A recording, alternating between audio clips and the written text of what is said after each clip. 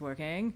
Okay. And the chat is the correct chat, which is a good sign because that means it didn't make another stream like it has done twice.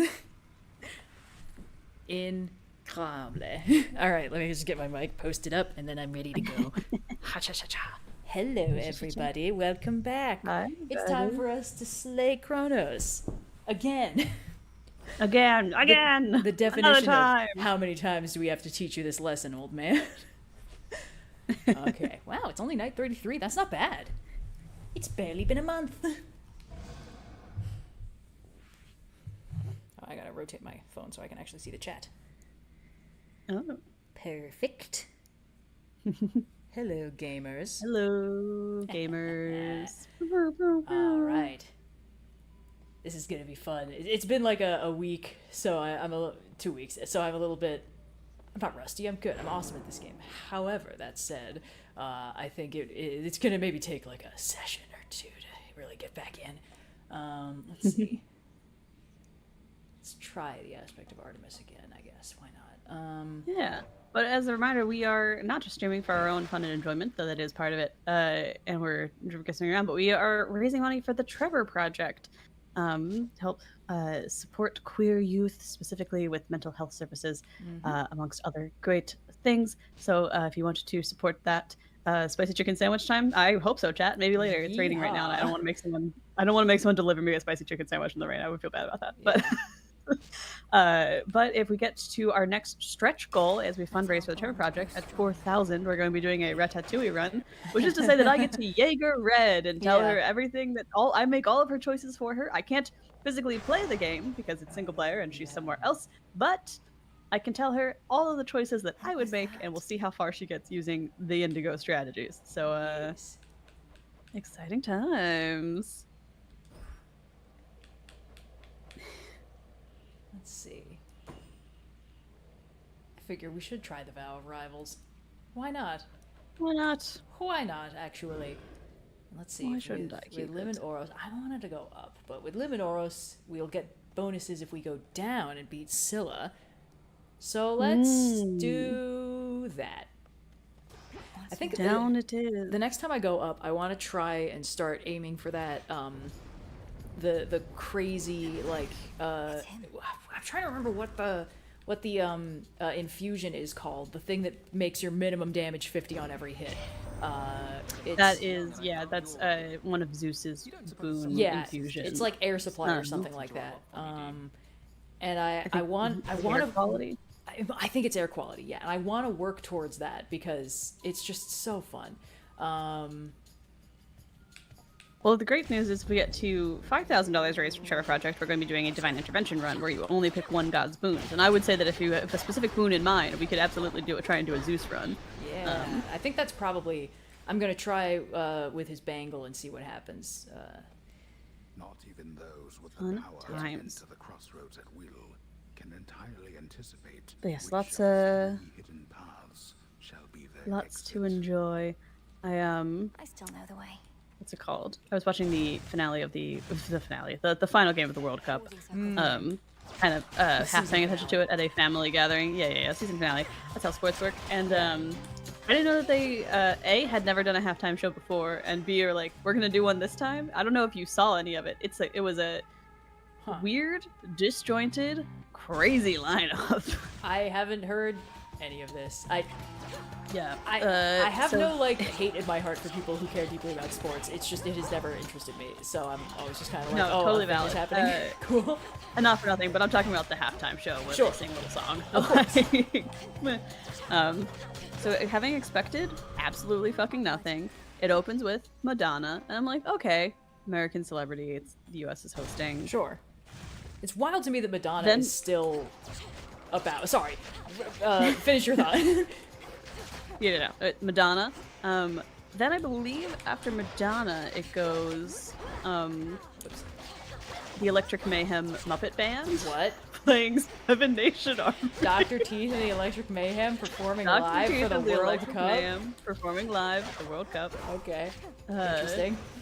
Also amongst the musicians who would perform was Shakira, which again, like, kind of makes sense. I feel Sure. like she's done World Cup music before, so that's not too far off. Then Ted Lasso introduced Justin Bieber as though Justin Bieber was nervous about performing, and I was like, what year is this? Is this 2010? Because it feels like it. And then they brought Kermit and Miss Piggy back to sing with a bunch of kids at the very end too. So there was even more Muppets later on. And I was just like, I have no idea. It feels like this should just be all Eurovision contestants, and it's crazy to me that it's just kind of like, what vaguely American celebrities could we find in the last like 30 minutes before the show started? And they all did one song in its entirety, and then there was like silence between the sets. Like, it wasn't a very cohesive show either. I was like, oh, interesting first attempt. So where was this happening? Like, it's the Giant Stadium in Jersey. Okay, so still in the US. There was a lot of Right. I mean, U.S., Canada, and Mexico were hosting most of the games. The finals was in New Jersey. Whoops. Yeah, it was. I would describe it as interesting. Oh. I don't know if I could describe it as anything. Like, I was like, I just kind of never knew where it was going next, which I guess is a strategy you can employ to surprise people. Never let them know your next move. Ooh, Haraboon. Hey, I'll take that boss fight. We gotta get hitched. Oh, yes. oh yeah, BTS was there too. Oh, well, that's nice. Sorry. I mean, who could remember a little thing like happy. the most famous Korean boy band in the world when Dr. Teeth and the Electric Because we were Mayhem having a also lot there? of conversation about like why are their fans called. Because I don't know if you watch any Arrested Development, but there's a joke where one character, Buster, is sent off to join the army, and when he comes back, he has a bunch of plush stuffed animal toys because instead of actually going to like basic camp, he had played a claw machine at like a diner waiting area for a these whole are my day. rewards, Mother, from Army. I think I've Yes, seen Mother, gifs these of are my this. rewards from Army. Yes. And so as soon as BTS showed up, I was like, they're back from Army. And no one was getting it. And so we spent way more time while watching, talking about Arrested Development than we did BTS. But yeah, no, it was wild. There's and frankly, I think I probably missed some of the performers just by half paying attention and not being up to date on like what musicians look like, because I just don't internalize that super easily unless they have a very distinct look. It took me a while to get Madonna. I was like, I think that's gotta be Madonna, right? But like, who else could it be? Madonna's such an interesting figure to me, because I was talking to a friend of mine about this, where I was like, I don't think I've ever heard a Madonna song, and he was like, that's kind of impossible, and he sent me a couple. I was like, oh no, Yeah. I've 1,000,000% heard these, but they're just like so in the cultural zeitgeist. I mostly see them as like memes or like in YouTube poops or something like that. You know, they're so omnipresent that they almost don't have credit anymore, which I also feel like Madonna's kind of the last from that era, you know, because, well, you know, Bonnie Tyler passed away like a couple weeks ago, so this was kind of top of mind, and I was like, I feel like she was the last of the old guard. My friend was like, no, Madonna's definitely still kicking. I was like, oh my god, that's right, Madonna also. So That's better. Yeah, I mean, like, she was one of the greatest to ever do it. She was a huge pop star of that time. Of course. And she's kind of been clinging to youth in a way that can be a little bit unsettling, you know. There's a yeah. I think, you know, like, It must have been there's no reason to judge a woman for the aging process that we all go through. Right, yeah. But there's undeniably a large societal pressure put on particularly women who are performers and in the entertainment space to stay young forever. And I think, unfortunately, Madonna has really fallen into that because in a way that sometimes undercuts her prowess as a performer when she does perform still. So I don't know. It was cool to see her. I think I have a fondness for Madonna, if for no other reason than for Halloween a few years ago, right after the Weird Al movie came out. My boyfriend and I went as Weird Al and Madonna from the movie. So it was a fun Halloween costume to put together. And so I'm like, I listened to a lot of Madonna before that because I was like, well, if I'm gonna be dressed up as her, I feel like I should at least, you know, have Do your homework. some of the Yeah, greatest of course. ready to go. Because I was always more of an Alanis Morissette girly, you know. Naturally. but Yeah, just yeah, something. I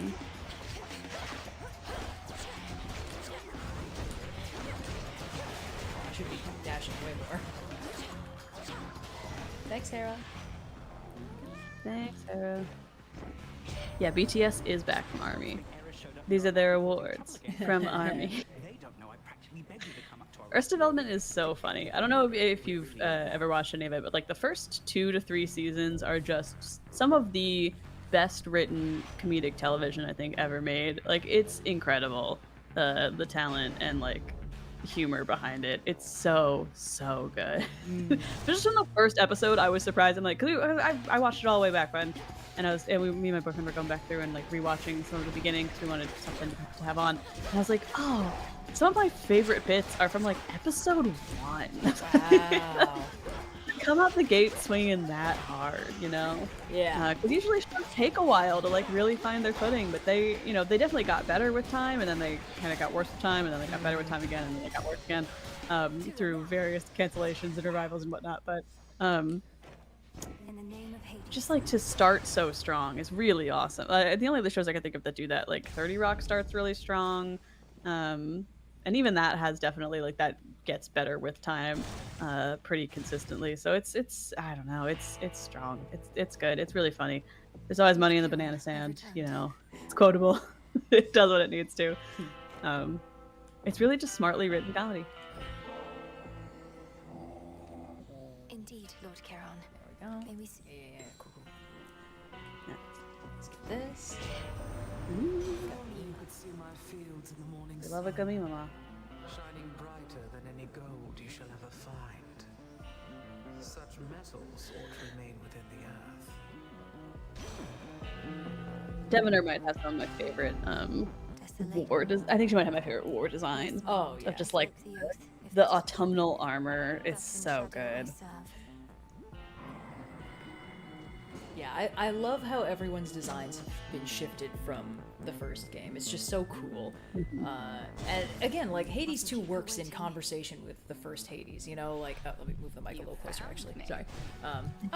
Yes, I forgot what the Valve Rivals here was. Cold and dark and everything. You've spoken certain vows, and as the moon is our witness, I too have spoken mine. Now we may clash in earnest, finally. Can't unhear the narrator of Baldur's Gate 3 now. Back against me. Mm. You said you'd push me to It's my limits great. and It threw beyond. me for such a loop when I started playing the game because I play a lot of Baldur's Gate as well. And so I was like, why does it sound so familiar? Why does every time Hecate talks to me, I feel like I need to make a decision? And I was like, oh, it's my internal monologue for Baldur's Gate. Yeah, that would do it. All right, ladies, prepare to get hitched. A dark side. Ay, ay, ay.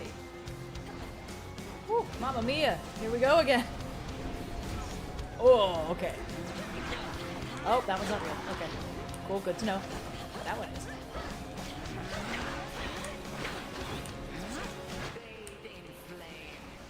No, thank you. I'm already clean. I'm good. Thanks for asking.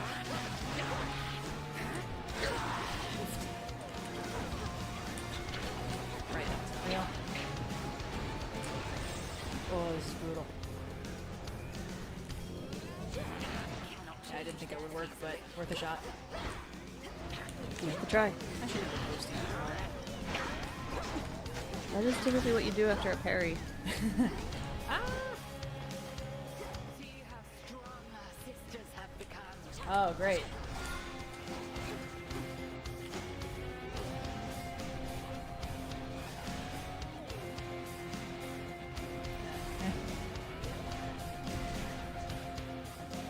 Tula, do something. Tula, help. Tula, help me. Tula! Oh, now these ladies I can shield. Haha. Oh, at least that's working out. That was real.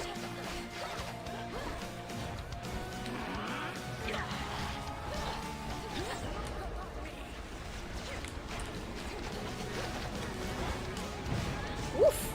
Okay, cool.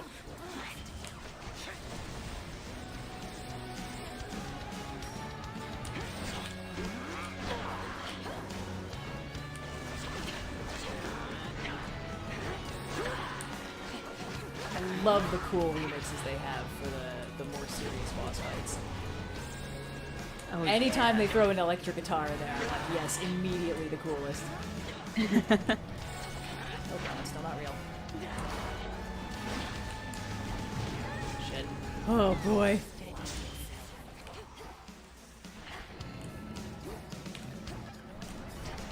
Ah! Ah, she got my ass. Oh no, I'm a rat. Not a rat. It's not the Ratatouille run yet. You can't do this to me. It's not allowed. Tula, for the love of God, save me.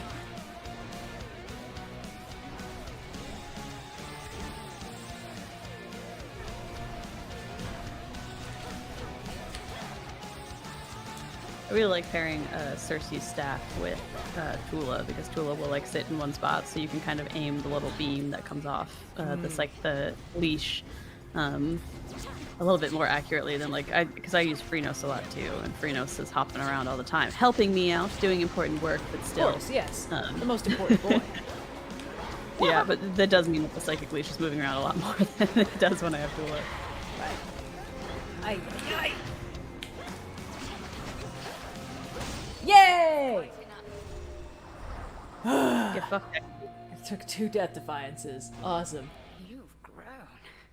There was a time you never could have stopped me had I used dark side against you thus.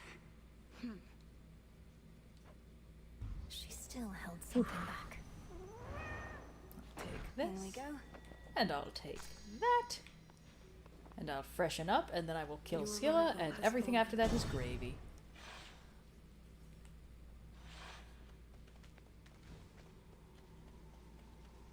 Ignore How do we him. feel about last Friday's Rolling with Difficult episode, which was episode 2, and all the things that happened between recording that and now? You guys are in for a run of very thrilling episodes. It's some of the craziest D&D I think I've ever played, and Yeah. then subsequently edited, so it's gonna be crazy. I will tell you right now, I had the most relaxing time recording the episode we recorded yesterday, which I believe was episode 7 or 8. Yeah, episode remember. 7. Episode 7. So when you listen through episode 7, know that that was the most chill, fun time I had. I mean, I had fun. That was the chillest time I had in this entire season of Rolling with Difficulty. Next. I think there's a lot of twists and turns ahead of you guys. I'm excited to see people experience it.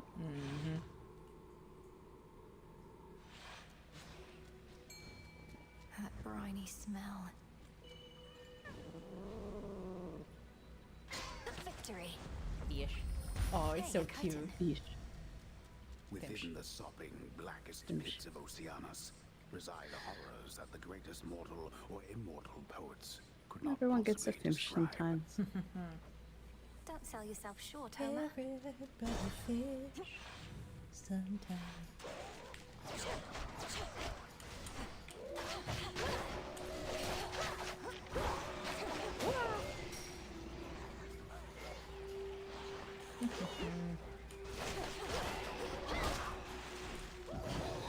The projectiles from those little explodey guys always throw me, because they move slow and weird, and they kind of Yeah. circle around and catch you. If you're not looking out for them, they can really sneak up. Take that. Who we take those? Oh, sure, I'll take a Daedalus Hammer. Maybe this will get me the bouncy We Have Chain Lightning at home. Oh. Ah, yes, you fools. You've fallen victim to one of the classic blunders. There we go.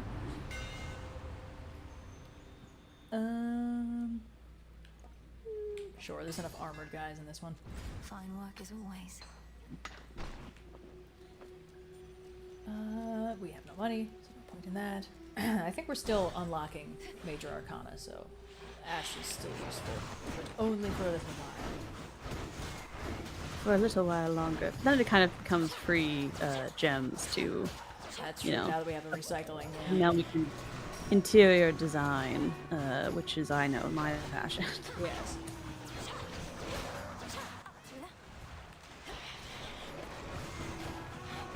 Oh, I was just thinking that we didn't have enough 10 million tiny little guys, because the hitch really does damage when they're here. When you have the hitch in Oceanus and those fuckers show up, it's like fucking Christmas. Oh yeah, we are cleaning up today. Oh yeah. Ah, let's go. Oh, it's this fella. Oh no. I love the fucking horrifying roar on this guy. Come on, Tula, this is your moment. This is what you were trained for. If only you were on Ziggy's level. The deep podcast. Yes. Ziggy ate a mouse. It was a while ago. She's fine. It was live on pod. It's live on pod. Oh, God. Whoops. Ah, I what think button did I press? Wait.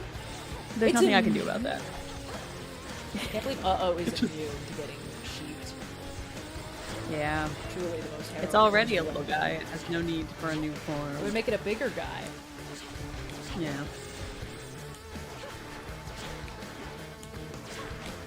Trying to figure out why I felt like my throat was very phlegmy. I'm like, oh, I'm not speaking, I'm not enunciating, I'm not speaking very clearly.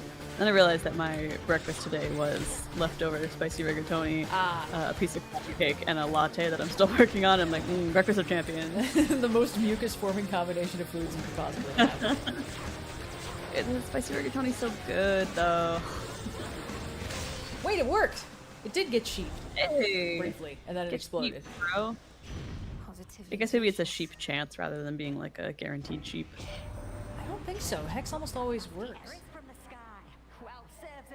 I guess I'm thinking just because it's a mini boss, that like changes odds. Because it transforms most foes, but I don't know. And I know that it meant to say like you can't transform the bosses, but I don't know if that extends to mini boss territory. Cardio gain. Ooh, I know everyone in chat likes cardio gain, but I love a glowing coal.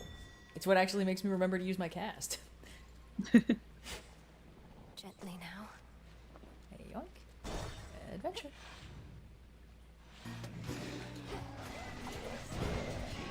That was it. The fish. Mm-hmm. Congrats on your marriage. Congrats on your marriage. Congrats on your marriage. Man, wife, man, wife. Okay, we're good. All that biz. Nice. Felt that. Nah, we're fine.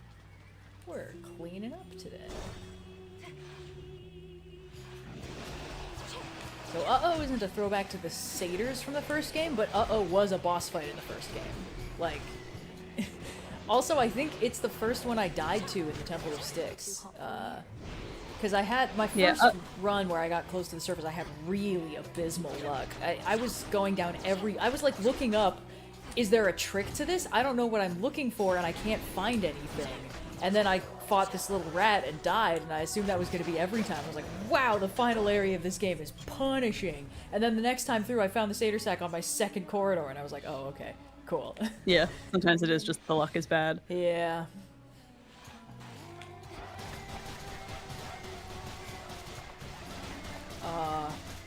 The fireworks are so beautiful today.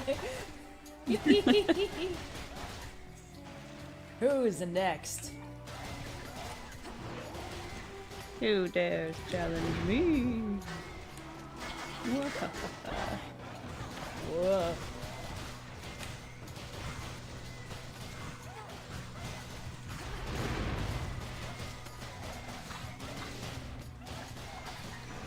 Yeah.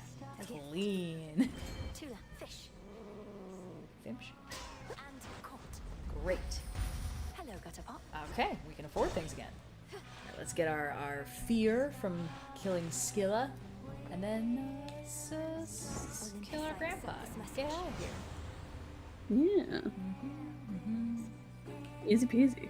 Easy peasy. Why not? Maybe this will remind me to actually use my Omega cast. So many buttons. All of them wrong. So many buttons. That's how I feel during a lot of my early Witcher playthrough. Was like, oh god, I don't remember what any of these fucking buttons. Yeah. We'll get our own big security team to take care of little incidents like this. I have little choice but to ruin On your show pause, I since you picked up refuse to let me buy. Mass Effect Andromeda when it was on sale, which is Demands it. the fourth game in the series, the first three being some of the best games ever made, and then the fourth is much more poorly received, which is a similar thing to what would go on to happen with Dragon Age Veilguard compared to the first three Dragon Age games, but I still enjoyed playing Veilguard. I think it's a good game, but a bad Dragon Age. So I was like, hopefully Andromeda will just be a good game and a bad Mass Effect. And I think it's somewhere in the middle right now, where it's like, it's not, I'm pretty early on, it's just starting to really open up and get going.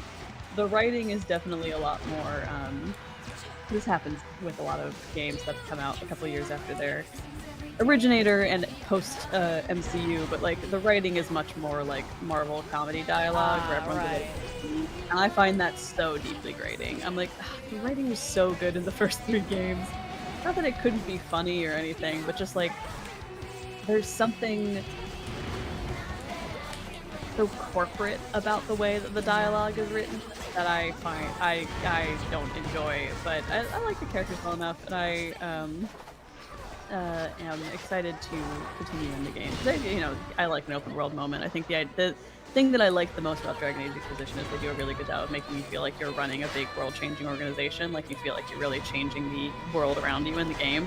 And I'm hopeful that the Andromeda Initiative, which is, we're gonna go colonize a new galaxy, the Andromeda Galaxy, instead of the Milky Way, might be able to pull that kind of shit off, might be able to be like, and here's how you do a big world-changing organization. But I don't know. I withhold all judgment. We'll see how it goes. I hope it goes well. It is. Yeah, I mean, I'm having fun with it. It is a special kind of hell when, like, something about the dialogue gets under your skin. It's like, oh no, everyone talks like this and I hate it. Because it's unhearable. Like, you can't unhear it. It's not unhearable, but you know what I mean. It's not unhearable. It is impossible to unhear. Yeah, it's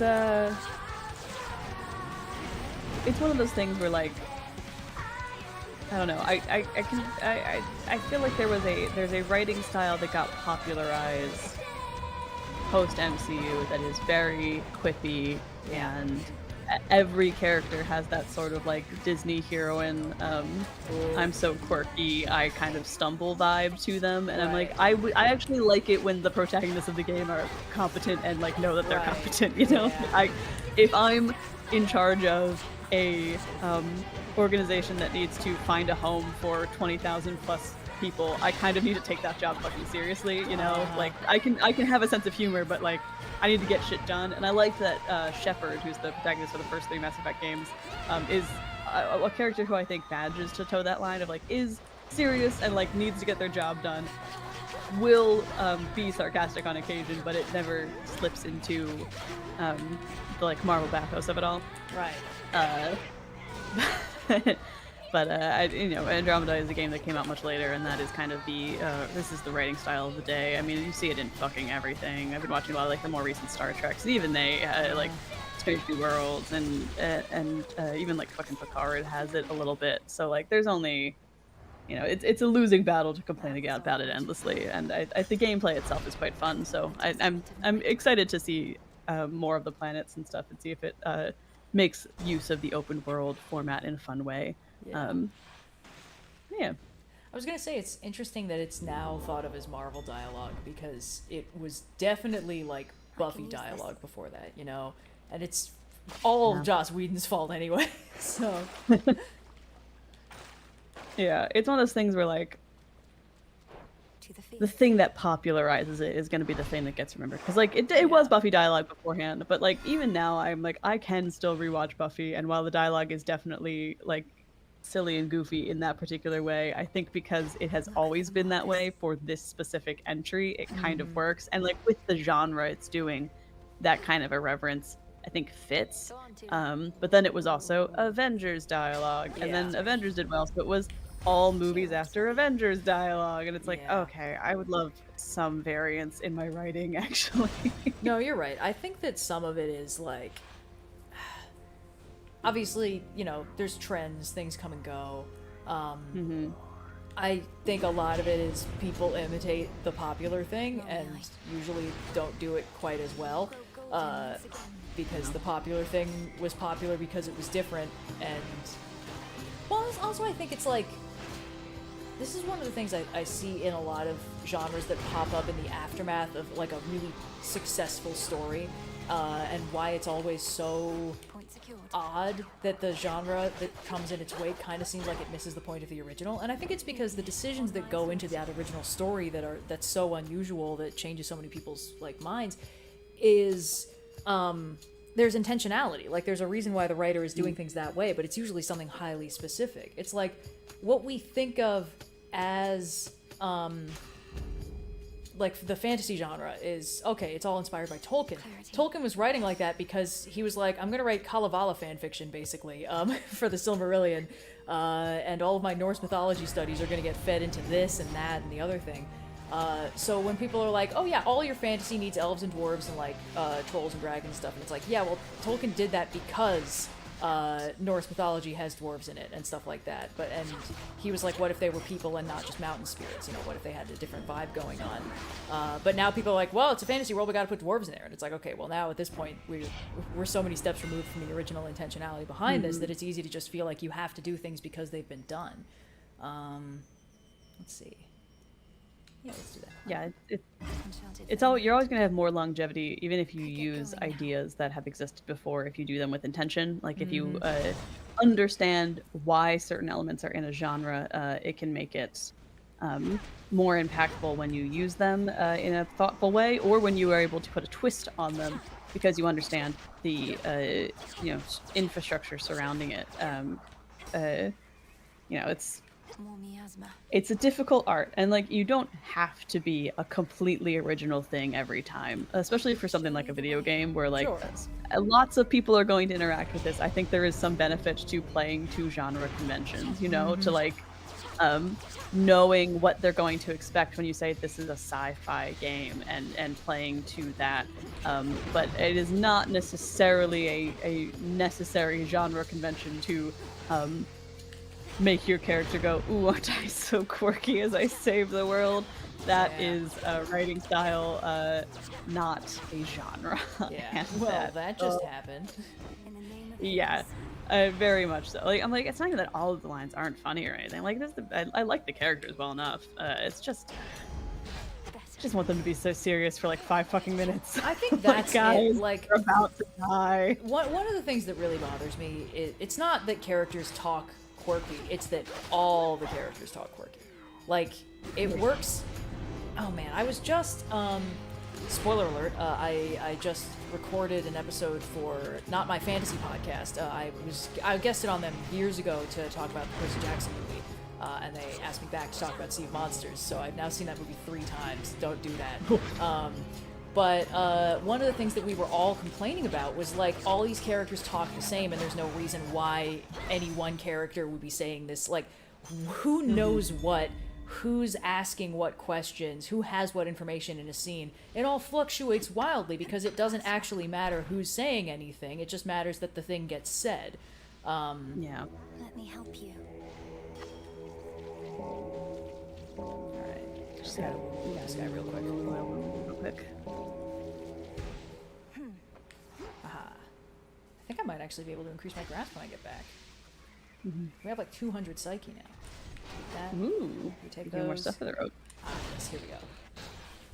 Let's talk to our girl. Hi, girl. Hey. Hey, girl, hey. Hey, girl, hey, hey, hey. Wow. Oh, May I shit. help you? No, she scared her off. Nemesis! You're not the girl I wanted to see. Someone else. I mean, you are on the Take a thumbnail, but, you know. moment to get my bearings. It's Was not the nice same. and quiet here till you showed up. You haven't seen a gentle-looking nymph nearby, have you? She's often here on this bridge. Might be I scared her off. Got more important things to do than chasing nymphs. Anyway, go on. The spirits in this place won't like us making nice. Catch. Oh, I'll okay, take it. thanks. But be careful, Nem. Let me romance echo or perish by my sword. There we go.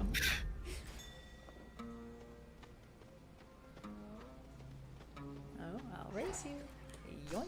Aha. Well deserved. Kakubot on watch. Wait, what door did you Have you just go seen to? the trailer of Avengers Doomsday? No, I've I've seen seen. I saw the Have you? gift sets that got immediately reposted onto Tumblr. all I could think of was Get in how anyone who's just been going to the theater to watch the movies is going to be like, that's weird. I thought that guy was dead, like 8 times over. Yeah. 10,000 times in a row. Oh my god. I don't know. I mean, it's been years since I was excited for a Marvel movie. Yeah. But yeah, I am sure. Here's the thing. I don't want it to fail. Exactly. I would like. I don't if want it to movies be were bad. good. I want it to be good. I would love for this movie to be good. something for me. Do I think it's gonna be good? Not a chance in fucking hell. No, absolutely It's not. got way There's- too many things going on. There's too many course there- corrections in one place. Like they're doing too many things to fix all the decisions they've been making for the last 15 years, and it's just Yeah. yeah. I would love for it to be good and coherent. I will believe that it has cool action sequences in it. I am quite positive that is going to be the case. I think there's going to be some cool scenes. There's going to be big fan service. Like there were things I really liked about Avengers Endgame, and I did not like that movie for the most part. There's going to be bits I like. I will probably watch the movie simply because there's going to be bits I like. But bits I like do not a good movie make, and Yeah. yeah. No fucking way this movie's going to be coherent. The Not a chance in hell. Because the thing I really like, I don't know. I love the X-Men. They're consistently one of, if not my favorite superhero teams. And so I'm like, oh my god, they're going to be in this one. I probably will want to watch it just on X-Men levels. Yeah. But also, I don't think they're going to do a particularly good job with the X-Men. And like, No. why are you throwing them in here now? Like, you've got this team that I couldn't tell you who the current Avengers lineup is. And based on the trailer, I would be wrong if I tried to guess anyway. I haven't been excited for a Marvel movie in literal years, so it's not like just seeing the Marvel logo is going to get me into the theaters. No. Those days are long gone. Yeah, and it feels like they're like, you guys like Doom though, right? Doctor Doom? We put the Fantastic Four in this one, so if we'd have Doctor Doom in there too. And I'm like, I don't really care that much, to be honest. I would rather you have just done a good Fantastic Four sequel rather than try and make this an Avengers thing. Also, was I it don't just know. me? I saw that poster that they released where he's like kneeling in front of a big tapestry, and I was like, is that tapestry AI art? I can't tell, but kind of looks like it. One of those things where it's like, it's not confirmed, but it's hard to say that it's not, you know? Yeah, didn't they get in trouble for like a poster of Fantastic Four where it was like all the people in the crowd were AI generated or something like that? It's like, possible. Marvel, I you've had- got that Disney money now. There's absolutely no reason you should be cheaping out on this. This is the thing you Yeah. want to make people like Marvel again, right?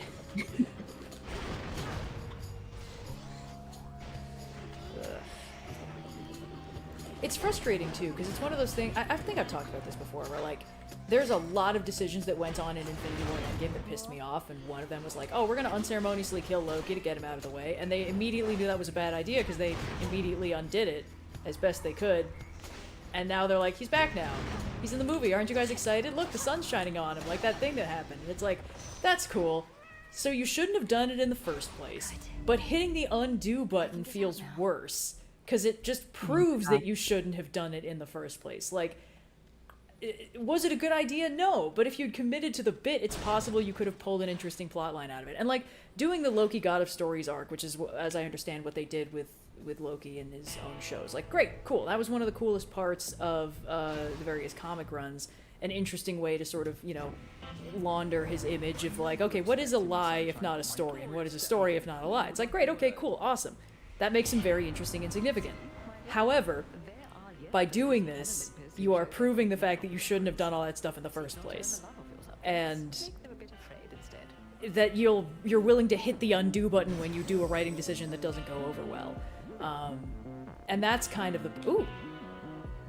Yeah, let's do that. Okay. Anyway. It's kind of how I felt, like... You know, with the Star Wars sequels, it's like, I didn't... There were things I liked about Episode 8. I didn't love it. I really didn't like what they did with Luke. And then... But Episode 9 pissed me off personally, because Episode 9 also didn't like Episode 8 and didn't even have the decency to pretend like it was still going to be part of the same series. And so it's like, okay, I can accept bad writing, I draw the line at cowardice, you know? It's like, commit to the fucking bit. Accept responsibility for your own series. Yeah, it's such a fine line to walk, and they're so bad at it. Yeah.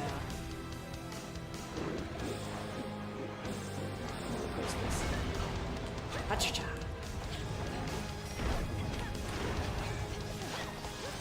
It's also kind of like, you just know with Doom that they're gonna set up to do the, like, oh my god, his face, like, wow, we're gonna see behind the mask, and it's gonna be Robert Downey Jr. It's kind of like when Mandalorian came out, and it's like, wow, he never takes off his helmet, but we know it's Pedro Pascal, and he takes off a helmet, it's like, oh my god, it's Pedro Pascal!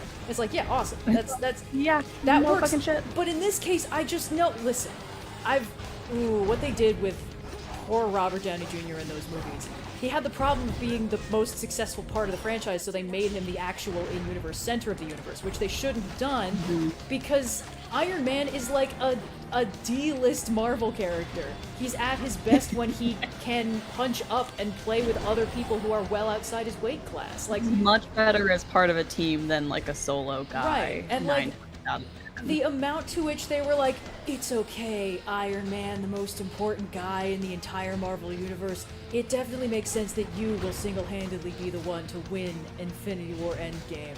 And I was like, okay, this is extremely self-indulgent and boring to watch, and now I just know for a fact that when he comes back, everyone's gonna be like, oh my god, it's like Iron Man's back, but he's evil. I have so many big feelings about it, and I'm like, I don't care anymore.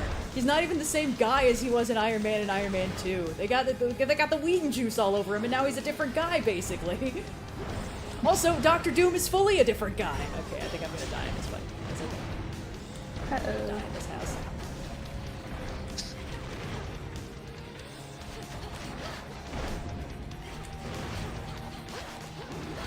Wow, that little punchy guy I resurrected is putting in the fucking work at this fight.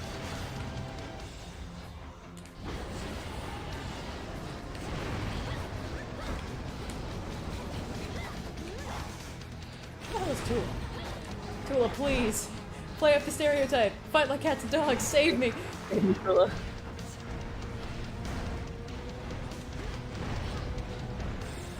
Yay! Unmired for the moment, fearsome Cerberus gives the princess an appreciative look. Oh, he's coming around on us. Nothing makes me sadder than the fact that Kerberos doesn't really care about us in this game. You did it, Tula. Yeah. It's such a good way to sort of, Much. well, like, plays with our expectations. You know, it's another thing that we didn't realize we were going to miss from the first game. Check.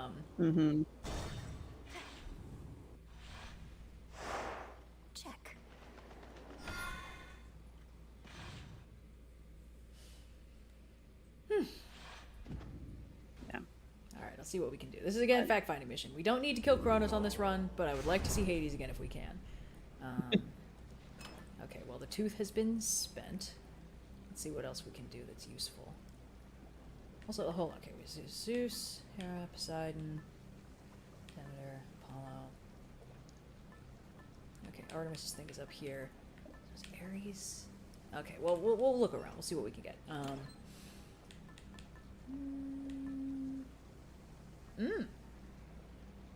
Ooh.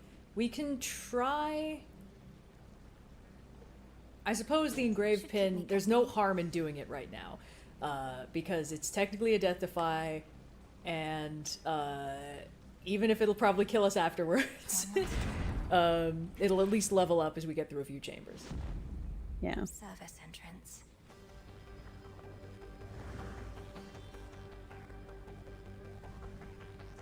I love the music in here. Just a few chambers to It's so pass. easy to just stick a little ticking clock in there and immediately make the soundtrack absolutely sing. As predictable as the turning of the gears throughout this place.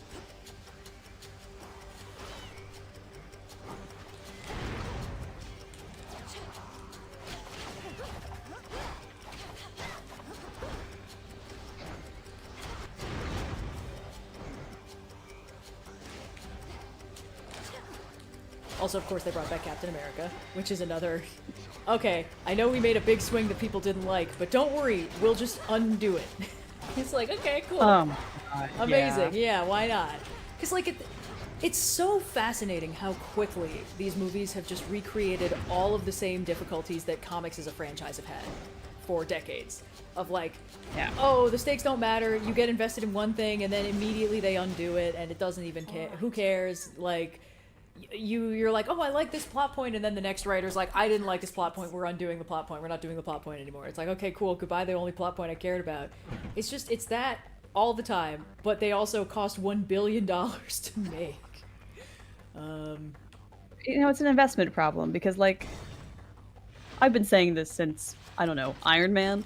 Wow. The MCU, the thing that makes it strong is that it had a release strategy similar to how you'd release a comic book. You do individual solo issues that build up into one big crossover, and then from there you can kind of do events, right? You can do these big event moments. And that worked for a while, but the difference between a comic book and a movie on a very fundamental level, because you can make any story in either medium. You can do any genre you want, but at the end of the day, I can read a lot more comic books a lot faster than I can watch a movie. Yeah, absolutely. And it's a lot more expensive to take a swing and whiff it on a movie and then try and fix it later, because someone has already seen that movie and they're not going to forget it. They just spent 2 hours of their life watching it happen. And so you have to stop doing, at some point, a comics distribution strategy, and you got to start doing a movie strategy, and they never pivoted.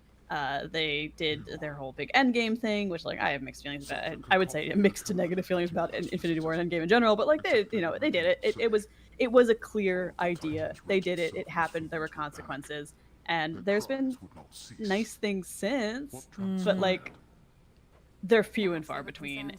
And I think a big part of what's hurting them is they're like, oh, well, we've established that if you get invested in our characters, we will reward you with more of them.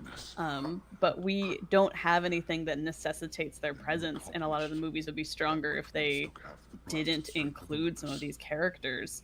But that's not what gets people to the box office, because people buy the comic books of the characters they like, they watch the movies of the characters they like, and they don't really care about the Marvel label so much. I don't know. It's such a higher investment, like finance, time, like time in more ways than one, because also it's like there's only so many movies you can get out of these actors before they age out of looking like the characters or being able to do these stunts.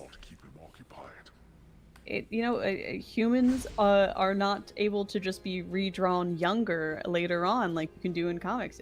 Actors are going to age, and you are going to have to deal with that in your cinematic universe or whatever. You have to have off-ramps to let people move on. If you want there to be this continuity, you have to have ways to bring in the new continuity carrying cast, and they don't have that at all. They have no idea how to make anyone beloved, which is a shame, because there's a lot of really great talent involved in this, like, new wave. Like, there's Anthony Mackie is so charming. I like him so much, and it is such a fucking shame that he keeps getting sidelined to being the second Captain America, because it's like, Falcon does become Captain America in the comics sometimes, and, like, he's playing a different character, and, like, he's got his own arc, and he's got fun things to do, and he's a fantastic performer who has a lot of charm to him. I think the same level of charm, I would say, as Chris Evans did in similar kinds of roles. But at the end of the day, like, movie-going audiences don't like change. They will not tolerate the same title but then a different character within it, in the way that a comics audience will be like, oh, well, yeah, there's been like 20 Green Lanterns, but that's okay. I have my favorites. And it's just so disappointing, and it's exhausting. It's like I can only I have this conversation 20,000 times. Yeah, I feel bad because there's definitely like some people on the Discord who are like, I hope she's not complaining about Marvel again. It's like, I only do this because I care. I cared once. Yeah. I wanted this to be good, and it's, I don't know, man. I've seen a few people kind of going to exactly the opposite of like, oh my god, what if this is the end for superhero movies? And it's like, no. Superhero movies have been going for 20 years. Like, they weren't great for a while there, but they've been running for a while. They're not gonna end just because, like, Marvel as this ridiculous, like, Titanic property is probably not really doing it. I should be using my weapons. Why am I just dashing? Sorry. Brain doing many things at once. But, like I watched Supergirl a couple weeks back. If you want more of my fresh thoughts on it, I recorded a 20-minute just kind of ramble that Case Aiken, friend of the podcast, put on his Men of Steel podcast episode that came out about it. So I'm in that video. I'm like 20 minutes of 2.5 hour runtime. But it's it wasn't great. It wasn't awful. I've definitely seen worse superhero movies, but there were a lot of things it did that I thought was bad. And one of the highly specific things that really bothered me is, turns out the like people who made the movie didn't understand the ending of the comic they were adapting, like on a very literal level. Because in the ending of the comic, the whole thing is like there's this guy killed this girl's dad. She wants help to kill that guy. Supergirl's helping her out, but doesn't want to kill this guy because Supergirl doesn't really kill. And so basically, at the end of the comic, Supergirl's like been so worn down by this dude that she's like, maybe I will kill him. And the girl who she's been guiding is like, no, actually, you have taught me that there is still goodness in the universe worth protecting, even though my father has been killed. Like, you've sort of snapped me out of my malaise and taught me like new things about life and stuff. And then instead of killing him, they put him in the Phantom Zone. And then like 200 years later, they get him out, and he's like, I'm so sorry, I've learned the error of my ways. And the girl kicks him in the face and walks away, because she doesn't have to forgive him, but it is still the right thing to do to not have killed him. And the people running the comic making the movie were like, in an interview, they were like, yeah, it's really dark in the end. Like, after he gets him out of the Phantom Zone, they just straight up kill him. It was like, wow, okay, I mean, why would we even bother doing the Phantom Zone thing then? We'll just have Supergirl stab him at the end of the movie, because, like, it seems easier, splits the difference, does the same end result. I was like, you thought he died? You didn't check with the person who made the comic to make sure you understood it before you turned it into a movie? It's just, Yeah. that pissed me off, because that's just, like, a basic, like, reading comprehension fact check. But it's like, you can make that decision intentionally, and it'd be like, okay, this is a very different version of Supergirl, but I don't hate it. There have been versions of Supergirl that kill before. But man, again, it's like, I wouldn't mind if this was an intentional writing decision, but the fact that you didn't understand the story you were adapting actually pisses me off.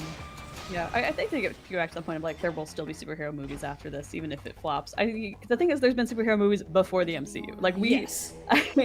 It undeniably changed the idea of like, how do we release superhero movies? DC tried to copy with DCU and all that for a while, and now it's like these big sprawling franchises. But like, these movies have always existed, and the reason they've always existed is because superhero movie is not a genre. Superhero, not a genre. Yeah. They were action adventure films. You're so right. Sometimes they had some like, if you go to certain Batmans, maybe they have some like gothic horror elements, but generally they're action adventure. Maybe they're a bit mystery. Maybe they do some space stuff. Maybe you're doing a little bit of a space opera. But like, no, even the MCU titles, superhero movies, not a genre. No. It's a secondary tag you can add to sort like, hey, this action movie has a guy who does, flying fire stuff in it. Well, that's a lot of what made the first wave of Marvel movies work so well, because, like, Iron Man is, like, a modern action-adventure tech All of thing. the best MCU movies are good at being either a different genre or, like, making a very strong action-adventure movie first and then just happening to have... Like, some of my favorite entries, Spider-Man Homecoming is a great coming-of-age story.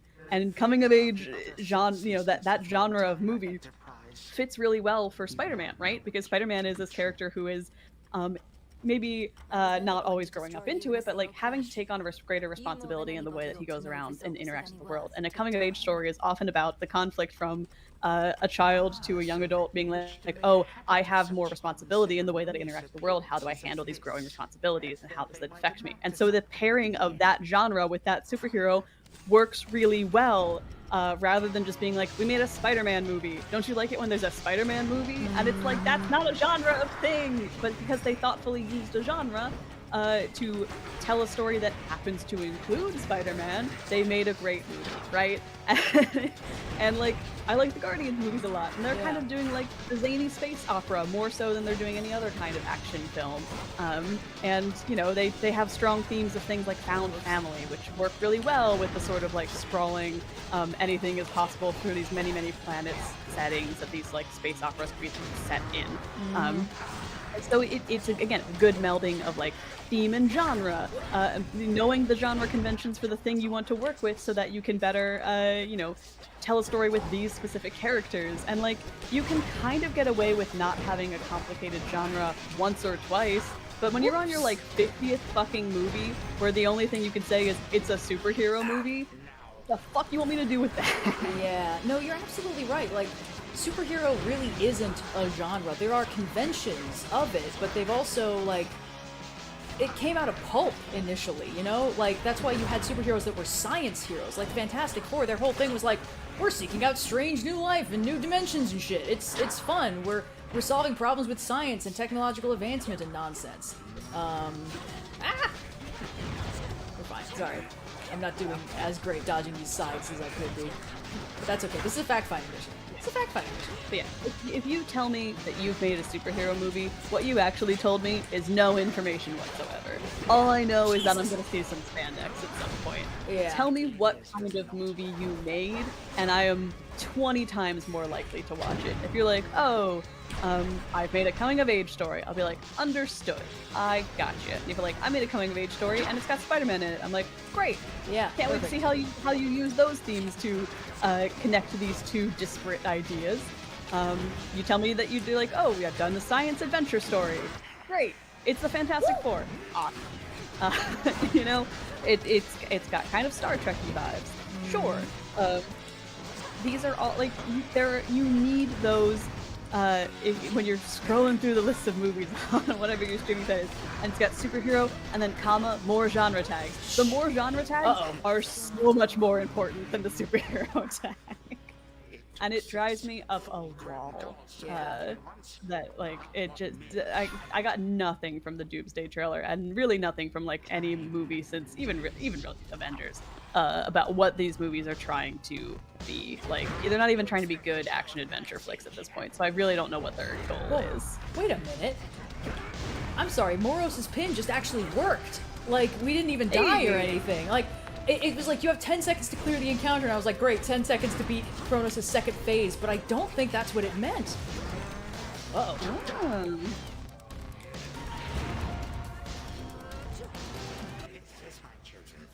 Ha. That's got a lot. I still don't think this is gonna work, but, you know.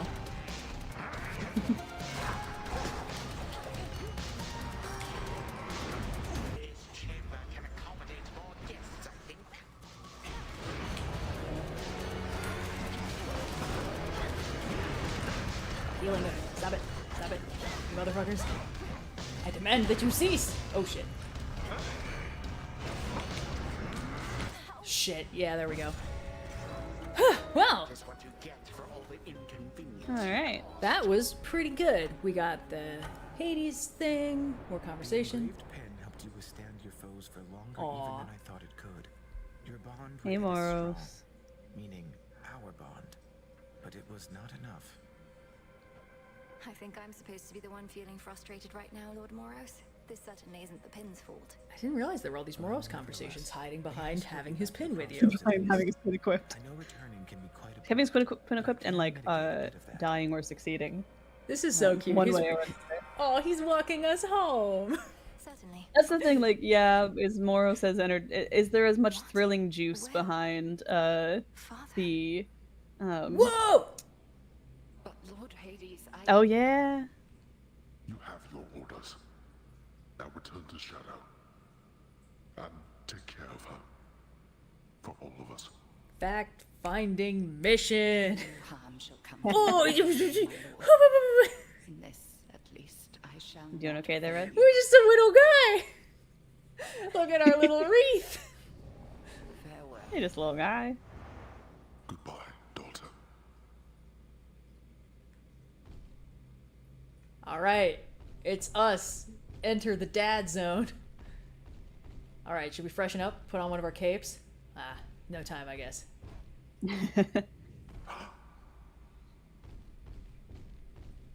Oh shit.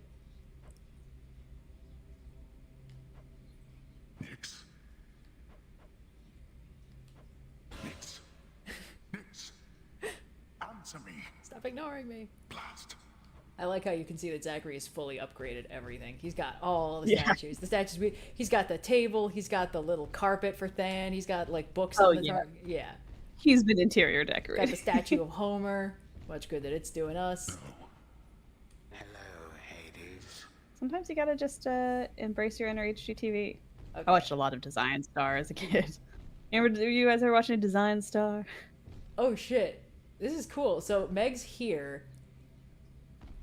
Deuce looks scary. What's she doing? Looks like she's yelling. And it looks like Zach was like mid-attack. Alright, let's chat, old man. There you are, son. Grown a full beard and a broad frame, I see. Confirmed, we used to be a Now twink. you have a family of your own.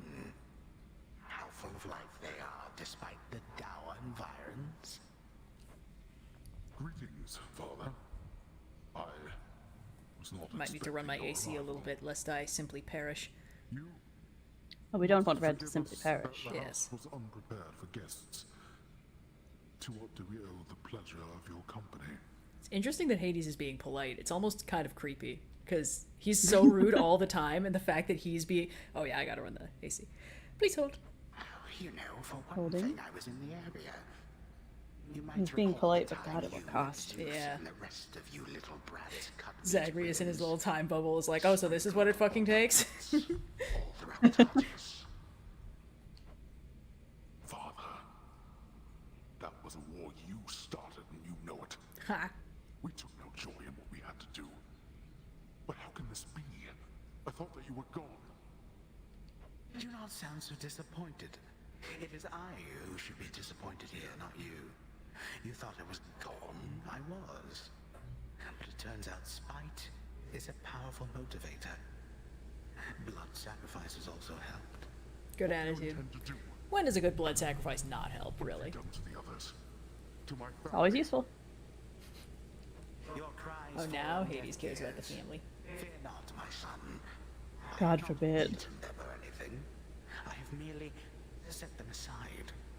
They stand imprisoned in a moment that shall never pass. My qualm is not with them.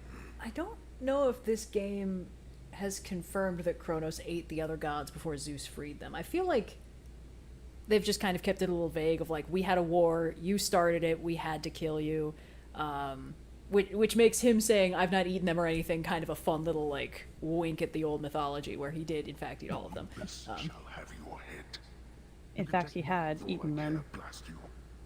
I will post a wolf pic, because I have gotten several cute ones in the last week, but I will do it if we hit 4K, which will also be when I get Ratatouille.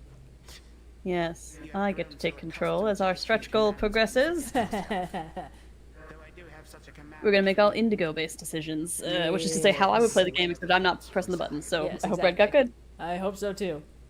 The goal is to hit the buttons as fast as possible. I'll say that right now. Amazing. Nyx herself knows what Speed, the doctors are speed and backstab damage are the name of the game. asking me.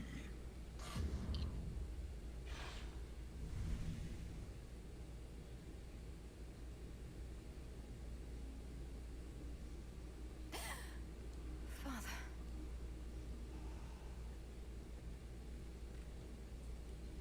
Kronos has my family and the fates themselves. Have you seen the Odyssey yet? No.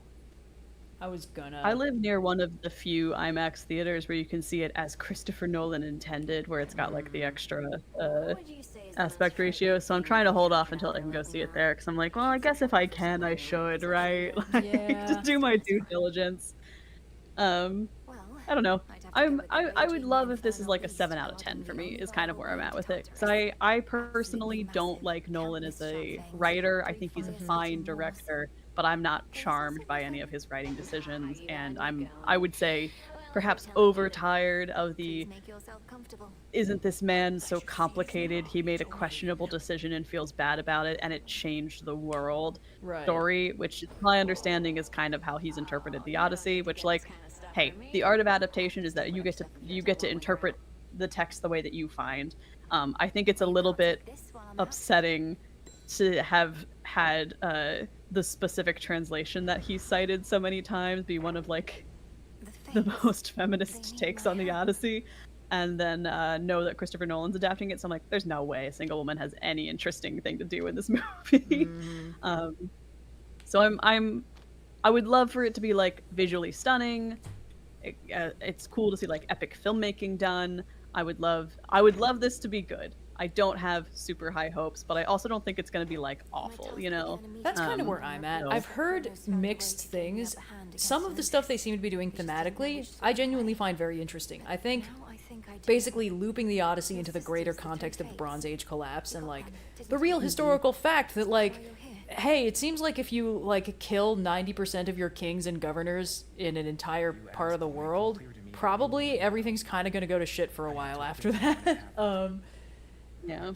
And I think that's neat. That's certainly an interesting way to do it. I don't love the idea that it's like, oh, Odysseus like cheated and did a war crime, and that's why Greek civilization as it was came to an end, is the vibe that I've been getting off of it. Because it's like, Yeah. Did he find them? listen, Odysseus catches enough flack for being smart and clever from his own book. The fact that in the movie it doesn't even seem like he's having any fun with it, that kind of bothers me a little bit. I don't know how he I have heard that they cut beings with knowledge of their one of his most iconic bits that I won't spoil if you haven't heard what they cut, but that pissed me off because, again, it's like you're doing the Odyssey, but it doesn't seem like you even really like Odysseus as a guy. And like it's not like, oh, Odysseus, my unproblematic fave, I would love to, blah blah blah, explore that. It's more like Odysseus is so interesting, and it seems like Nolan as a director doesn't care about any of the reasons that make him interesting. He's just kind of turned him into, kind of like you said, the same protagonist that he uses in a lot of movies, of like, this is a sad white man with a dark and brooding past who misses his family. It's like, this is just Inception, but without the techno-thriller aspects that made me like Inception. Yeah,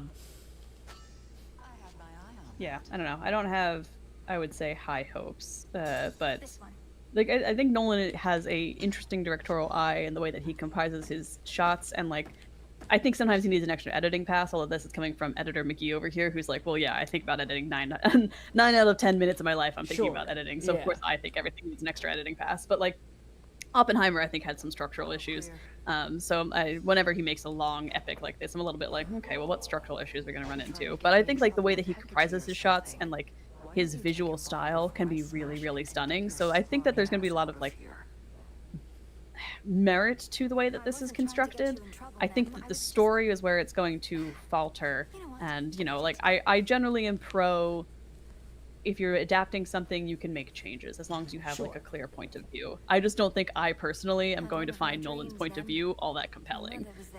Which does not make it bad. It just is like, well, that's the risk of changing something in adaptation, right? It might, parts that connected with someone might be taken out, and that might no longer connect with that person. So I, cautiously hoping for a middling movie. We'll see how it goes. I've heard some good things, some bad things. I know that some of the performances are supposed to be quite good, some of the performances are supposed to be just fine. I think, it's I'm interested to see how it is, and I'm trying to hold out to see it as Christopher Nolan intended. So it might be a little bit before I actually am able to get out to King of Prussia to see it, but Yeah.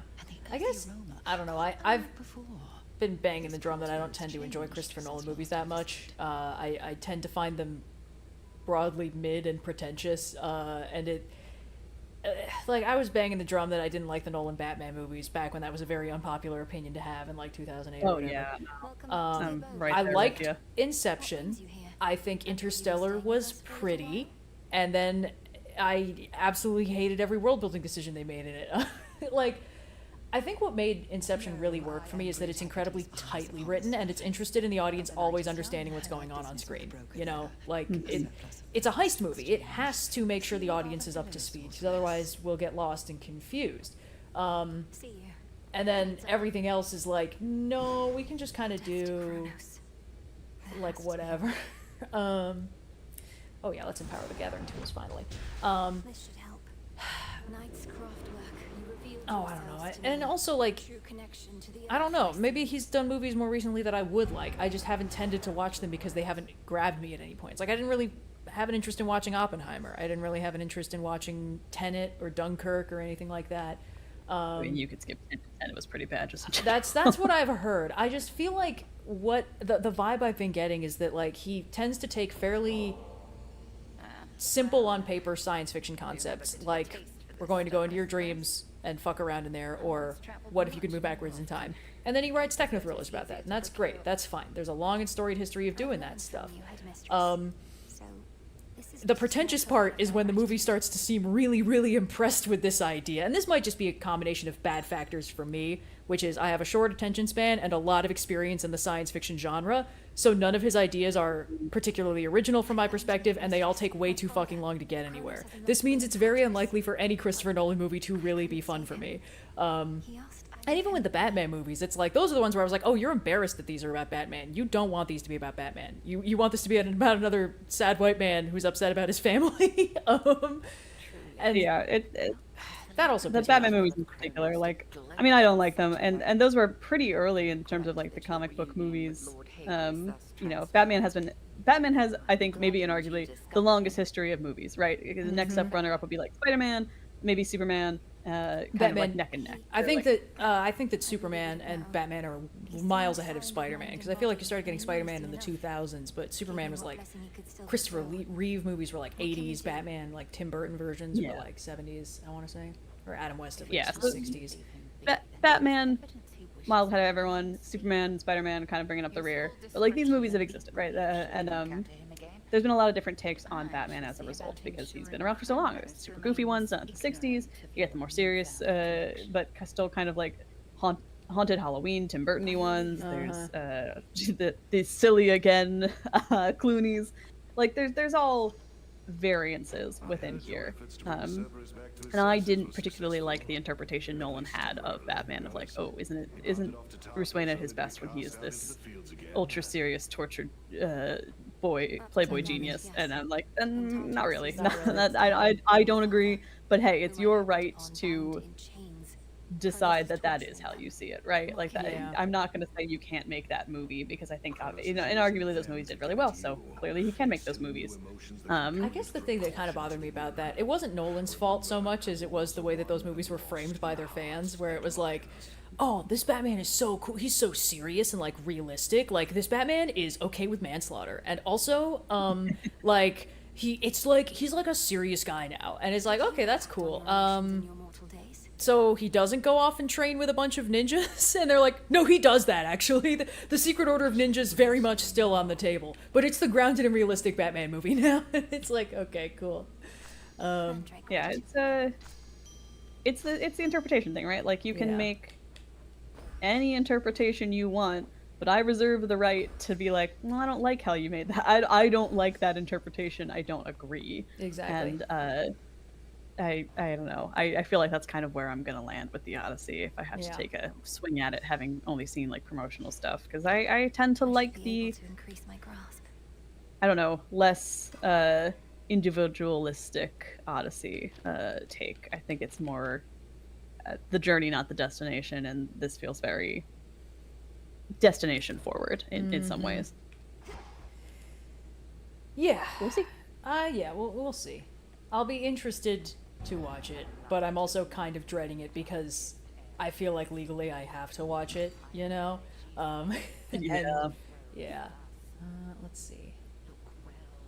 Nothing is worse than when your hobby becomes something you feel like a nerd homeworked for. Yeah. I get this with movies all the time, where I'm like, I probably wouldn't go see it, but I feel like I probably should, because if not, someone's gonna ask me about it. And legally, I've already been getting people asking me about it. Like, legally, I have to watch this adaptation of the Odyssey. Let's see what we got here. Ooh. Sure. The crescent pick achieves a greater form. It just serves you well. 'Cause that's been the thing I've been complaining about for, like, since the Odyssey was announced, is like, I just know that this movie is going to be 3 hours long, and I'm going to legally have to watch it, and that alone makes me less enthused. Yeah. Ooh, we can get this to rank 5. Okay, well now we're well behind on Ashes again, but that's okay. These things happen. Yeah, let's raise you. Bathe now in the light of the moon.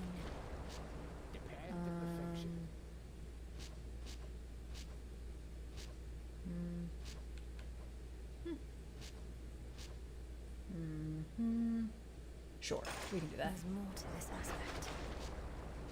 Great. Now I think since I raised an aspect to rank 5, I fulfilled a prophecy, so let me see what goodies I got from that. Oh god. Uh-oh, I gotta be careful with Zinth, I'm already going so fast. Easy, easy. Tease it. Careful, Yeah, careful. There we go. So, Oh, cool. We got The arms of night Flux. were forged with you in mind. Hey. Cool, Nice. cool. Also, a lot of significant plot stuff happened, but we were way too busy with the Nolan thing to, like, care that much. Sure. Yeah, let's get more morsels. We can get more animal companions and upgrade the ones we have. Not bad. Great. All right, let's go up. Let's go uppies. Puppies. God, now that you pointed out that all of Nolan's protagonists are the same, I definitely won't be able to unsee that. It's the thing where I'm like, I know that he's sometimes directed things that he hasn't written, but overwhelmingly recently in his career, it's been more I'm going to write something and then direct it, which I think is a fundamental mistake that a lot of directors fall into. It is fun to write your own movies, right? I think that, you know, when you have an idea, it's fun to be like, I want to be the one to make that idea happen. But I think you need to temper that with at least sometimes to keep your directing fresh and interesting, trying to comprehend and then convey someone else's idea in a clear way. And when you get too stuck in the rut of only making your own things, I think you can get kind of, for lack of a better way to describe it, a little bit too up your own ass and not see the seams in what you're doing. I would say this is even kind of happening, like, you can have this happen on, like, an executive producer level with, like, James Gunn, because, like, I like the Superman movie a lot. As someone who's not a huge Superman fan, I thought it was an extremely fun time. I think they nailed the kind of, like, action-adventure vibe, and they did a good job of, like, towing the line between taking themselves too seriously and not taking themselves seriously enough. I thought it was it's a great entry. I haven't seen Supergirl yet, but my understanding is that, like, I know Gunn did not direct it, but it has undeniably got his fingerprints all over it, right? It feels like it's been designed to appeal to him specifically, which was another problem I had with it, because I was like, this isn't even directed by him. We don't need to be doing all these Gunn-isms. And this has been true. I mean, Guardians was enormously successful, and then there was a lot of movies that tried to copy that style, and James Gunn has kind of done very little to change his style as he's moved on to other projects. And I don't think that that is necessarily awful. I like a lot of elements of his style. I think that there is a nice balance in his writing. He does a good job of being funny, and, like, with found family things in particular, he's great at, like, these ensemble casts. And he kind of understands. I think he's not afraid to do a comic character and be like, oh, I know what the source material is here, and while I'm not afraid to make changes to it, I am happy to celebrate the things that make it special, that, like, make people like this thing, right? I think you see that with Superman. He's like, he's kind, right? He is the goodest boy in every sense of the word. Yeah. And it's interesting because I feel like when Gunn is not writing Superman, a lot of his heroes do kind of come across the same. They're all a little bit like, I'm messy, I'm maybe an alcoholic, I'm kind of, you know, having a tough time, but hey, you know, I'm still worthy of love, which is great. And then with Superman, it's like, no, Superman has to set the high bar. Like, you can have all these people who are messy and fucked up and alcoholics, but still worthy of love, because also Superman is there. But the broader point I'm trying to make here is, like, I think he's a good adapter of things, but even now, like, the more levels deep it's been since he directed something he didn't write. And really since he's produced something that he was not the figurehead of, it's starting to kind of, like, eat itself. I'm like, oh, there's maybe, like, no one has told him, no, that idea is not the idea we're trying to convey. We get too many needle drops. You know, it's kind of a lot of the same thematic moments that are being hit. The visual styles are also starting to, like, homogenize a little bit. And so, like, I think you can get to a point in your career where you mostly do your own thing, but you need that periodic infusion of just, like, a little hit of someone else's writing that you have to interpret, because that forces you to think creatively and critically about what will work best for a story that is not tailor-made to you and your interests, that is not tailor-made to exactly what you want to do all the time. Working to direct or produce someone else's written script forces you to do things differently, and it's been so long since Nolan's done that shit. So I think he could severely benefit from directing someone else's project, essentially, from, like, directing a script that someone else writes for him, and because I think he's a really good director. I think he's an interesting visual eye. There's a lot to the way that he approaches the art of the medium that I think is sorely needed. with the way that blockbusters are made. I think the idea of wanting to do an epic scale film is really cool. It's been a long time since that has been the soup du jour of of cinema. I would love to see that kind of Ben-Hur film. is the last time I remember hearing about something like that, and I had its own. Yeah, problems. like even but like but it's his script, right? There's good ideas, but you don't necessarily know that his writing is gonna be able to bring that home. And I think if he did this, but he's like, okay, well, we're gonna bring in someone else to write the adaptation, and then I'm going to direct again this epic. That could be really cool. So I don't know. All to say, neither of us have seen the Odyssey yet. I'm sure we'll. Yeah. We will both legally be required to develop strong opinions about it. Yes.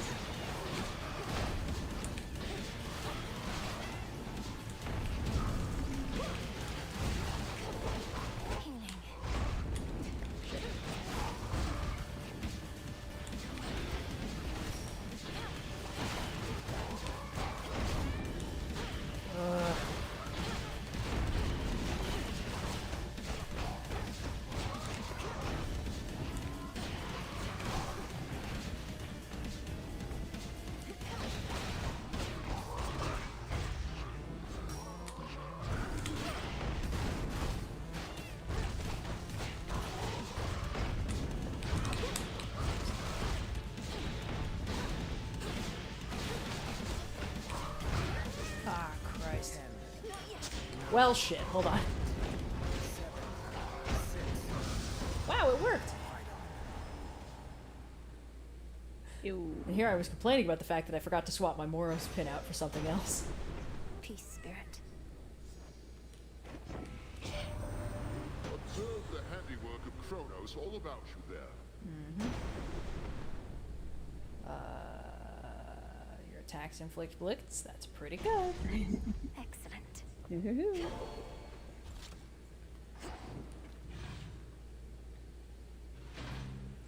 Where to let's... this time? We've got a bunch of Hephaestus boons here. I guess we may as well commit to that and just get a bunch of Hephaestus boons all in one go.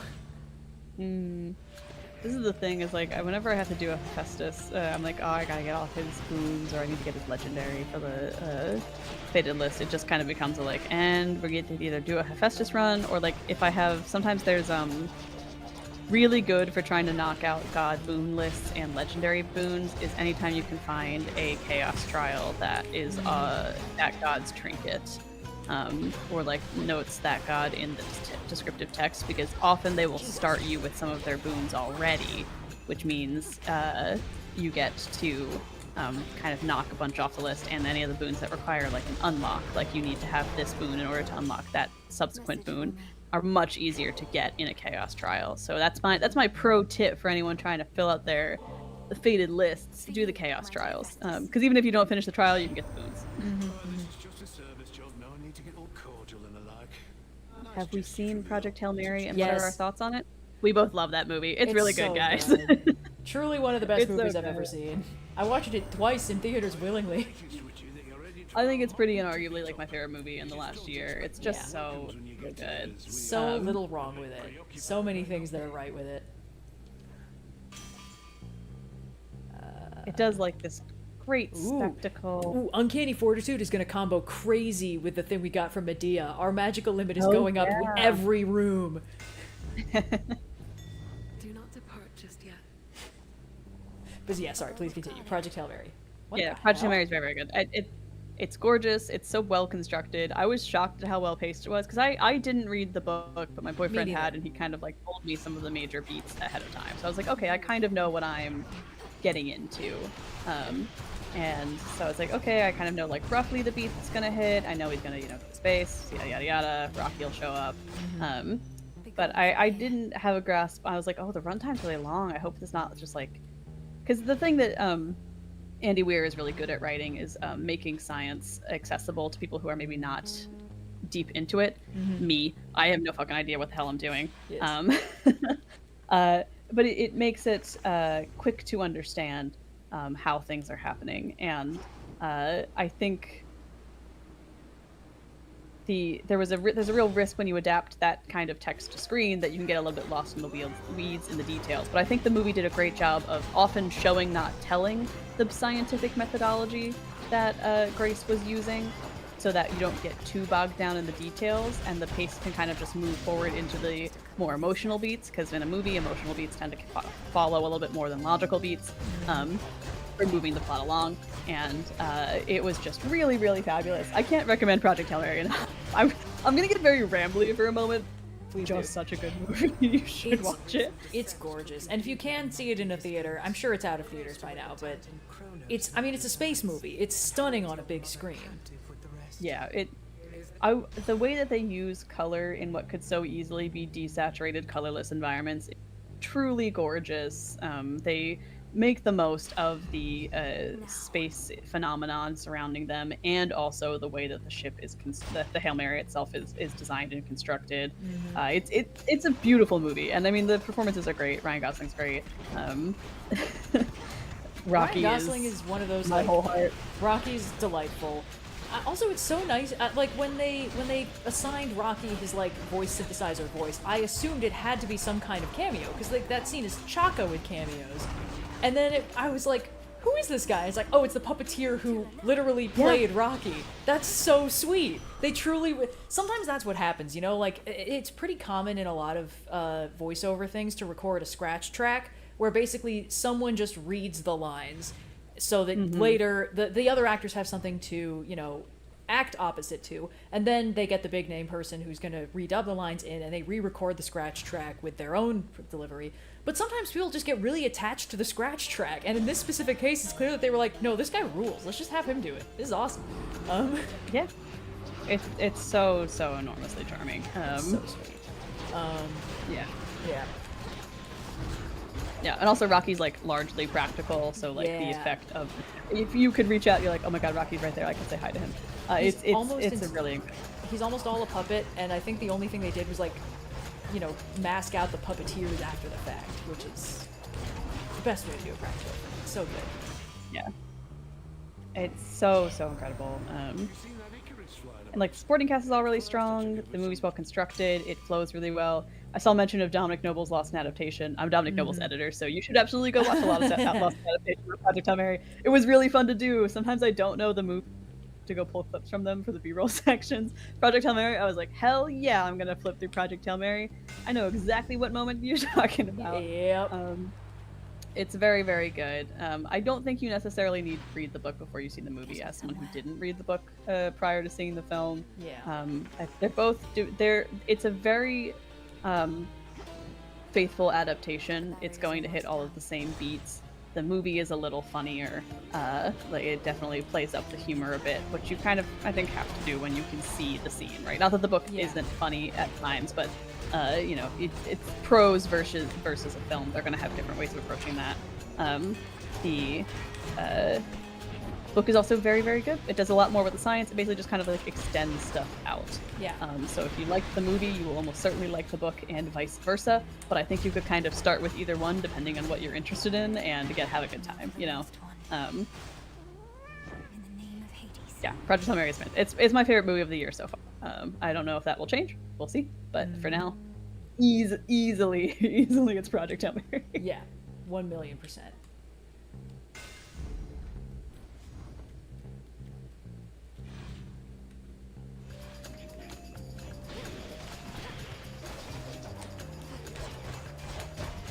I should have gotten to think of those more damage to armor, considering how many armored guys there are up here. Oh well. Comes for us all. Yes. I just couldn't resist how pretty the infusion was. Let's do that. Yes. Yes. Alright, let's woo-woo this guy. Let's get you someplace safe. I love woo. God, the Rolling with Difficulty we recorded yesterday had way more references to these streams in it than I anticipated, because I got to do the woo and I got to do a Gummy Mama. Hey, if it comes up, it comes up, you know? Time to go. Uh-oh, Wolf is awake.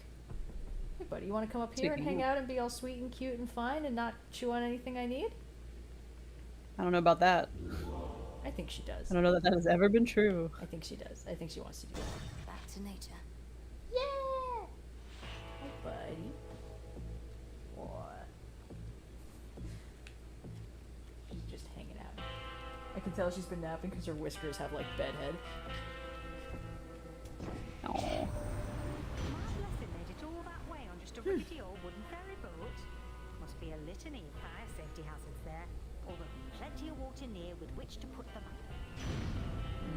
Yay, glowing coal! Yay! Yay! Yay! Yay! Give me my Great, glowing coal. Yay! You were able to reach the House of Hades before Everyone say thank you, Gummy Mama. Thank you, Gummy the Mama. final stretch was clear. You must know I was. Alright, let's get this. I think we still have Vow of Rivals up, so this is gonna be interesting. Alright.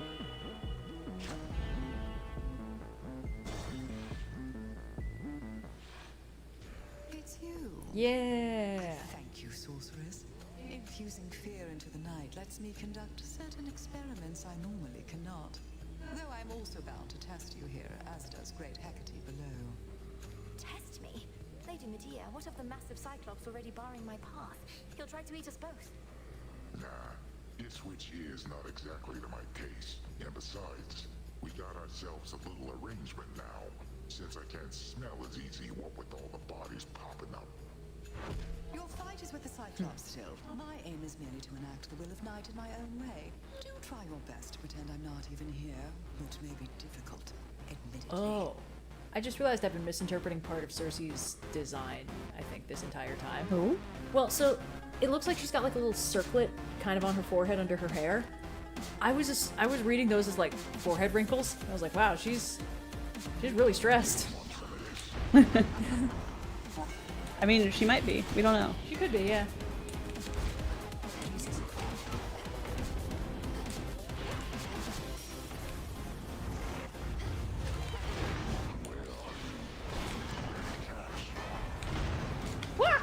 We're good.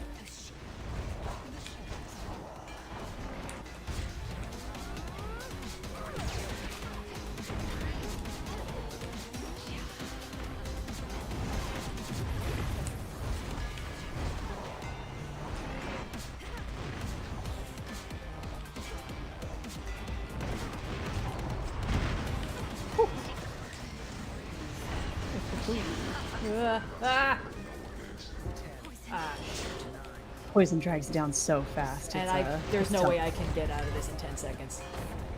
Sorry, Moros. But I appreciate the effort. I don't think so. That's okay.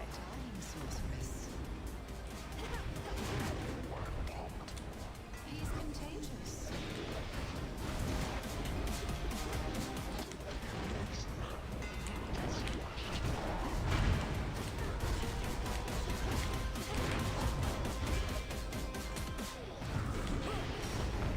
Will it do something? Well, I'm glad, Chad, that you've been enjoying Sacred Stones. I think it's one of the best entry points into Fire Emblem. Any of the Game Boy era games that you can emulate are going to be really fun. Finding or Blazing Blade and just Fire Emblem, full stop. They don't have the overworld map feature that Sacred Stones does, but the gameplay is going to be very, very similar. The art style's the same. Fire Emblem has some of my favorite like pixel art sprite animations from that Game Boy era. They're so smooth and they look so pretty and like clean, and they're expressive in a way that like I think you kind of lose a little bit when you get into like the more 3D emulated era. Yeah, any of those two games are great places. I've been going through on the GameCube emulator on the Switch, Path of Radiance as well, which is also very fun. That's where Ike is from. Yeah, Red's my boy. perennial It's just Smash fun to Bros. hit like main. a truck sometimes, you know? He's a real blunt instrument of a protagonist in a way that I find deeply, enormously charming. Good. A simple meal well made. Yeah. And it helps that he's one of the few, like, lord characters, quote unquote, that is not a lord to start. He's a mercenary, and then he gets made like a general of an army later. It's like you're in your lord form now, and it's like he's still just kind of a guy with a big sword at a certain point. Just a fella. Yeah, but you can't go wrong with any of the Game Boy Fire Emblems. I think Sacred Stones is the best starting point because it is the most polished game overall. It's got the most flexibility to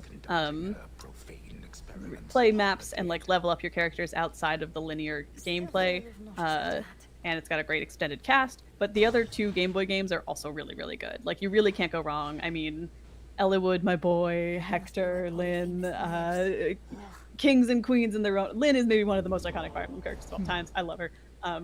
As well as like Roy coming in hot as well in the follow up sequel game. Also great. They're all great extended casts. They're gonna give you a lot of the same things you get in Sacred Stones, which is with a few of the bells and whistles shaved off. So I would jump there next if you've been enjoying Sacred Stones. Although Path of Radiance, Radiant Dawn, also pretty good games. As you get there, the problem with Fire Emblem is that you get into the harder to emulate eras pretty quickly. For the DS, there's not really a like outstanding entry. You could you can play, I forget the exact title of it, but essentially it is a remake of the first ever Fire Emblem game that was not available in the US upon release, but that's the one that Martha's in. And it is fun. It's still more Fire. The thing with Fire Emblem is like you kind of get the same thing every time. So there's a little bit of a point to it where it's like, well, it's not that it's bad, but it's definitely not as immediately grabbing and bright and fun as some of the Game Boy editions are. I think so then you start getting into like the 3DS era, and that's pretty hit or miss. I mean, Awakening is really quite good. That's Crom, Matt Mercer in my Fire Emblem. Of course. Of course. I enjoy Fates, but I mostly for the conquest size difficulty of it, more so than the story being good, because the story is pretty bad. Yeah. As I understand, that's frequently the case in Fire Emblem, but yeah.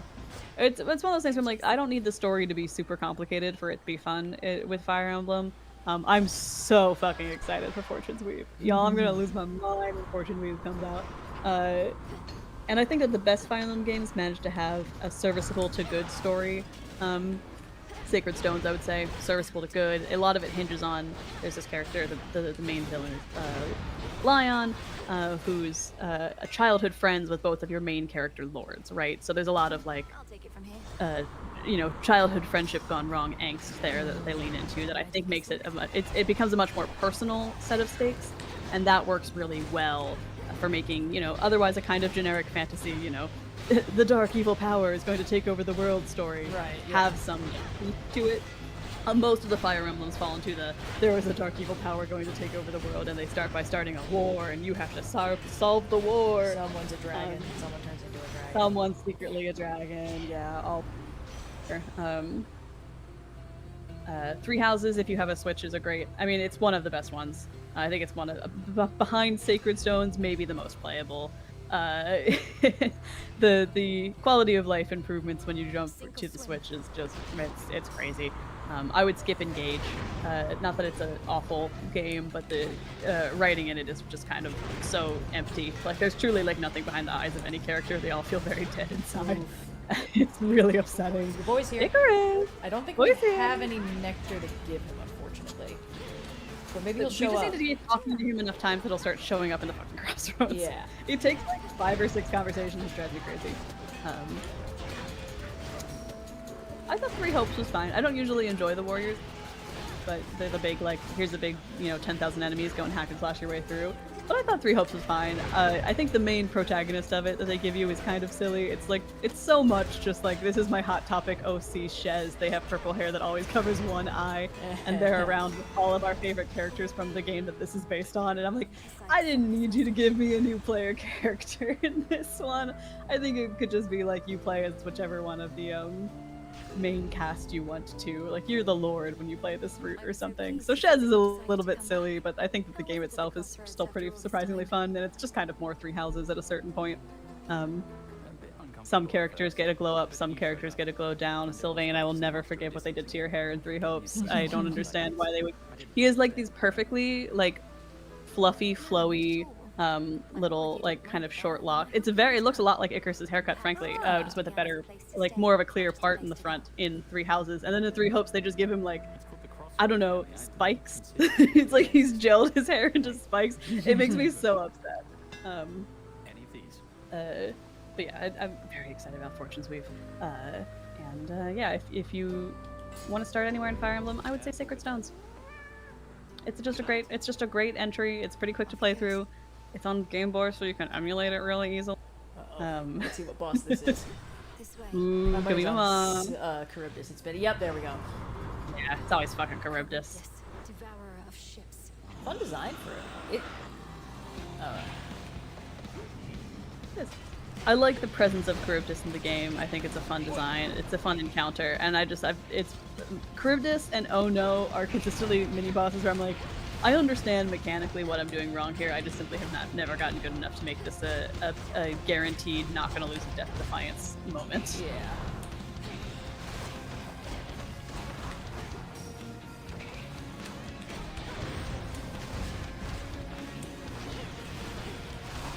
But I always do the Golden Deer route when I play through 3 houses. Or not always, I've played through all of the routes because I have to see every ending. But Golden Deer is my favorite, although I think Blue Lions might be my favorite house overall.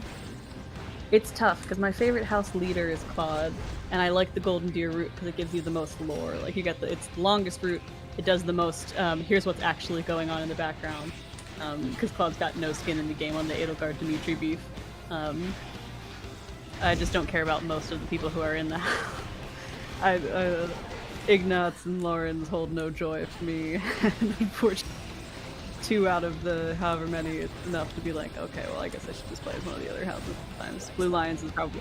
It feels like Blue Lions is the one they wanted you to start with, because it's the most, like, overtly, classically heroic of all the houses.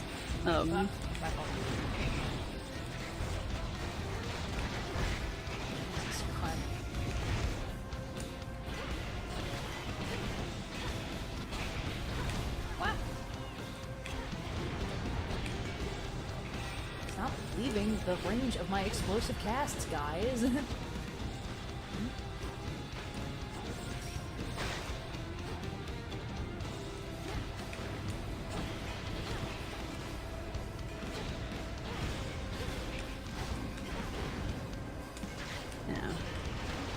But yeah, I think an advantage of the Fire Emblem formula with their giant cast that really 3 houses gets to show off because you spend so much time walking around with them more than just about any other game until Engage, and then Engage didn't have an interesting cast, so it was kind of squandered. But you can so quickly get like deeply endeared to a character who is relatively unimportant. Ooh, Duo Boon! That looks so useful. Our special is what causes freeze. That's just our missile attack. That's busted as hell. Oh yeah.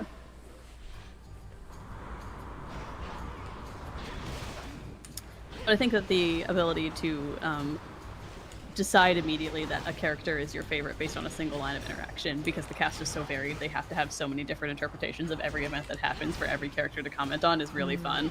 I was pretty neutral on Raphael. He's just kind of like a big, beefy bruiser guy. He's just super sweet. He's super buff. And he's like, I'm here to eat food and I guess become a knight to support my sister. And I was like, okay, you're like sweet and kind of boring, so that's fine.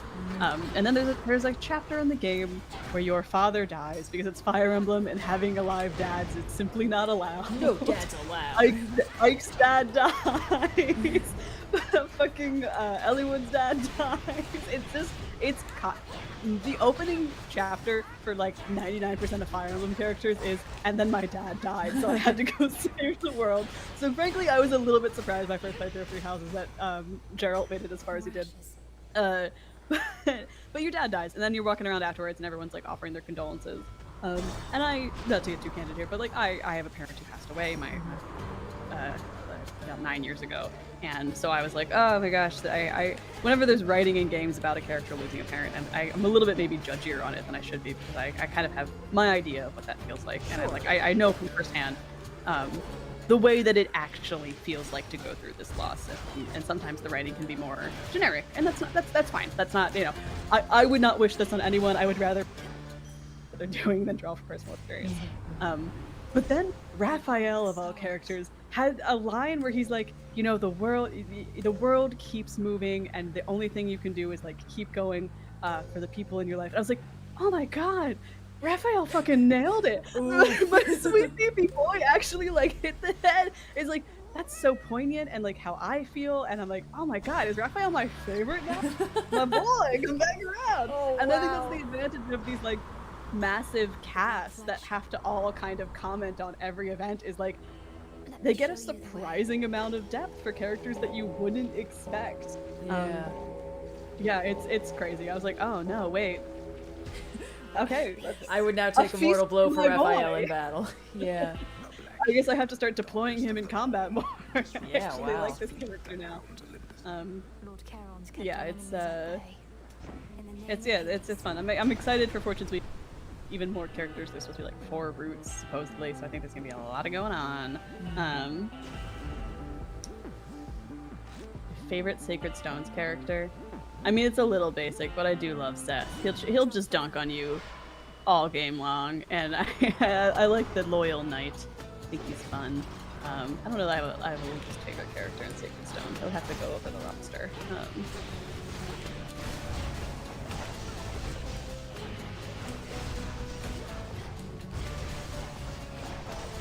I usually do Erica's route over Ephraim's, but both are very fun. We don't have any nectar on this run. We can always get more ashes. no. It's okay. Like if we run into Athena, I think we got Athena's trinket. I feel like we must have. Because I remember her like having her dialogue about like, oh, thanks cousin, you're very courteous, you didn't need to do that, but I don't think her. Jesus. Oh, fellas. That's the thing. Seth's S ranks are real. Like I don't think he has a about it, so it's kind of like a lot. Oh, you're Levels cutting to in go and up. out a little bit for some reason. I'm not sure why. My voice was also quite crackly. I don't know if maybe that was just Oh no, you were going silent for like in the middle of a word. It wasn't. Oh. Yeah. Let me know if that happens again. We've been getting some storms in Philly, so it might be fighting a bit of a losing battle. Sure thing. Yeah. All right. Let's see if we can deal with Eris today. Oh, Eris. We're coming for you. What took you so long? Hey, girl. He Hey. must be really special to Moros if he gave you one of his shiny pins. Maybe he thinks you won't make it without him. You Huh. look like someone who needs saving, babe. And what is that supposed to mean? I'll have you know Lord Moros offered me this keepsake as a simple courtesy and nothing more. It's not like he likes me or anything. Baka. Sure he did. You're also dense sometimes, I swear. Idiot. Now let's see if Lord Moros comes to your rescue. That's cute. But there's no way he would. He doesn't really do much of this game. Except stand there and look pretty. Sometimes that's all we really need, am I right?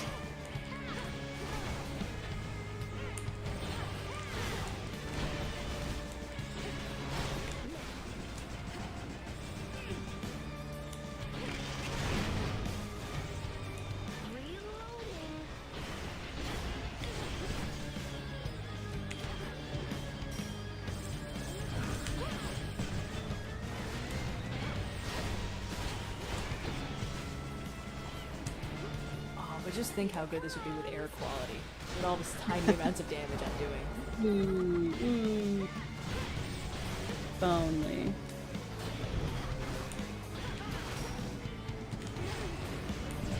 Whoops. Thank you, Cyrus Thimid, for the mid for the $200 donation to the Treasure Project, and thank you to everyone who's donated before. We've had some trickling in. We are still raising money for the Trevor Project. Our next stretch goal at 4,000 is going to be I get to Jaeger Red for a bit. Yeah, So we're if you gonna want do to- the Ratatouille approach where Sophie makes all my decisions and I just kind of do my best. Yeah, which I think will be quite fun for me. And so, if you are interested in that or any other events we have ongoing, definitely consider donating. It also raises money for a good cause. Trevor Project helping queer youth get mental health services they desperately need at this very trying time that we live in. Always strong. So thank you to everyone who's donated so far, and hopefully we can unlock some gameplay goals and also raise money for a good cause. If we don't die to Eris immediately. Oh, we're fine. TBD. It's just kind of a war of attrition right now because we're not doing a tremendous amount of damage, but she's extremely avoidable, you know?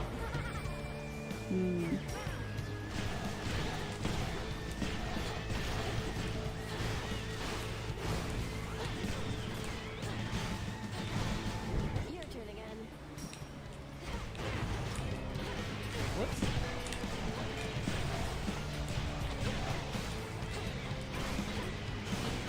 Secret Fire Emblem villain. It's tough. so many of them are so generic. So many of them are just like, I'm the biggest evilest guy and I've been possessed by the dark dragon or whatever the fuck it is. Sure, yeah. I mean, I know I've mentioned him already, but Lion from Sacred Stones is great just because you get the whole kind of childhood friends now and enemies angst. He's a little bit more like on the mind control-y side of things too, so Whoops. you get to Oh lean no. into that business. Come on, come on. Oh shit, that's cheating. I forget her name when she turns into her evil version. Monica in Three Houses. Well, it just felt really good just to curb stomp her. She turns evil. She kills your dad, this guy, and then basically the next chapter it's like, you want to go kill that guy? And I was like, hell yeah, man, let's go. You killed my father. Prepare to die. All that business. Yep. So she's up there as well, I guess. All set?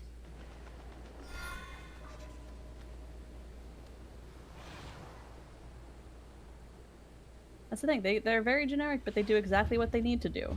I don't really need a lot of complicated nuance. I'm kind of happy to just let them be, monologuing villainous forces that give me a reason to do some sort of large military campaign to go take them down. So there is a reason for me and my guys to be marching. It's fun. Okay, well, the engraved pin has come through for us a couple times, but it's mostly procking in boss fights that we can't clear in 10 seconds, which is a little annoying. Yeah. So I think I will trade it for a guaranteed extra Death Defiance. Ooh. And kind of just hope that we run into Athena. Actually, let's see. Hold on. Okay, so these are all from the Crossroads. Zeus, Hera, Poseidon. Okay. Wow, I guess we haven't gotten Athena's thing yet. Okay. Well, hopefully she turns up. Good thing we got that nectar.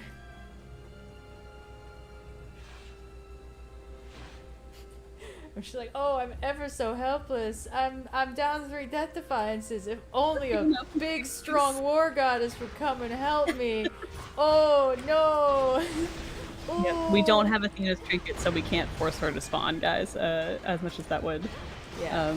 We gotta get lucky nice. once, and then we'll be able to get her back. Yeah.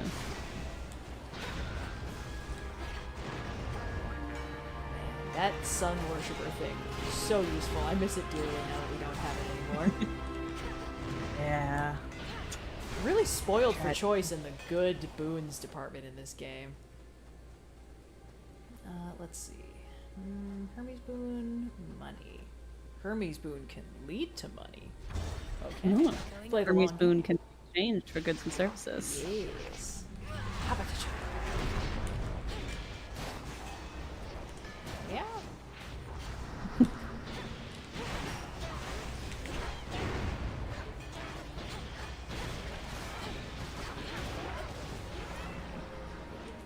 More?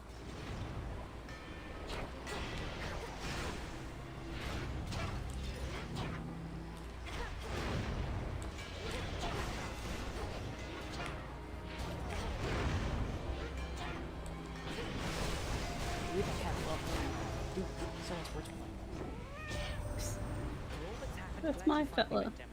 This Cersei thing that's giving us 5 more magicka to our limit every time we clear a room is so busted. This is awesome. Quick buck. Ooh. Well. Now we have even more barriers. Ooh, ha ha ha. Everything's coming up us.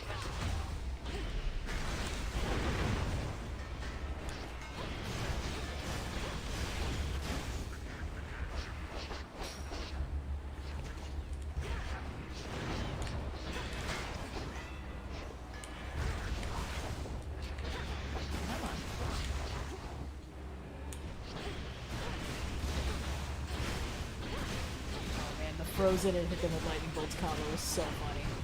Ugh. A lot of interesting combo runes are hitting on this run. Or maybe I'm just getting better at selecting combo runes that combo in interesting ways. Perhaps that Could be a little column A, could be a little column B. Could it be that I'm finally getting good, I say as I fire missiles directly into an unmoving piece of background?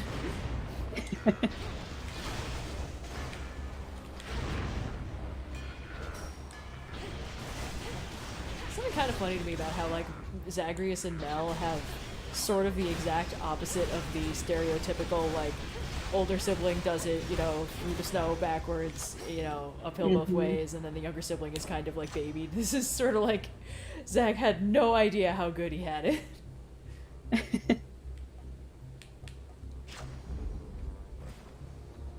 Battle of Olympus hangs in the balance as the mountain's mechanical protectors and the Titan's forces continue to glide, shaking the heavens themselves.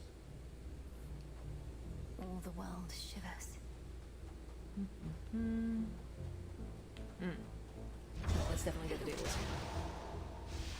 Of course. It's what Daedalus would have wanted. Yeah. Hammer. Okay, well this is a nice big room full of some scary bad guys. Maybe Athena will come and help us. Maybe. Oh no! Athena. What a scary robot! If only a big strong war goddess would come and help me! Oh no! Please. Ooh, I think they're gonna get me! Aw. Okay, next time.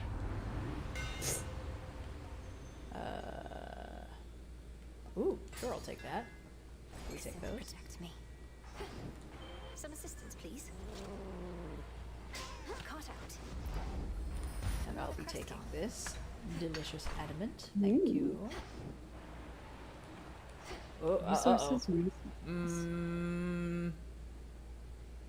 But it might It be could be Talos. I think we gotta give it a skip. I'm sorry, Gamimama. I'll get your fancy boon next time. We simply cannot risk. I simply can't. Talos Talos is a encounter at the run start. ender. I would gladly fight Prometheus rather than Talos. In fact, I'm gonna, because I have to, because he's a boss fight. Exactly. Exactly. Okay.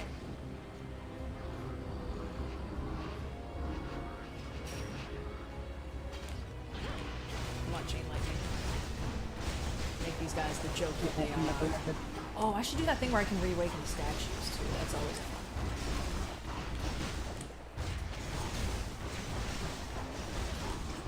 I feel like I never use that ability as tactically as I should be in my, you know, other save file. Okay, they're spawning a bunch more guys. Could it be? Does this mean? Nah, probably not. These are still jobbers and scrubs. A lot of them. All of you. Scrub, scrub, scrub. Oh, none of you are free of scrub. The TLC tried to warn us about one. Okay, there's more guys. There's a bunch more guys, but they continue to be jobbers and scrubs. Hey. Oh no, Athena, I'm really scared of these jobbers and scrubs. If only a big strong war goddess would come and help me. Oh no! Athena, please. Oh, they're so scary. Ooh, I'm in such trouble. Yay, it worked! We got her, boys! Hooray. Get her! Oh, thanks, Hermes. Also, thank you for that. This is my favorite version of the Odyssey. Athena, please! Odysseus just constantly like a soccer player playing up an injury, like, ooh, they got me so bad! Ooh, if only the goddess of wisdom would come and help me! Ooh! Nonsense, for I'm certain that you made your journey here as quickly as you could.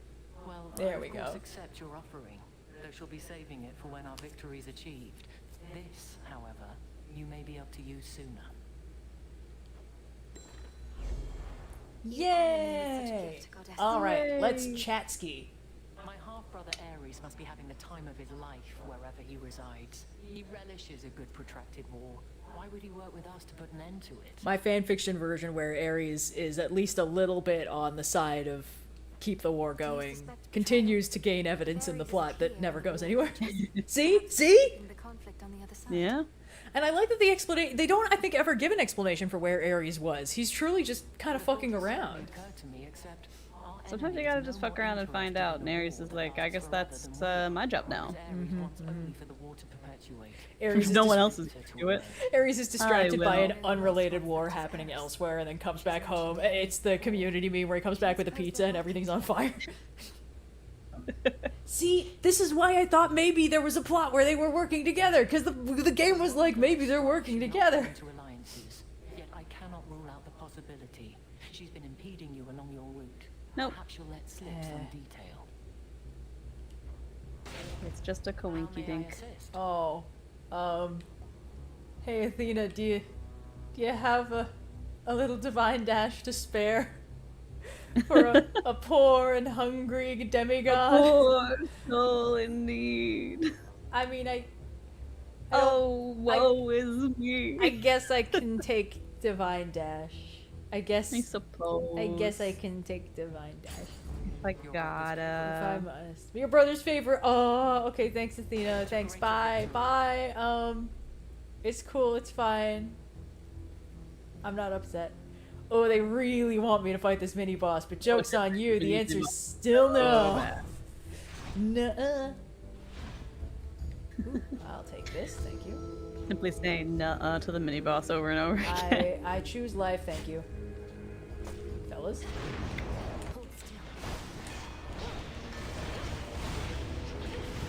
Hold still, one of the funnier things you can say to a person you're about to shoot with a missile.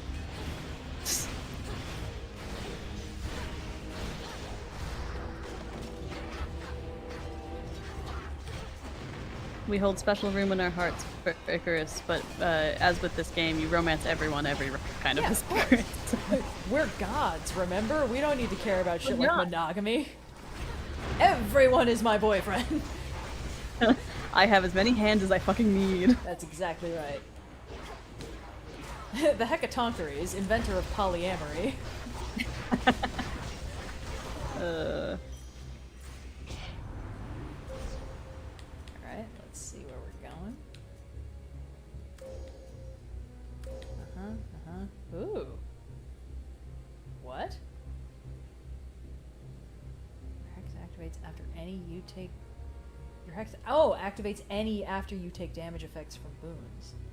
Interesting. I don't know if we have any of those. One with Selene.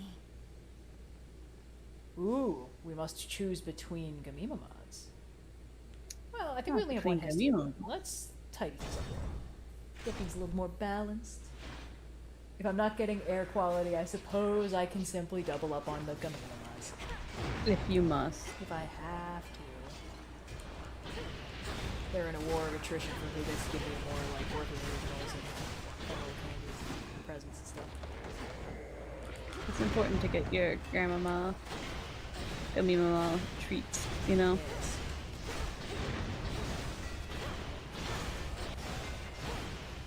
Sorry, fella. Fortunes of war. Risk and reward and all that. Oh, the zombie tried to nothing personnel me. How dare you? Who do you think you are? I'm the nothing personnel around here. Yes. If this game had a teleports behind you option, oh, I'd be more insufferable. Yay!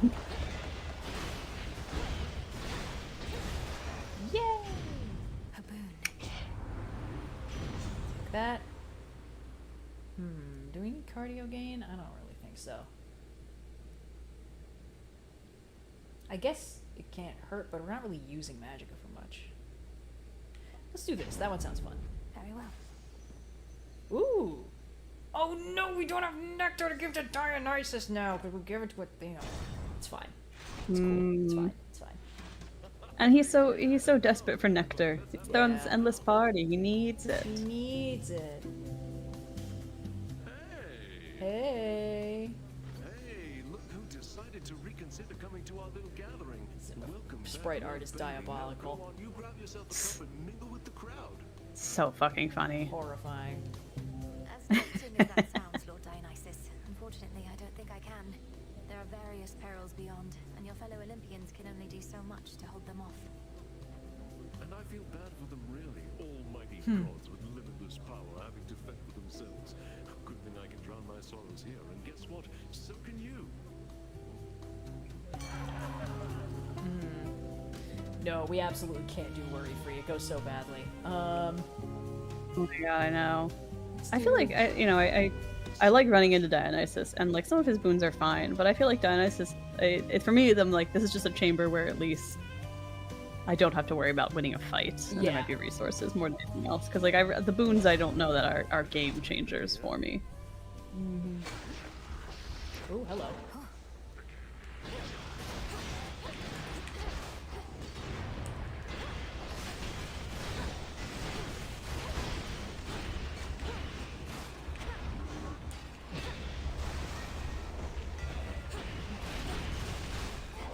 More grape juice.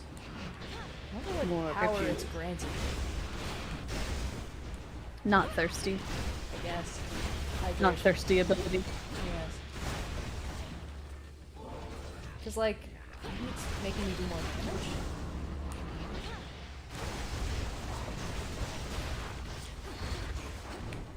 Whoop. Oh no, there's so many guys. If only a big strong war goddess would show up for a second time in a single run and give me a slightly better boon, maybe. Ooh, that would be so nice and really helpful. Ooh, if only, if only. Ooh.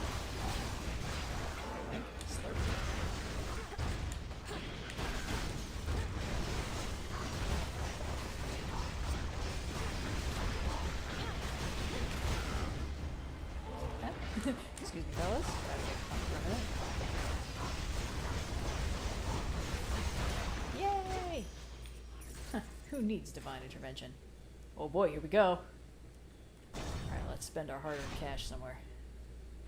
Mm-hmm. Let's see what we got. Something Oh, of hello. value there. Lord Charon's wares. Yoink. And a second to yoink. Come on out. Wait a minute. And a yoink for you. Hey! It's a crystal. What are you doing all the way It's a up crystal. here? No, this is specifically the polecat. Oh, galley! I was like, oh, fun, a squirrel. Wait a second! Okay, let's... Yoink. Name of Hades.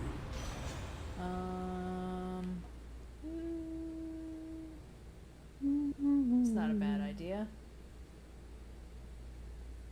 But this to buff our... Well, no, we've already got a thing that does 500 damage when it Cool and explodes. brisk. That's fine. Alright. No, we're okay, I guess. No, Actually, it's no, not that'll good. increase our maximum health too. We may as well. Besides, if we die in here, where else is the money gonna go? Alright, let's see if we can do this. Charon gets it. It's enrichment. Hey, buddy. It's enrichment in his enclosure. Exactly. I gotta stop saying that. I don't know why that's become so much of my vocabulary. Shall see to it. Thereafter a golden age of enlightenment. I like that Prometheus is just telling us the actual plot of the game. Sway. Thanks, man. If I somehow gave you the impression that I'm interested in your No, doomsday I and swear to informed God. prophecies, I assure you I'm not. Today we're gonna use our Your listening disregard is ears. the very reason you're no longer fit to rule. I know you'll never relinquish this mountain. Fall with it, then. Fair. Excuse me, gotta take a little sippy. Thank you.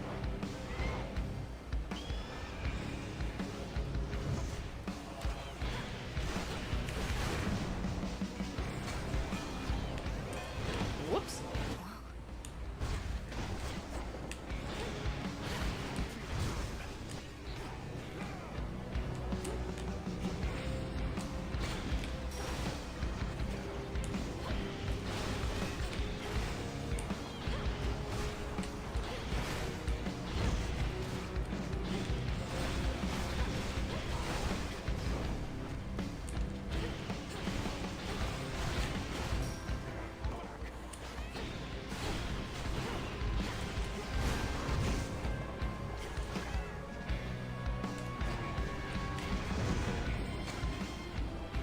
Take that, thank you.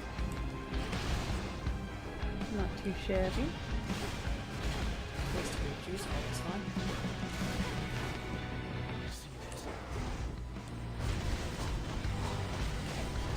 I should really just be punching him. Shouldn't we all?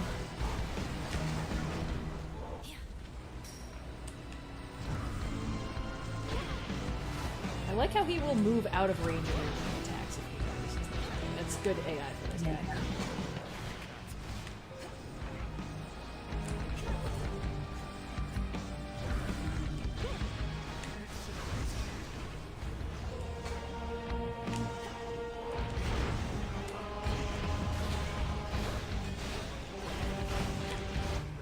There we go. Okay, ready?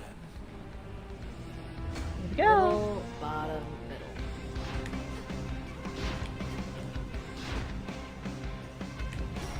Try to find a pattern, for there is none, said the man game mechanically.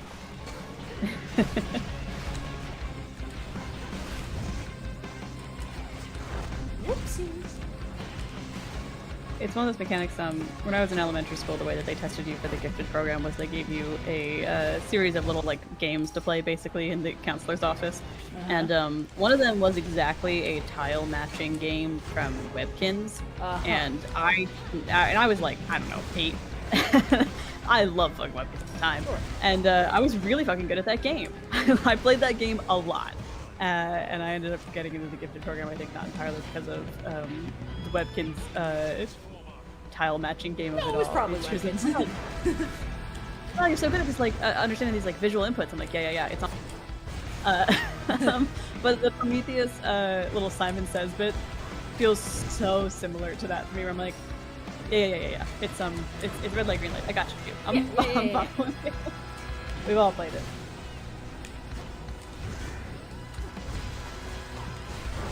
Come on, dude, just trigger your third phase already. I don't have all day. I got places to be, dude! Places to be, things to do. Stuff to kill. Okay, let's see. Top, middle,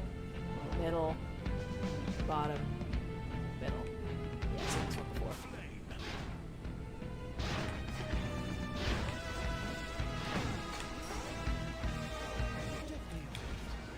See? He likes us. Definitely evaded. Damn right it was. I'm good at my job. I am good at evading. Webkins is still around, but now it's a desktop app instead of just being a website that you can go to, and that small barrier is We gotta stop making everything an app. I can understand that since the death of Flash, they could no longer support it natively within a website, that being a requirement. I'm like, you know, as much as I would prefer that it was not its own app, I understand that. To give Webkins some grace. Sure. But yeah, we do gotta stop making things apps. I don't think that that's a controversial take. It's annoying. I just want to be able to open a website and be like, woohoo.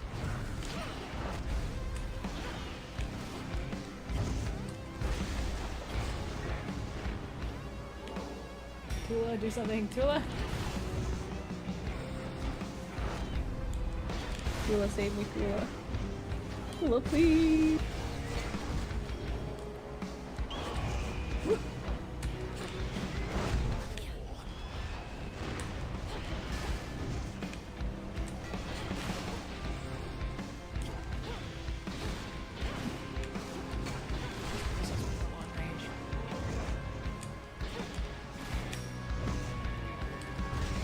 Did you have like because in the early 2000s of the internet of it all, there was a point where, you know, Club Penguin, Webkins, Neopets, these Toontown to an extent, you know, these were the apps to be on, not the app, the websites to be on. Did you have like a go-to of those? Were you playing all of them? I was extremely offline. For the most part, I only ever played games like at lunch in school. Usually, well, teachers weren't looking. I've mentioned my middle school had basically no tech department. It was just like one like 65-year-old lady who was like, somebody inverted the colors on this desktop, so we're quarantining it because I think it's a virus. But what this meant is that there was a lot of like aesthetic morality into what websites we were allowed to play. So Cool Math Games was totally allowed. Cool Math Games, hell yeah. I mean, we had a lot of firewalls. I went to public school, so like, you know, they're not letting you play anything you want anytime. But someone did put Halo on the shared server for the entire school. Sick. So if you knew exactly which like route to go down in the files, you could find Halo and play it in the library. Incredible. Yeah, that was about the limits of what we hit, but we did our time.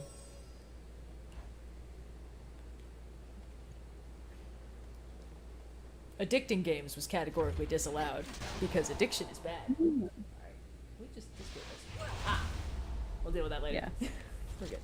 Yeah, we were generally, I would say, not allowed to do most Flash game sites, you know. but you could get, I mean, cool math games you could get onto. It's like of the same ilk. Because I was only like a year or two behind you, but my era, middle school and beyond, was technology is new, so we're still relegated to like the library computers and laptop carts, if that. Yeah. So it's not like people were like actively gaming all that often. The exception of in high school, the comp sci room would like hook up a Wii sometimes to play Smash Bros. But they were also in a room full of computers, so they had the ability to do these things that the rest of us could barely comprehend. Yeah.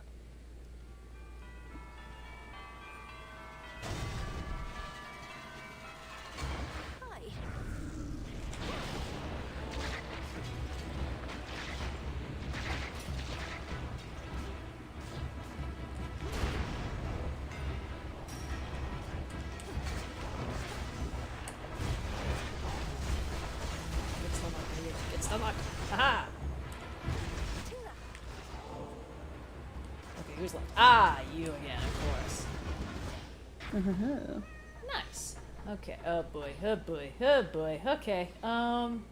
Both of these are bad. Let's do this one. Hooray! Not this motherfucker again. Ah. Less hooray. I've never beaten this guy, which is probably why I have to keep fighting him. I don't know if they swap to new dudes unless you beat one. I don't want to do my own thing. I don't want to do this anymore. Ay, ay, ay.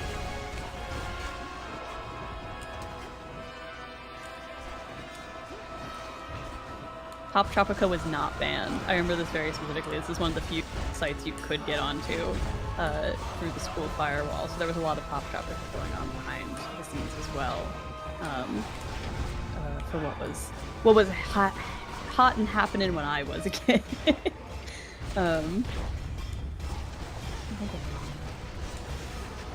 early Pop Tropica too. There were like 5 islands at that. It was very none of these sponsored spots. It was all the good stuff. Sorry, we're fine.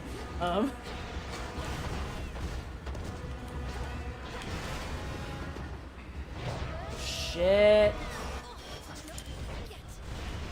We've beaten Kronos, but I don't believe we've beaten the surface boss yet. We have not gotten to the surface boss yet.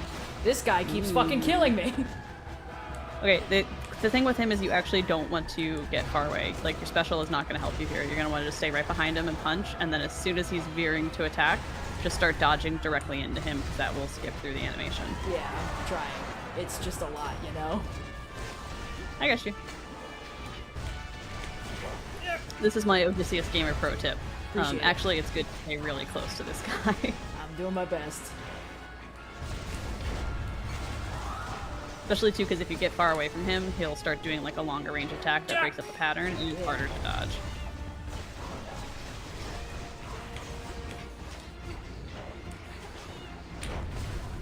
Shit.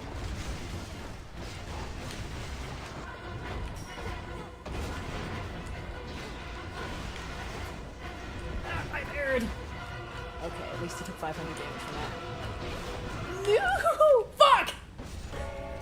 Return to Shadow now. Okay, it's fine.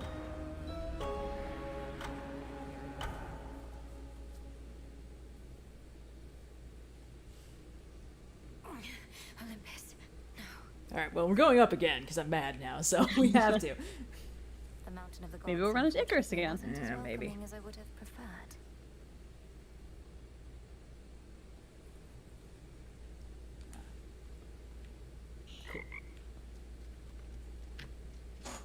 Hey now. How'd you get all those other shades out there to do the busy work around here anyway? They practically worship the ground you walk on. Oy. Oy. Headmistress took them in. The recent damp weather has been terrible for my joints. Many came from being trapped between the realms. Some never got a proper burial. Others died unfulfilled or violently. He never made it to the underworld. Oof, that's rough. Say, you don't think I fall into one of those categories there, do you? I'd hate to think I didn't get a proper... It's not a laughing matter, Dora. Okay. Ready for more? Get this. Let me see. Okay. Yoink. Your grandmother is a Yoink. powerful ally. Looking at the 3 fates. Nexus Echo. Prevailed Mountain's Peak. We are so close to unlocking the final thing, which would be nice. Wouldn't it be great Yes. if it could just fucking work out in our favor? Nice. Ooh, we're close. Some of those are very close.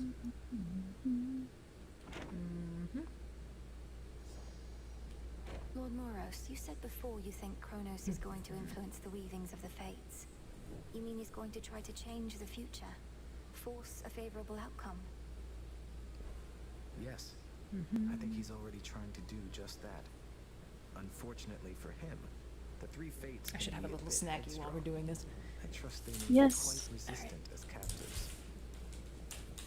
Snack break. There we go, that's the one. I can't imagine Kronos tolerating insolence, whether from your sisters or anybody else. How he must hate them. When he was at Pardon the my before, crinkly. that was the outcome of a fated prophecy. Indeed. As for now, I sense there are no weavings happening at all. No new futures foretold. Kronos believes he has no prophecy to fear. Yet I believe this is an opportunity for you to make a better future for us all. Hope everyone's appreciating the crunch ASMR. You're gonna get it whether you like it or not. Uh-huh. Oh, what's wrong?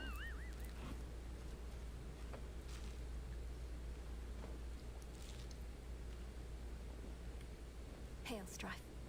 Same to you. Yeah. You really want to know the way things used to be, Trouble? Think about everything that gets you to come out of your tent night after night. Gets you fired up. What comes to mind? Sure. Those I care about are counting on me. And I wish to learn. To grow strong in body, mind, and spirit. Inspiring. Now imagine having everything you want. So you're left wanting nothing at all. No, I can't imagine that. So everyone besides you was self-indulgent and unmotivated. But now the roles are reversed, I suppose. You don't get it. Fine.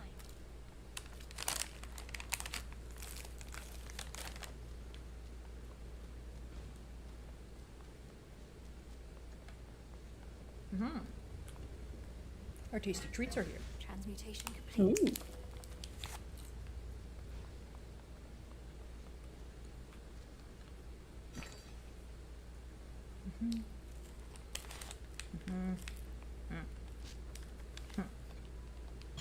I'll take the special.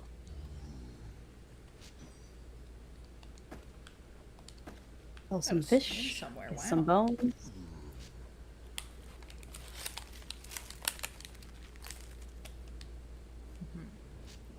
Let's see.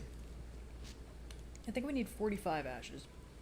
Not the best use of our money if we did that, but... Well, I'm gonna finish this And real quick. Bones do come back, so I feel like better to spend them when you have them. That's true. Let me take a look real quick. Unlock.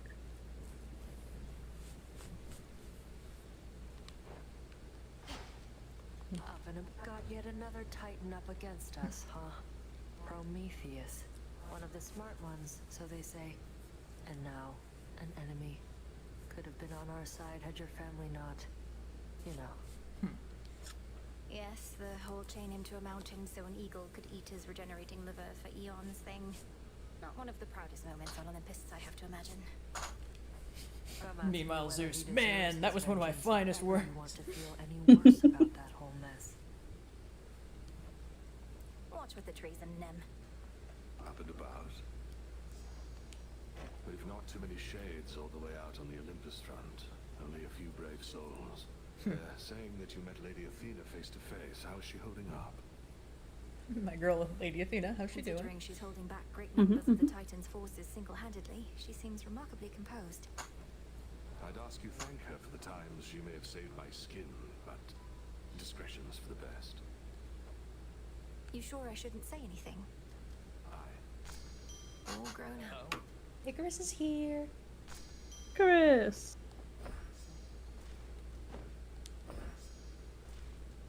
some chatter in chat about if they should make a Hades 3, and if so, how they would do it.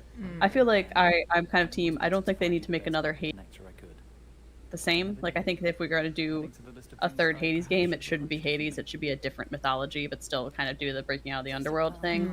I think Egyptian mythology would probably be the easiest one, but frankly, I think it could be really fun to do something with the bureaucracy of heaven. That shit just like it's the same kind of flavor that you're getting with the way that Hades approaches the House of Hades. And I feel like there's got to be maybe you could do something with the Mid Autumn Festival myth about like the moon and so reunite. Like I feel like there's something there. You know, there's a lot of cool pieces of mythology that could play into that in a really fun way. So that would be my vote. But Red, do you have a Hades 3 you would want to see if they were going to make another one of these? I don't know. I feel like Hades 2 is already so much game. You know, I don't think we're hurting for more game in this vein. But yeah, no, I don't know. I think Bureaucracy of Heaven would be so fun. Maybe on a random run, it's like Sun Wukong's back down there erasing everyone's names again. These guys never learn. Okay, we need 12. Chinese mythology has so many, similar to Greek mythology, there's a lot of like mythological figures that all interplay. And I think that could be really fun to mess with. Like I feel like that is kind of the bread and butter of Hades. It's not just like one strong underworld myth, but lots of varied myths that can be put together in interesting and fun ways and have extra characters you can interact with on your runs. I mean, the whole Journey to the West crew is basically up in there. It's really, really fun. But yeah, I mean, so many cultures of cool underworld myths. There's lots of ones, some Norse and some Aztec in the chat. Like, also very, very cool. Like, there's no wrong answer. It's kind of ones you fave. But yeah, I feel like they need to. I would not want another Greek mythology game. As much as I enjoy Hades and Hades 2 is, I think, two of my favorite games of all time. It feels like they've kind of done what they need to with these characters in this setting, and it'd be fun to see them tackle a different setting entirely. Yeah. Plus, yes, chat, the art style plus Chinese mythology would go so hard. You know it. Like, what do you think? What do you think their Monkey King would look like, right? Ooh, I can almost see it. Yeah.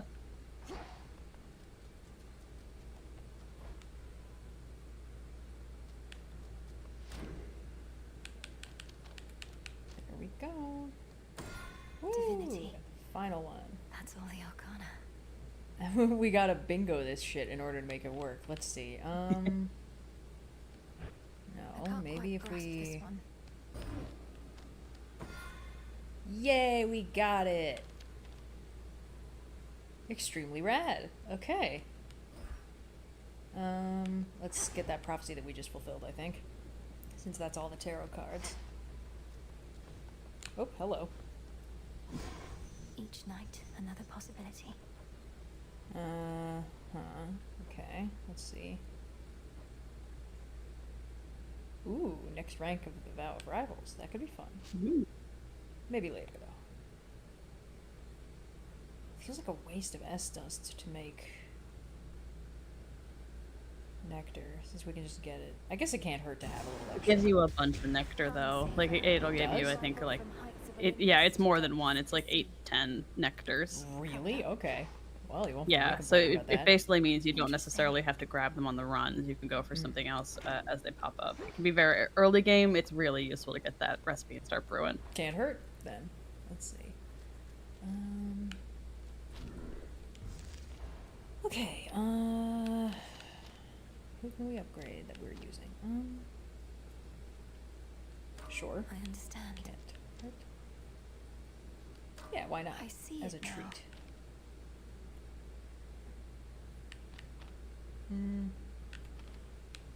I don't think we have this active anyway, so.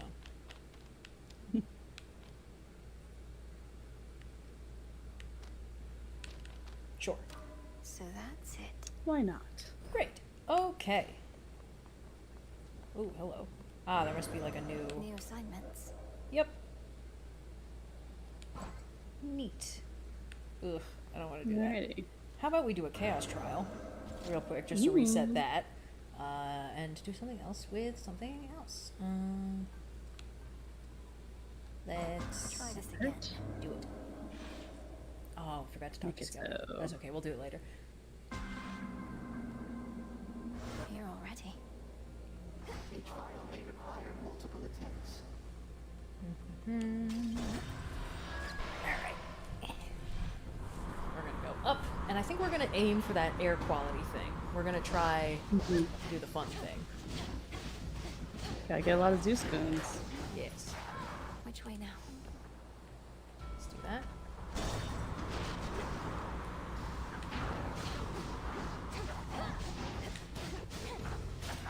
Kind of like the idea that Chaos is observing the crazy dynamic we have with Eris and is like, interesting.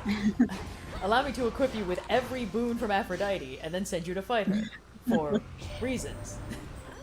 Mashing little action figures together. You'll always look gorgeous in it, but its real power is to help me quickly seek you out and bestow on you the very best I can.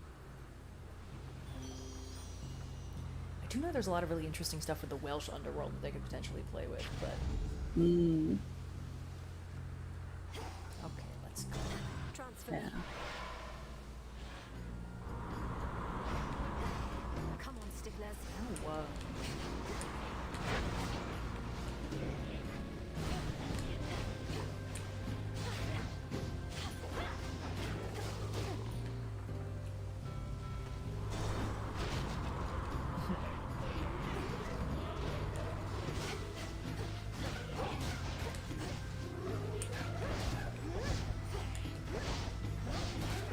Great. Hold on. Take All this, right. and let's see what we can get. Let's ooh, go Aphrodite. Fuck yeah.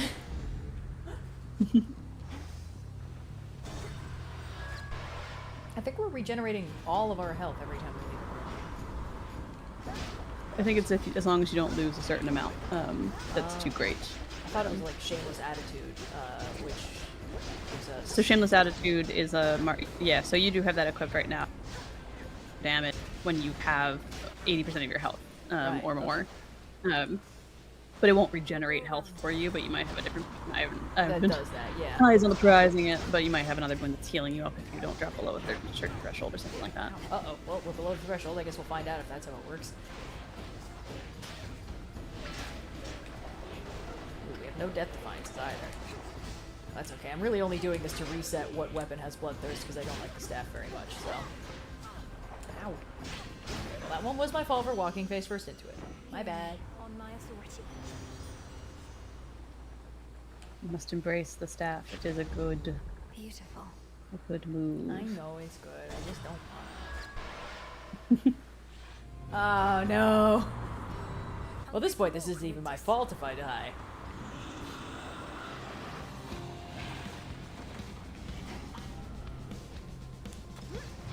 Like, why do I feel so slow? Oh, that's right. I did an entire run with Zinth. Mm-hmm.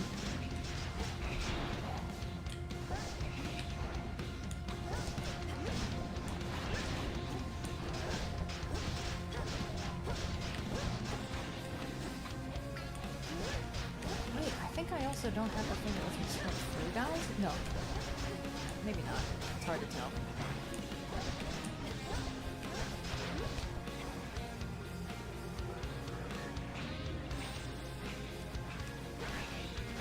Yeah, with Shameless Attitude, it's generally good to try and grab health as you go, because you want to stay as healed up as possible and increase your maximum to have a little bit more wiggle room. Yes, well. Yeah, there we go. Return to shadow now. That's okay. I do believe the possibility exists that you succeed. Wow, I think that's the nicest thing Chaos has ever said to us.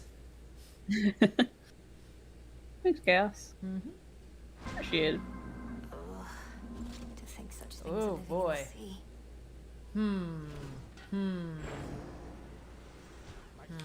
meditation is complete.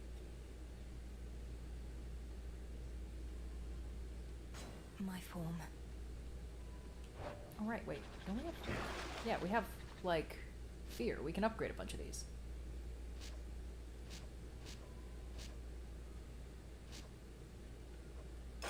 Draw greater power from the silver pool. Great.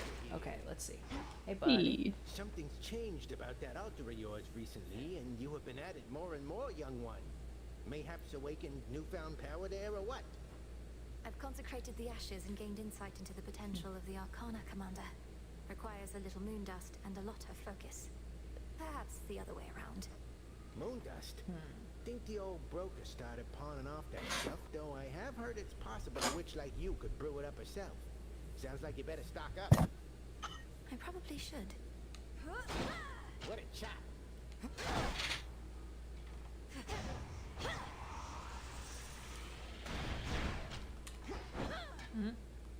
Show the Commander.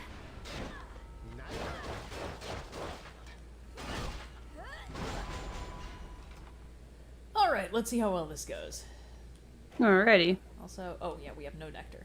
Well, theoretically we'll get a bunch of nectar. If we're doing this, I don't think we want the Bow of Rivals on tonight. Because I don't think we've even made it anywhere close to out. Yeah, there we go. Let's be sensible about this.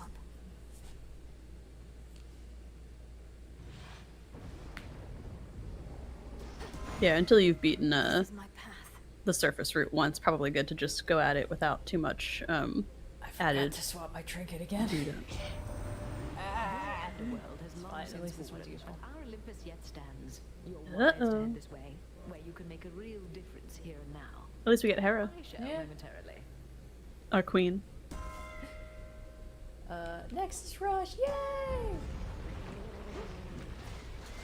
Very important to have something that makes me fast when I'm using this fucking weapon.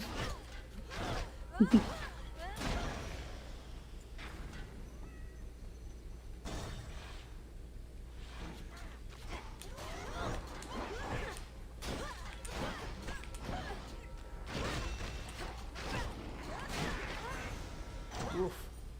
The lag time on this is throwing me. Which I know is the point. It's not that it's that slow, it's that it takes a while on the wind up. Mm-hmm. Okay, let's see what we got. Estia boon. Huh. It's not very many god boons.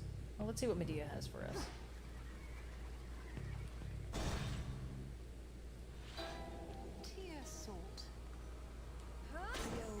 Alright, Medea, what you got?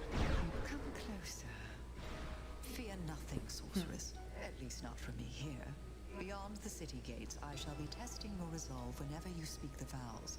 But in this pharmacy, as I call it, I merely test the potency of my concoctions and the like. But you fought against me with such rancor, Lady Medea. If there is some bad blood between us, I would like to know the cause. Perish the very thought. I merely wish for you to not let down your guard with anyone. And besides, there's no bad blood for those of our predilection. All blood has its uses. Great attitude. I love how sinister they let Medea be. They're like, no. This is a He'll spooky do a crime lady. if he's gotta. Yeah. She's, you know, she's if Cersei is the kind of like friendly hearth witch of it all, Medea is more of the classical sense, and I really love that they let both exist. I think it's stronger for it, you know. Yeah, absolutely. All right. Let's see what's up here. Excuse me, sir. Ah, nothing. Pardon me. Congratulations on the engagement. Okay, let's see what we got. What's left of Aphira? I guess we can buff up our health. Let's get the Hestia boon at least. Maybe we'll get a glowing coal in there. Yeah. I'm not anticipating this run to last very long. I haven't used this weapon very much. It's slow, it's hard. The surface is tough. It's complicated. I didn't have a big breakfast today. My dad works at Nintendo. Okay, there we go. Great auntie. If you can get Hermes boons, those are going to really help you out with the axe, because it's a lot of increase your attack speed variants on his, and they pair really nicely with the axe. That's true. I think he's as in one of someone these who's blood gates. master. Yeah. He's almost always one of the City of Aphira spots. Yeah. And if nothing else, the the Hermes shrines give you opportunities to get Hermes boons slightly more frequently as well, since you can buy them at the shrine.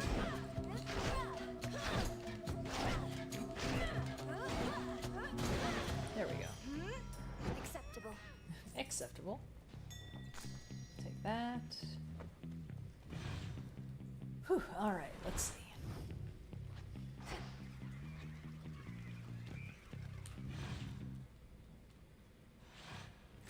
Where next? Oh yeah, he's all the way down there, of course.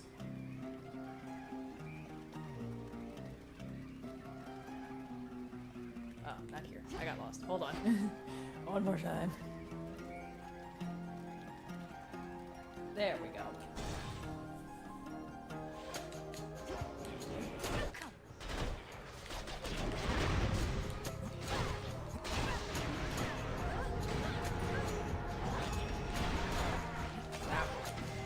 Absolutely eviscerated by murder ghosts.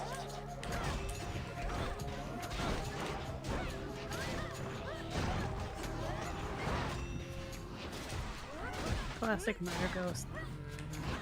Typical murder ghost behavior. Always with the murdering and the being ghost. Mix it up once in a while, why don't you?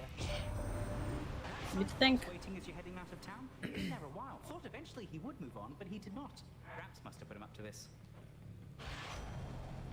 There we go. Nimble into your attack, special, and caster faster. Way better with this thing. Nice. Now it's almost a regular weapon. See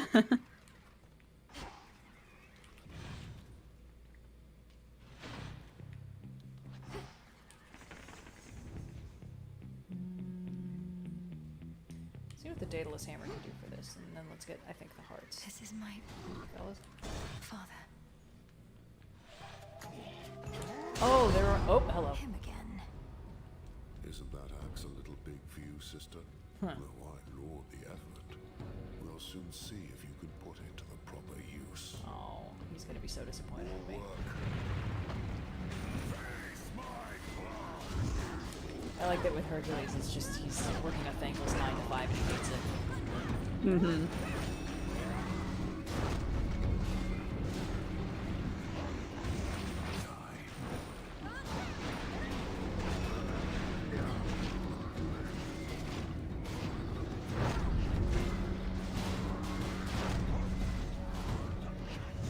Once again, the boon of Hera helps me kind of take the piss out of Heracles.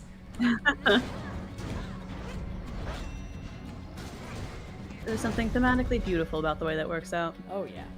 No survivors? Strange feeling he doesn't like Have me. you had any run-ins with the Titan Prometheus while on Olympus recently? He seems to be the one leading the assault forces besieging your family's home. Is he now? That's rich. Wasn't he supposed to be tied up on some mountain someplace else, getting picked apart? How do you not know he's free? You should be hunting him, not this fodder. Who's setting your objectives? My orders come directly from the King and Queen. If you've any concerns with how I'm carrying out my work, just go complain to them. All right then.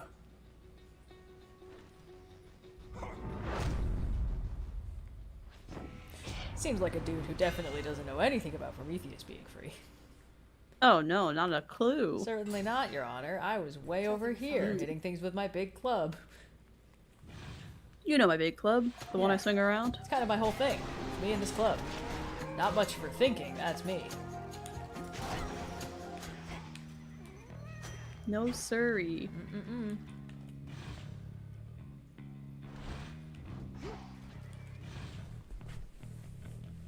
Let's...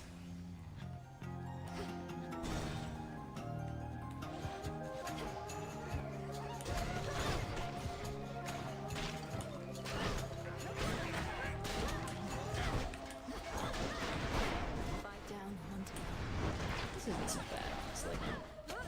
Getting into the swing of things. I think having a good pitch boom for the dash is helping, because it means that I don't feel as, like, immobile as I could.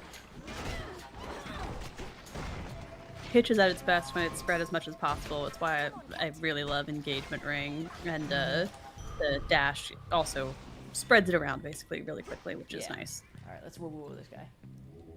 It'll be alright.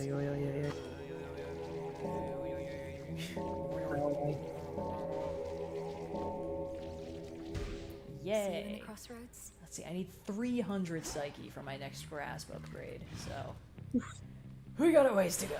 That's fine. Let's see.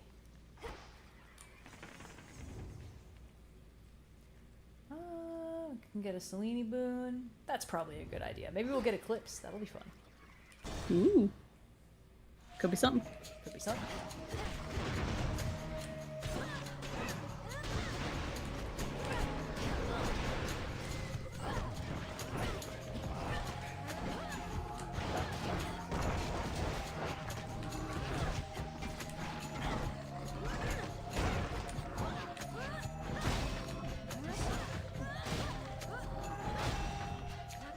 It's so funny how they just flop over when you hit them.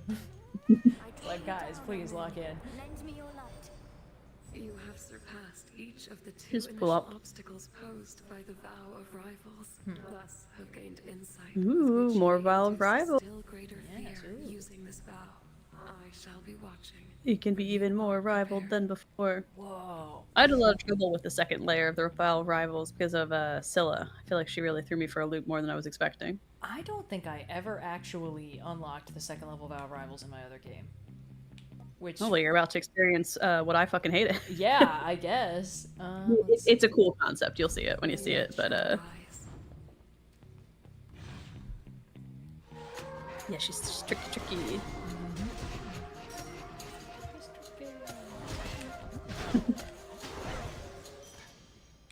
Nice.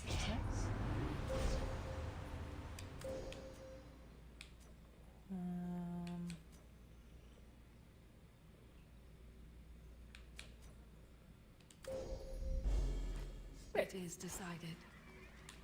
All right. Well, let's see how this run goes. I have hopes. Perhaps it will be good.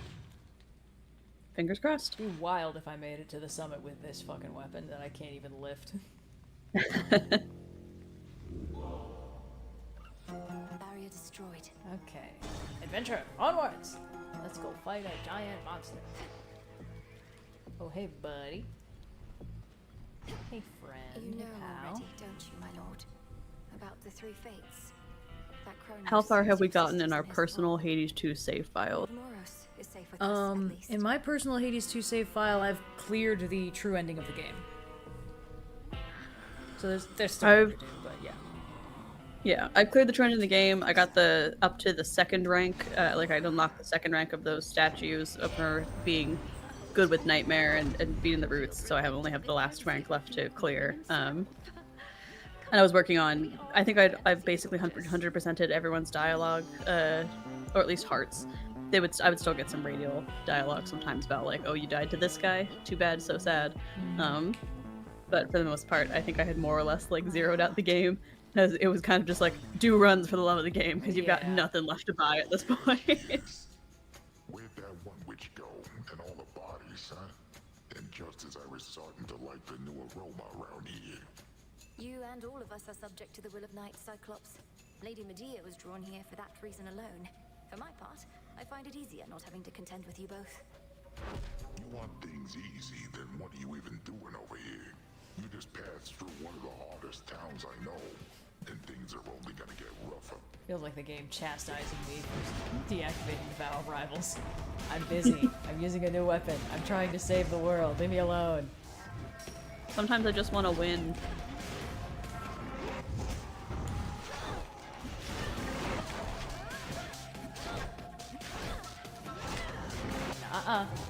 You didn't say a magic word.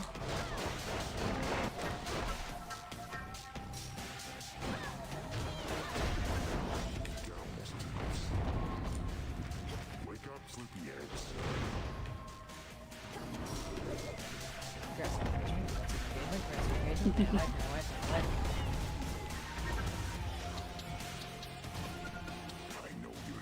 Ooh, hello. Great.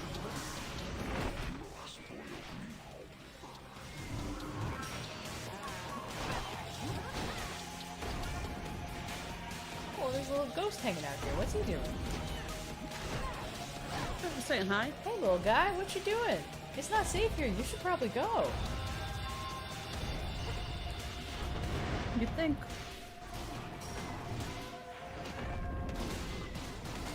Whoa.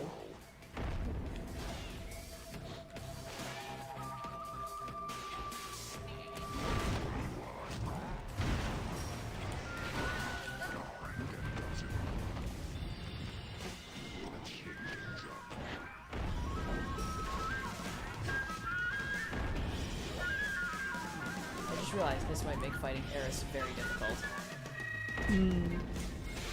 That's fine. We'll figure it out. We'll give it a go.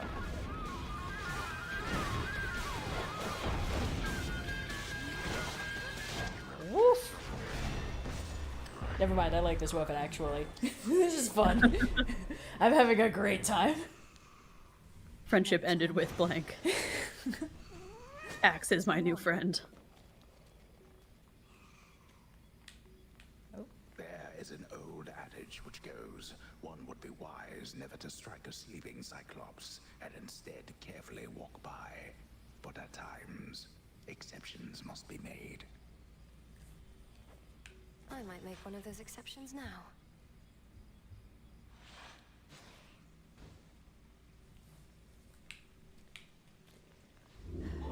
Well, we have Skelly's tooth on. We should probably keep it because it is extremely useful to have an extra death defiance. I just should have, you know, put it on later instead of... It's fine, it's fine. I will remember to swap to a different trinket next time I do a run. This way. Especially if I tried to make Have the you air unlocked quality that, combo work. The incantation where you can basically set a trinket to auto. I don't think I've unlocked that yet. I think I have... Usually it's one of the pretty early ones you get in the cauldron, so we should check to make sure that's not something we could be working towards. That's the thing, it's in the cauldron, I just don't think I've had the ingredients for it. But yeah, when we get back, I can check.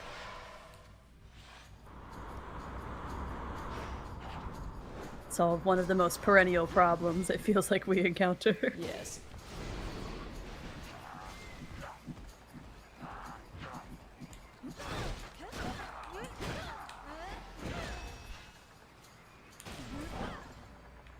Sure, we can do an Apollo Blue. Sounds like fun. Yeah. Sounds One festive. bright light from this dark and spooky land. Yes. Ow.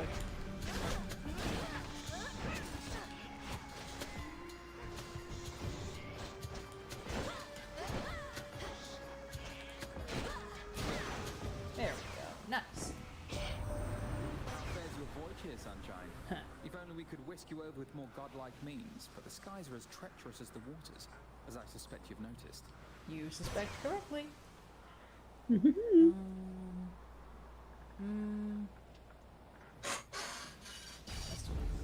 light of the sun. What was that? Ziggy's feeder is going off, and she Oh. was in her little. She demands I make her basically like a little cavern. It's when I'll put the throw blanket over her on the couch so that she's in a little like tent. Of course. And she just like, I think she really couldn't figure out which end was out. There was a real climbing element to that escape.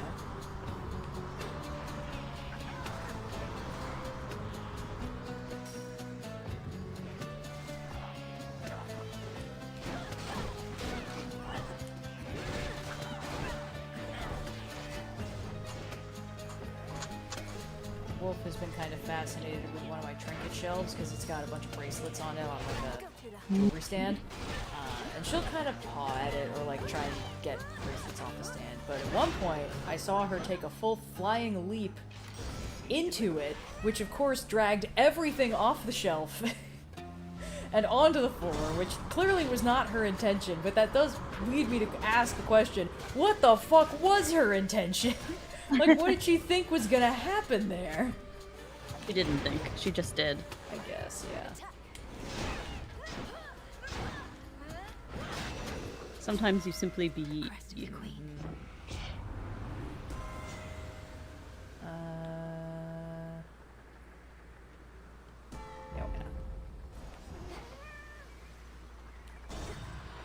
Onward and overward.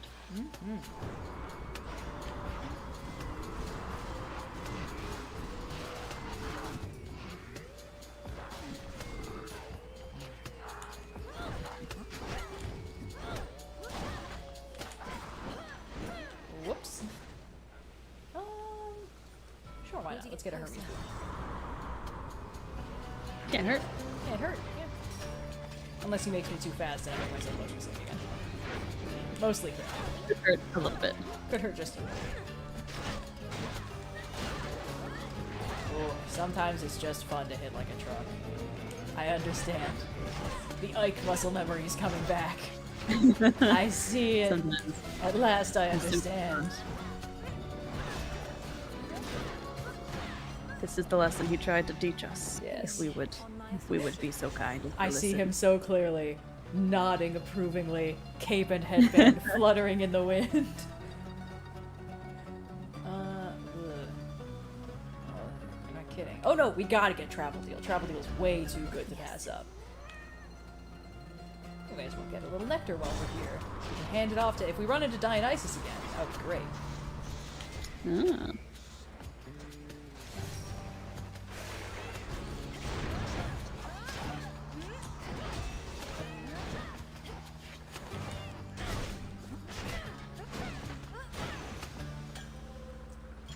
Take that. Time to abandon ship. Ooh! It's our wine and here she comes! Hello. Hey girl, hey! What's going on? What's cracking? It's back. Hey! Hello again. Oh, we haven't given her, we definitely haven't given her nectar yet, because we don't even have her in the book. Yeah. Give Cersei a nectar. Her trinket's great, too. Yeah, good news, Cersei. It's wine o'clock. Her trinket is great because it activates after you defeat a guardian, 2 of your unactivated Arcana cards. So when you get the Fated List Prophecy of defeat Kronos under the effect of every Arcana card, I like equipping her trinket for the first area because then 2 will randomly be activated that I might not want to have in my build necessarily, you know? Right. It's beautiful. Oh, it's so fucking cute. This is the... Of course she gives us a goddamn precious moments trinket. And let on that you are tuned to the altar of ashes at long last. How marvelous. For the Arcana have so much to offer us. I couldn't agree more. Through grasping the Arcana, I've discovered strength I never realized I had. To think I used to use our altar merely to collect my thoughts. Collecting one's thoughts is valuable enough. Mine own, at least, are prone to scattering. Oh, Ziggy, you came in here yelling about something or other? Perchance we shall discover even more. You had thoughts and feelings? Ooh. Huh. Our 2 options are small, big, and extra Death Defiance. We are taking extra Death Defiance. We are loaded up on Death Defiances. It's hard for me to take it seriously when you do the get big or get small one. Because it's like... Because they pitch Melanoe's voice around a little bit, which is extremely funny, but genuinely a little distracting. Whoa, fellas. Ah, ah, ah! I'm listening, I'm learning. I know I told you all that I would stop standing in fire back when I was playing Hades 1. And I'm deeply sorry to have disappointed you all by standing in fire again. Ziggy, you want to come and say hi to everybody? Hold on. She's here. Okay, we're at 185. You were meowing so loudly 2 seconds ago, and now the you got baby girl none. has arrived. You are a baby. You are the babiest baby of all. Littlest baby. Tried bouncing her like a baby to see if that would make her make a sound, but in such luck. I'm sure it's only a matter of time before she starts yelling. She hit a particularly loud one while we were recording Rolling with Difficulty last night. It was bonkers. And that was through a door. She's just the loudest cat we know. Really? Yeah. When Wolf yells at me through a door, I can hear it, but what the hell? Ziggy's been practicing her voice for so long, you know? She's Sorry. well equipped. I heard a suspicious noise, and I was like, is there a cat here? And then while I was looking, more enemies spawned, and then Icarus showed up, and I wasn't looking at any of it. I'm definitely gonna die because I was fully looking away from the screen. The double-edged sword of Icarus, he does make more enemies show up when you think you finished. In the same way that Athena does, except Athena immediately is all in. Does not.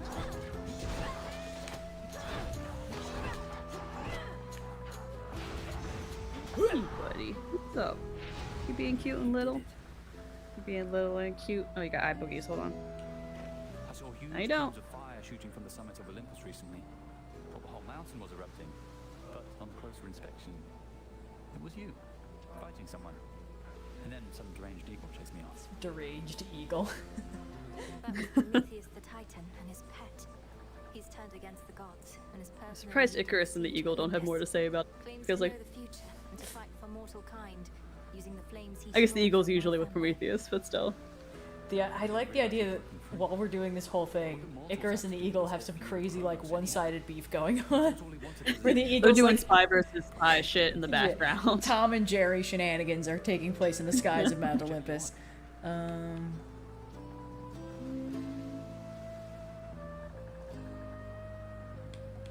these are both really good. But I suppose we are all subject to the whims of prophecy. Over there. See. Oh wow, that was all of them. Cool. I'm glad we did that.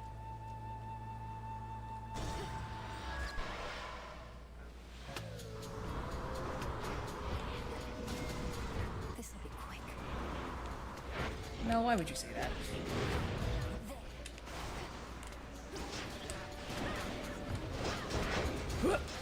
Why would you say that, Mel? No problems ever fighting pirates on boat. Boat perfect size for put protagonist that's in. their favorite terrain.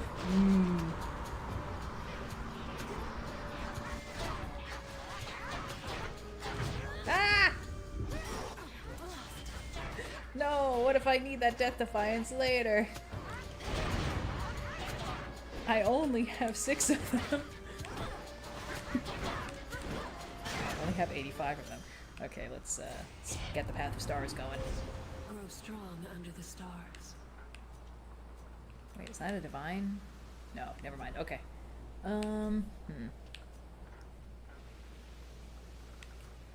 You are purring up a storm. Someone is having a good old time. Little baby man. The stars. You are a little baby man. Little baby man, baby. The front of the fleet.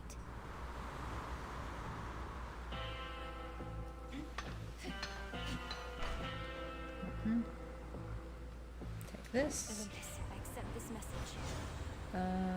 Ooh, sure. Why not? If I can, why not? Why oughtn't I take it? Yes. Specials deal more damage in a larger area. That's pretty good. Casts expand in size. That's alright. Let's do another flourish. And one more nectar for the road. And a pomegranate. I ain't driving.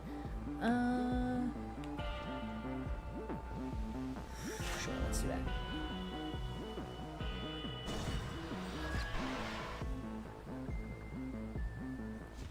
Of course that was a Prosody reference. I am a woman of culture. You're tough as luck. I'll give you that trouble. And I'll give you something else for what you did to me last time. Oh yeah? What are you gonna do? You gonna kiss me about it? The outcome Let's of our fucking go. prior meeting was the direct result of your provocation and hostility. Tonight Yeah, will be even Eris. worse. Wait, you're telling me our choices have consequences? Come on, don't be so gullible. Anyway, I'm gonna open fire now. The craziest sentence I've ever heard. You think actions have consequences, idiot? Don't be stupid. The only consequences are... Hey babe, are you from Tennessee? Cause you're the only consequence. Ow, Jesus Christ, woman!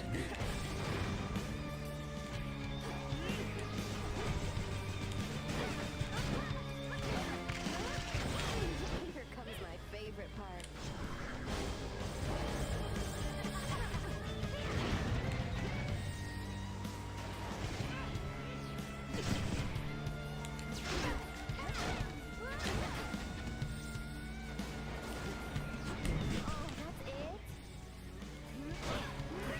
I knew this was gonna make this fight a nightmare. If you got to the point where you have a lot of damage built up on the attack on it, it's like a breeze, but it's such a pain in any other situation with the axe. I mean, Although I'm I guess that's- doing good damage, I just have to get in close, and I'm so used to just running and kind of letting her deal with my long-range attacks, but I don't currently have any except my cast. It's a similar strat to the guy up at the Typhon, one of the spawn of Typhons. where as much as it might seem counterintuitive because she does these big hits, dodging directly into her really quickly right before she attacks is probably the best strat for Eris, Yeah. just because you can kind of like iframe right through some of her stuff and get close enough to do consistent damage, because she'll move around a lot regardless. This has been Odysseus's tooltips through Indigo. Thank you, Odysseus. Eris, no! If I stand in fire again, I'm gonna get cancelled.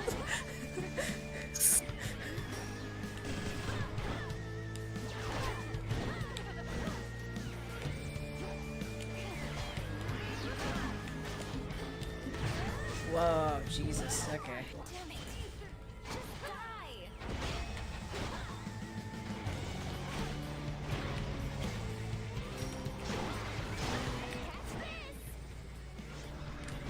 Well, while you're busy, just don't mind if I do. Thank you.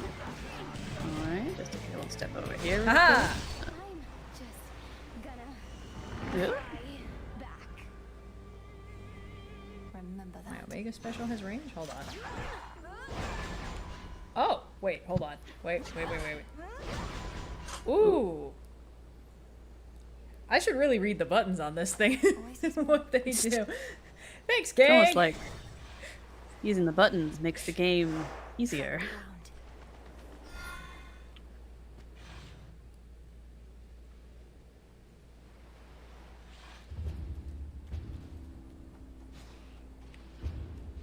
I'll take that, and I have no money, but that's okay.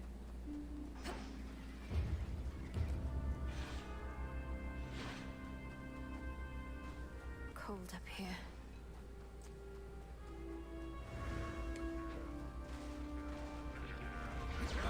Hey fellas, allow me to test out my fun new toy that I just figured out from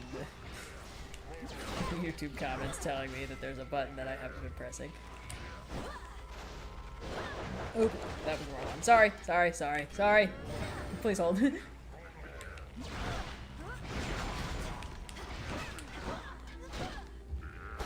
Nice. Good work, my servant. Alright, let's see what's The this. very mountain groans and rumbles underneath the feet of the princess. Its stonework shifting, not unlike her father's realm. Reminds me of home now that you mention it. Now I do notice that having used that attack 3 times, I am now fully out of mana. But, you know what? That's fine.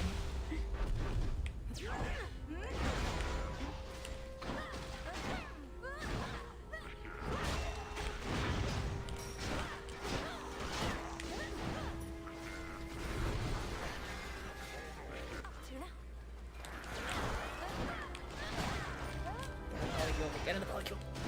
Okay, great. Awesome. We're good. Everyone's in the polycule now. Mission accomplished. Ooh, that's pretty good. Yeah, let's do that. Yeah, let's take it. Fishing point. Tula, catch. Okay. Come on out. With me, Crystal. Money. Let's get money.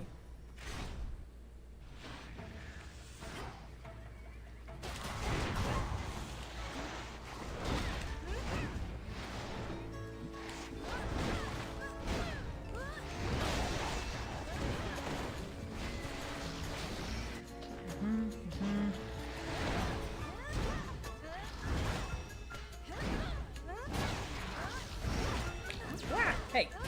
Rude. There we go. For me. Take that. Someone's trying to get into a closet she ought not be. Oof. Don't do that. Come on, man.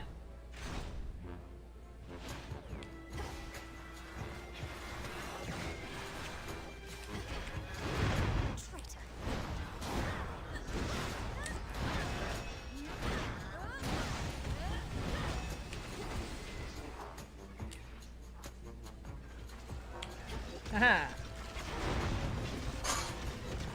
Put her back in the tent. We'll see how long that lasts. Nice. Just a brief stint in gay baby jail. Kind of. Just becomes I mean, we a do member of you know, society. classic form, gay baby jail, put her in the laundry basket when it's empty. Inspired. And the thing is, she can jump out of there, but sometimes she just sort of accepts it. I think it's a curiosity more than anything else. There's a bunch of new guys. Do we think that maybe maybe. a big goddess of war is gonna come and save us, and it'll be awesome? And I don't know. Just kind of let it be swept for a while. I'm not sure. We might be on our own for this one. Just kidding. I knew I had faith. Hey, Hey, girl. Hey. Well fought. Thanks. I try. Hey, what's up? What's going on, girl? Do I have any? I have 1 nectar. And I would get her prophecy list. So let's do it. Huh. Try as I might to consider each possibility. Dionysus is gonna have to fucking wait. This conflict that we're in is quite unthinkable. Not today, Dionysus. It's something to look forward to. We've got shit to do. If it's something to look forward to, then it's a greater gift than I thought. The idea of a sip of nectar while at peace. It does sound good. Not in this game, It Mel. almost looks as though you're having to contend with the invaders on your own, Lady Athena. There's a lot of mountain to cover, with too few allies. Well, we have you, cousin. As for our other allies, we as a family are loath to beg assistance or for anything. To all our followers and compatriots, our message has been clear. We have this matter well under control. You didn't need it. It's such a funny way to handle this. We can't show weakness, so we have to tell everyone that we're fine, even though we are extremely not fine. You're clearly being overrun. I love being extremely not fine, don't you? It's like, oh boy. Our automatons have quite effectively held many of our enemies at bay, and you and I can make a significant difference as well if we don't dally. Well, when you put it like that. Heyo. Ooh. Ooh.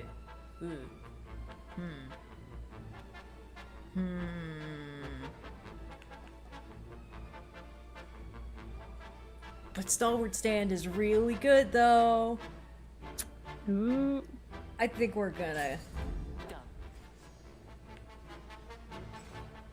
Okay. Now farewell. Bye. Now, if this boss fight is Talus, we're fucked. So we're not gonna do that one. We're gonna go over here instead. Must be the mountain pass my Hey, incantation. nice fountain, even. Yay, thank goodness. God, just think I could be fighting Talus right now. Hello, where's the... There it is. Hopefully it's not. Delicious. That's bait. Let's go here instead.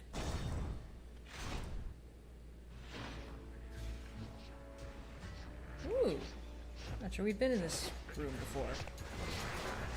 Excuse me. Congratulations on the marriage. Hey! Why don't you keep fighting each other, huh? Have you considered that? Just because I'm a common enemy, you guys band together against me? Rude. How dare you bound together against a common enemy? It's extremely unfair, I'll have you know. I've done nothing wrong. Have you guys considered that you're also we have common enemies with me, and I'm not just your common enemy? You guys are also each common enemies with me? Have you considered that? Ooh, slow cooker's pretty good. Take it. I got it.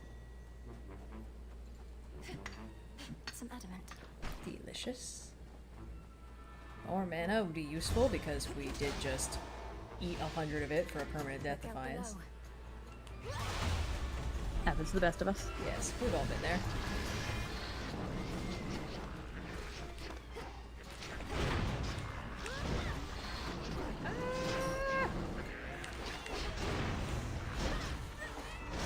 Spinning. That's a good trick. There we go. And I'll take that. Aphrodite. More Aphrodite. I think we gotta get an Aphrodite boon. Just Yeah, also you stack have on a the possible max of 265 hit points. We At don't this need point, it's 25 more negative HP. burn. We're fine.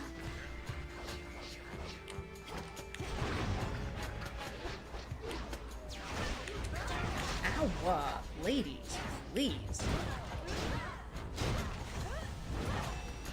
Let's begin.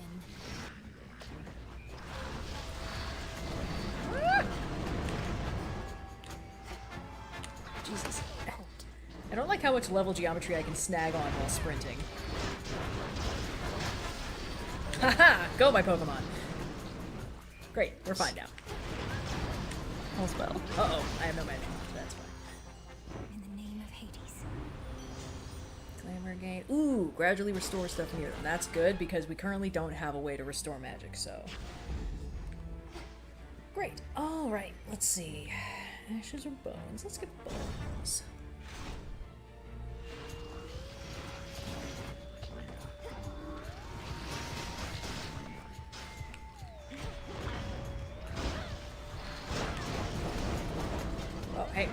That's my move, bro. You can't take my move.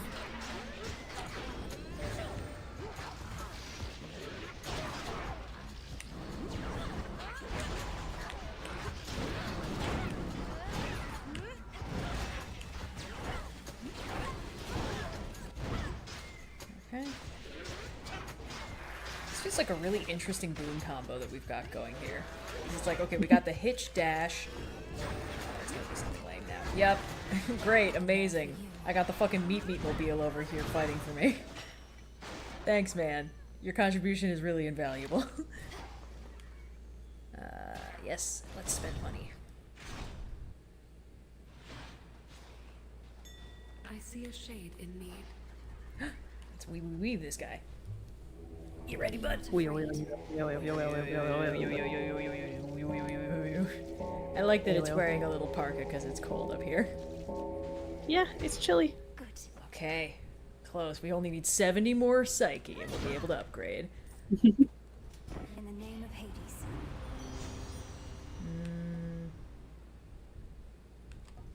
That's pretty good. And a second boon? Sure, why not? Ooh, that one's so useful! Better. Okay. Amazing. Cool. Let's go. See how this goes. Golly, is that you? What? Oh, right, yes. Hello, sorry, hi! I got you this. If this treat is to your liking, then it means we share a bond. Yay! The little Of course squirrel we baby do. is ours. Golly, the honor is mine. Let us protect each other from now on. Cute. I don't think I've ever used Golly. In fact, I'm not sure I've ever used anyone except for Tula and Freenos. Alright, let's fight Prometheus again. Golly, Hecuba, Rocky. They're all good. It just kind of becomes. I feel like unfortunately the three who are not Tula and Freenos run into is the quote-unquote mini game that they let you skip is usually just a single button press to pick up an item or break a rock.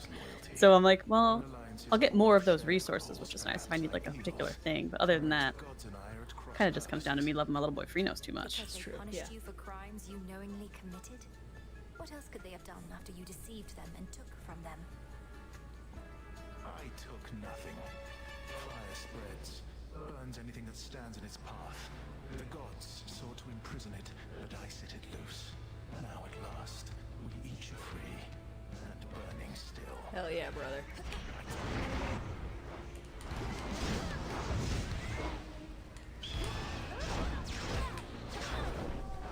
Whoop!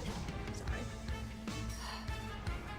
Everyone, I know how disappointed you all must be in me for standing in fire again. In my defense, it was kind of different this time. But still, that's no excuse.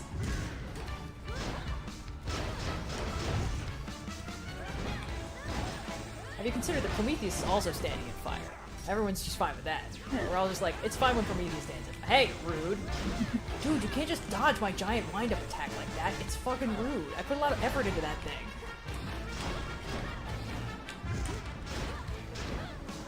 I did my best. I understand how disappointed you all must be in me for standing in fire that time. Okay. Middle, bottom, middle. Great.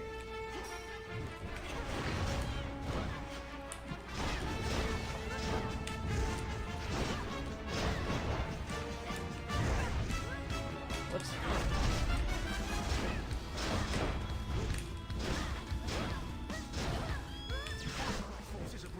Oh good, yes. Please spawn more guys. I would love to just absolutely unload more guys. Yes, give me more guys to attack. You know, unloading. Yes. Now face the wrath of 2 guys. Come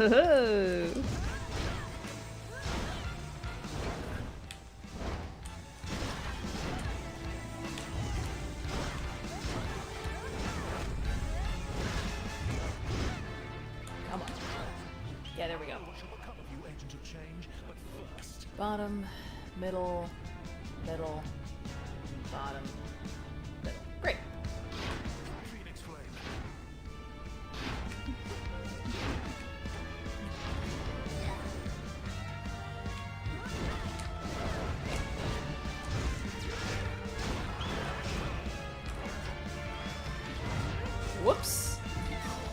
Uh-oh. That's fine, we're fine. When you pointed out the reason why I like Prometheus so much is because he's fully just a Dragon Ball character, I felt extremely seen derogatory, but that really does explain why this fight is working as well as it is when I'm playing the most brute force build I have. Yeah, it's it is just kind of exactly as advertised. Yeah. That's fine, man. It's cool. I don't hold it against you. Great attitude, Same. bro. Did he know he'd lose? Alright. Let's see how far we can make it this time. I have faith. That's good. Well, hey, we used the Skelly Tooth, which means now we can get...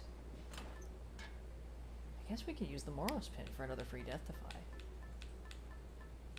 What the hell? Ooh. Ah, but only when you have no Death Defiances. That makes sense. Yeah. I guess it could Moros hurt. Pin is good.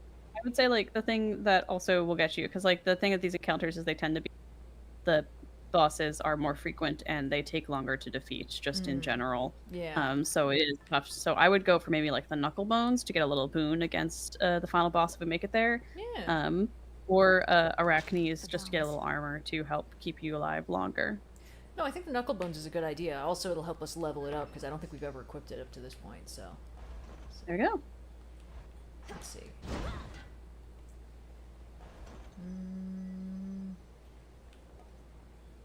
Why not? We already basically have no money. We may as well use what little we have on something that will be potentially useful. Okay, here we go. Ooh, hello. Flavor text. First, the storm which now engulfs the summit of Olympus. Who doesn't love flavor text? Wrought by gods in their defense, but its monstrosity belies a far more sinister nature.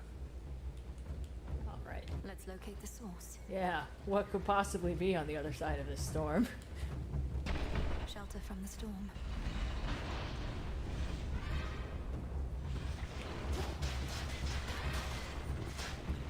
Ooh, the automatic charm effect is very useful in this area.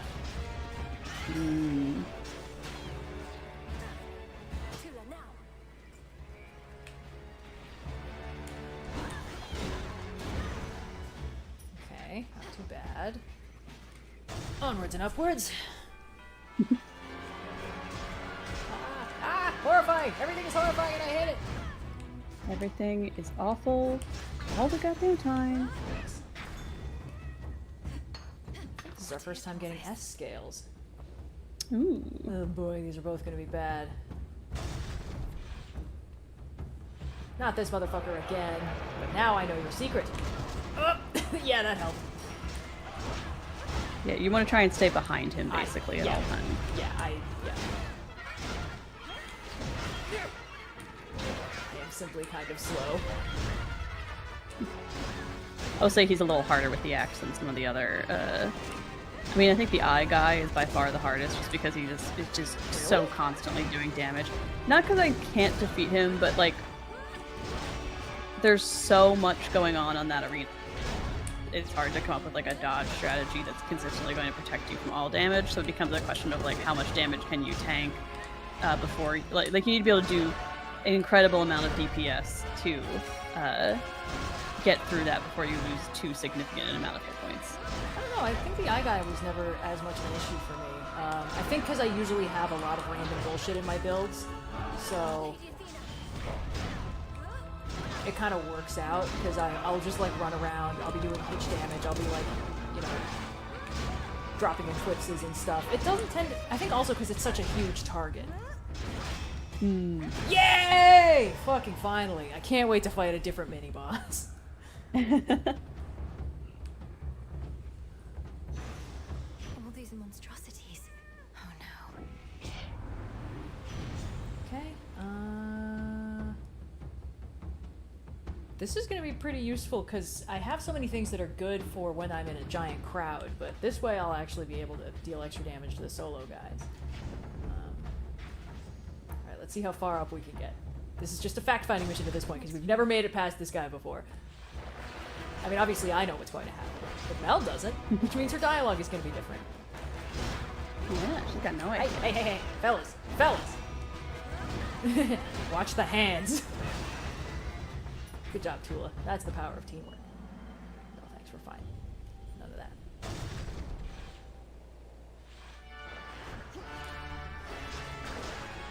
I like how weird these monster designs are. Ah! I take it back, I hate them. They're all sucking, they're awful. They're gross. Why do you guys like this?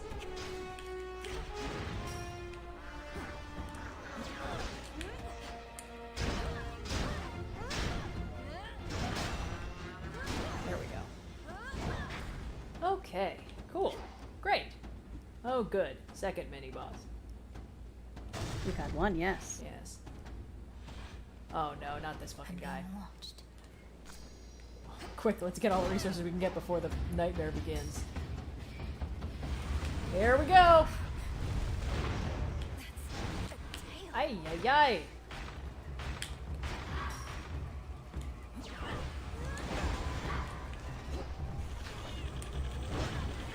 Tula, get out of there! Tula, no!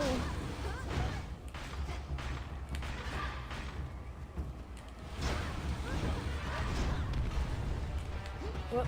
Ah! Christ, okay. Grant me strength.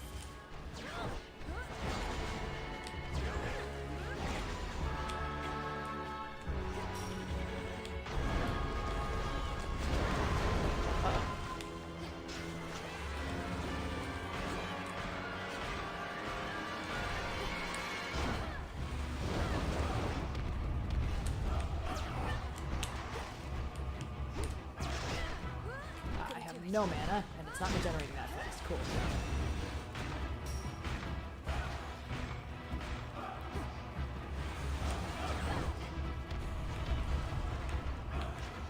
Okay.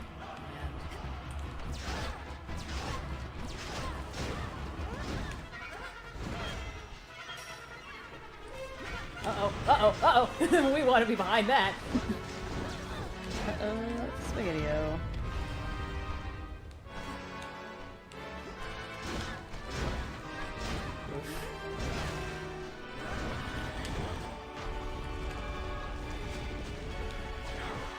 Ah, Christ. Cheers, Tula.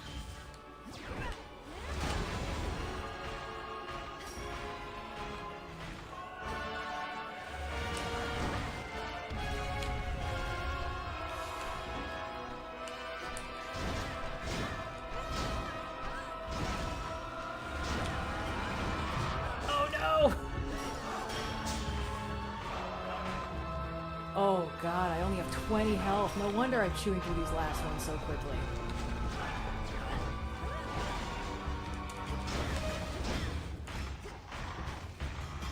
Yeah, frankly, anything with wind up like an Omega attack, I would ignore this guy.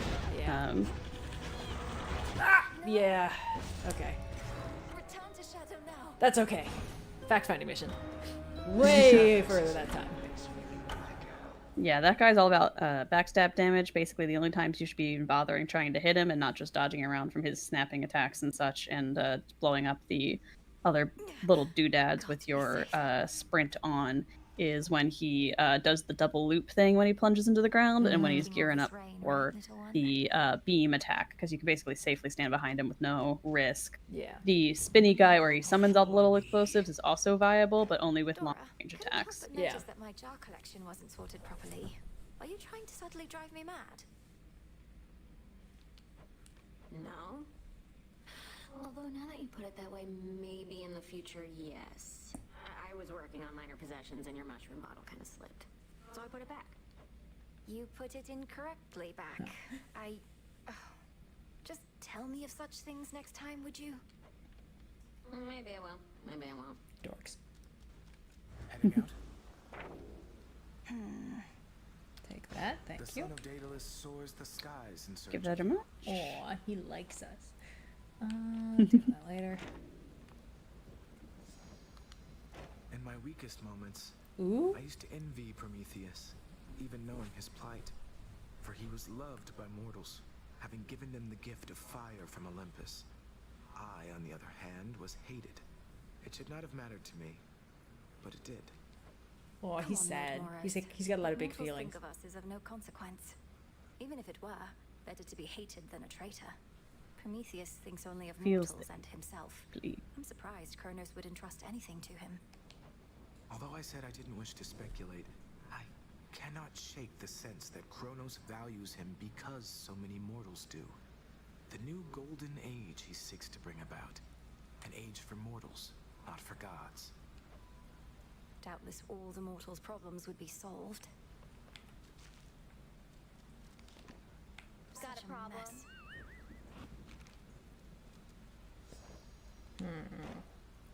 Look, you're right, I've never known what it was like before Kronos returned. You keep insinuating it was worse than now. How so?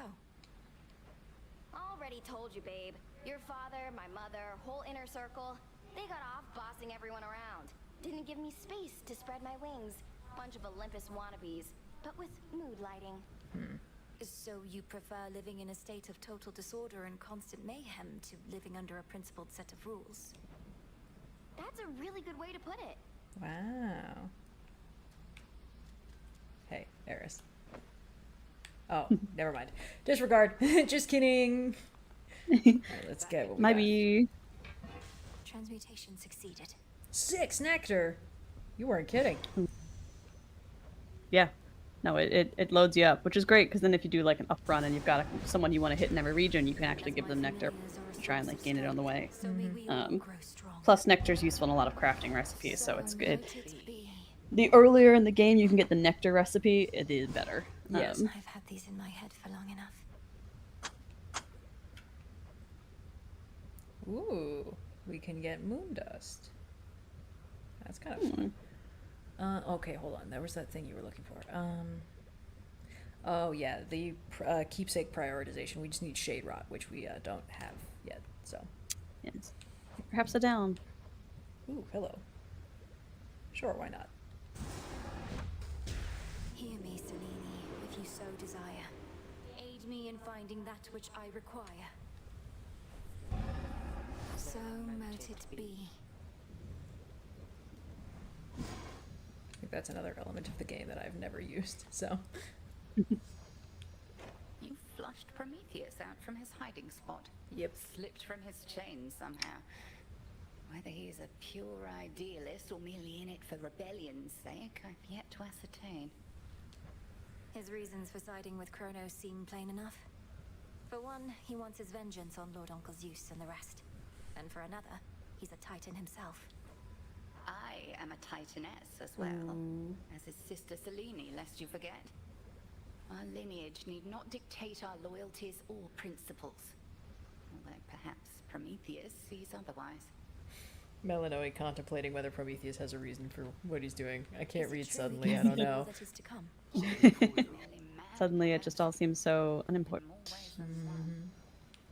I'm not the sort to dwell too much about what the three fates may have in store for this goddess, but I do have a bit of fabric we attribute to their work, and now it's yours.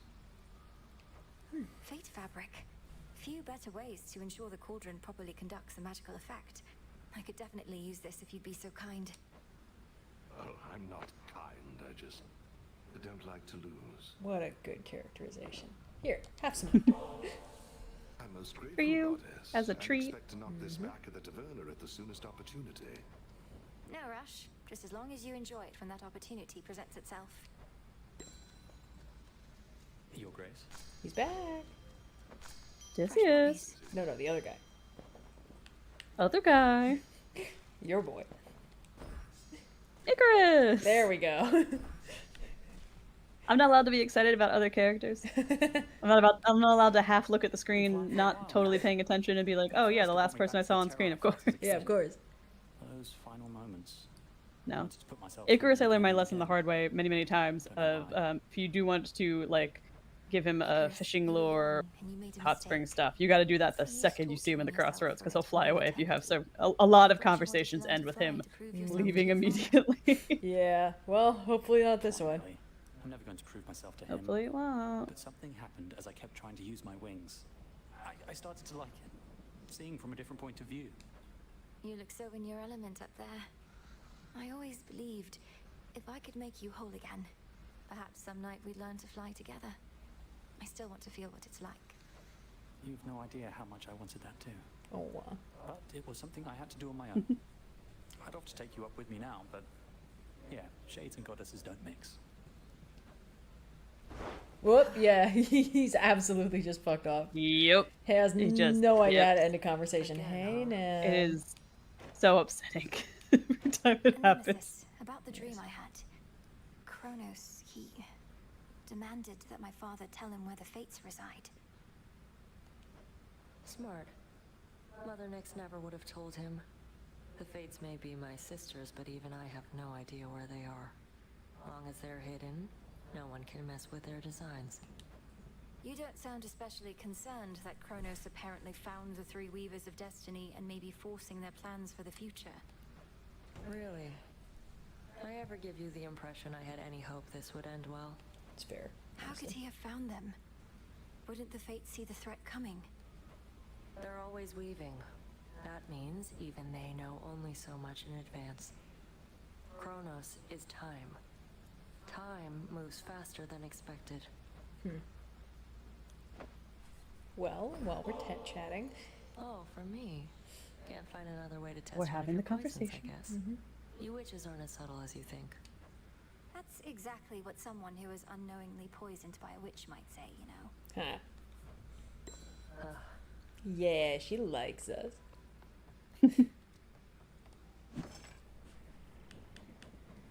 Well, it can't hurt to get more moon dust, I guess. Could use this. Ooh, and let's see how much psyche we can get.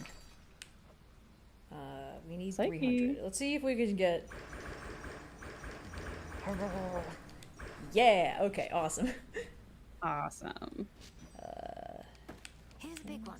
Sell. Great. Alright, let's increase our grasp.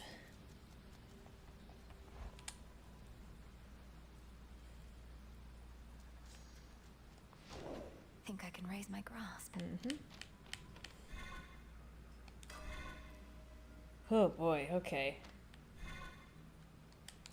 Jot it down. We need psyche, 500 psyche, 2 darkness, and 2 shadow. Awesome. Let's see.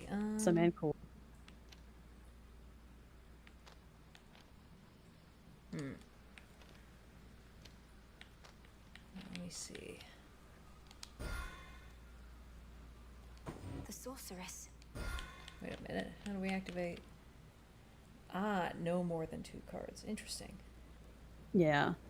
We got 2 5s, 2 4s. Only 1 3 active. 2 2s, 2 I usually 1s. find that in that it's the ones that will get me because I'll not thinking activate them when I've got like one little bit left. Yeah. Was what I would suggest watching out for. Benefit. It's got a good benefit, but it's not crazy worth it. But let's see. Now that we have space, let's great. And now we also have the moon.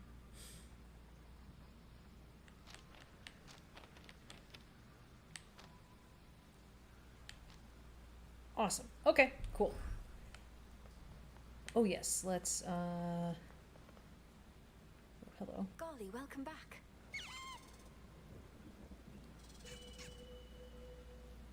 Okay, and now that Tula's here, let's upgrade Tula. Hooray.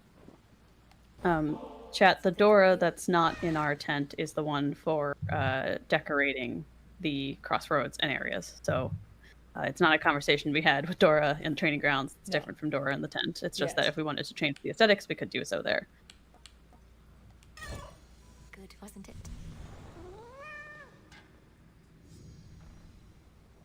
Well, while we're here. Here you go.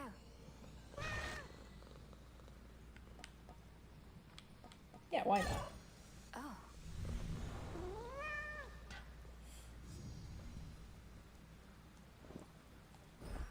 Little one, I have something for Very you. unhealthy to do this many treats.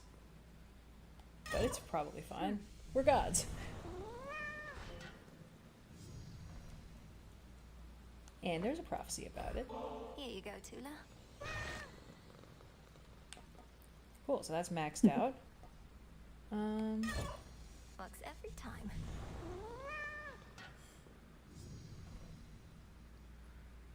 Nice. Let's see what we got over here.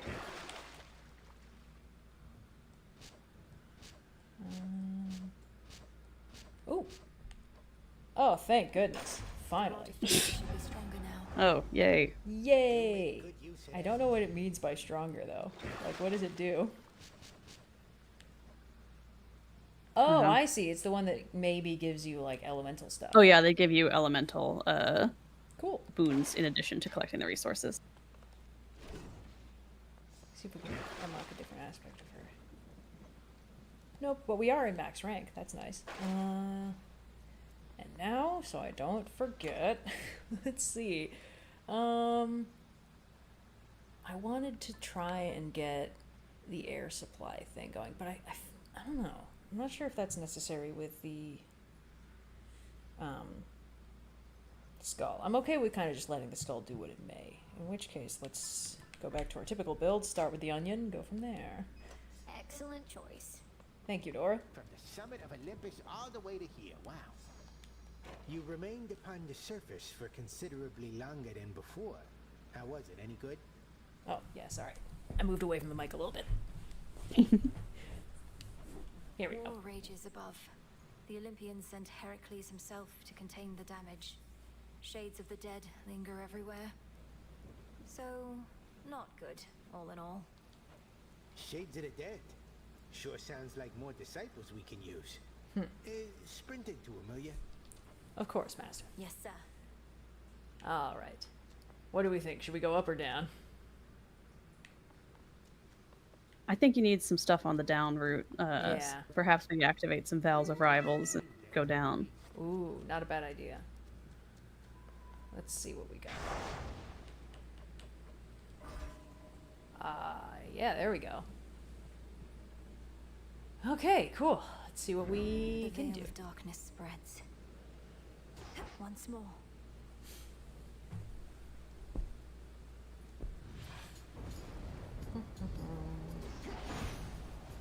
The rains return.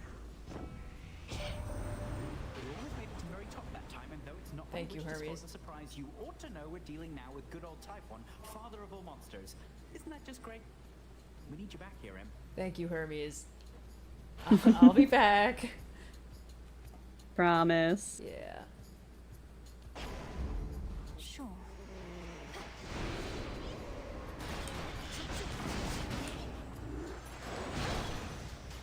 Nice.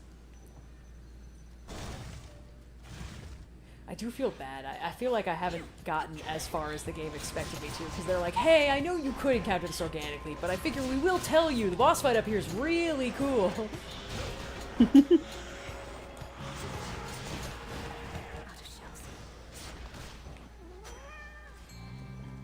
Tula, fish. Victory. It's a figment.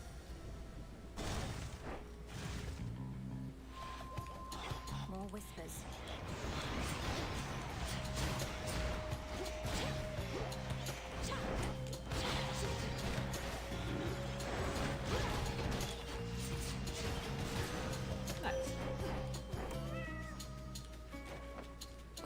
So many nectars for me as well. Oh moon, my steady friend through all these nights, I have for you this humble offering.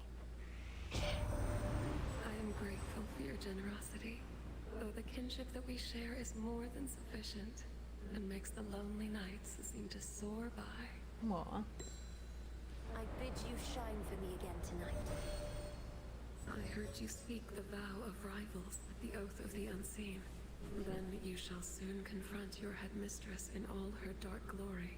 How she longed that you would gain the strength to face her thus. Look forth. Ooh. I do like the lunar ray. But Night It's Bloom is no still favorite. very fun, so we'll do that. Ooh, yes, let's get that Daedalus hammer upgrade. Maybe we'll get the automatic shell recall that I've been hoping for. Ah. Whoops. Something. Buttons. The button. Not the buttons. My worst enemy. take this. Thank you. Oh, I think Nightshade was all we needed to get the aspect of Thanatos on the Hey. side, so that'll be great. Yeah, oh, that's the best scythe. I mean, chronic button masher go fast as possible. The Thanatos aspect is the one that lets you use the axe even remotely speedily. So Yeah, no, we're absolutely gonna kill it once we get the aspect of Thanatos. Thanatos, stack some Hermes boons on there. It's just as fast as any other weapon, and it does the crazy damage of the axe. Great. Ooh, we haven't talked to Arachne in a while. See how she's doing. Probably not good. Probably not good. Hey girl, how's the depression? She's not so mad that we can't give her a nectar now. Hey, that's something. Yeah. Oh, no, I shouldn't. Not again. Weaving silken fineries for somebody such as you truly is an honor and its own reward. Whoops. Besides, this stuff is for the gods. The gods may often be the ones indulging in this stuff, but it's not just for them. It's for you. For those whom we regard as friends. So what's she truly like? Grey-eyed Athena, as wise and calculating as they say? To think she's supposedly the sensible one. Woof. I don't hear from her quite like most of the rest. She must really have her hands full holding back the Titan's armies gathered at the mountain's base. How very noble of her. Do feel free to let her know Arachne is still alive and well, and weaving even better than before.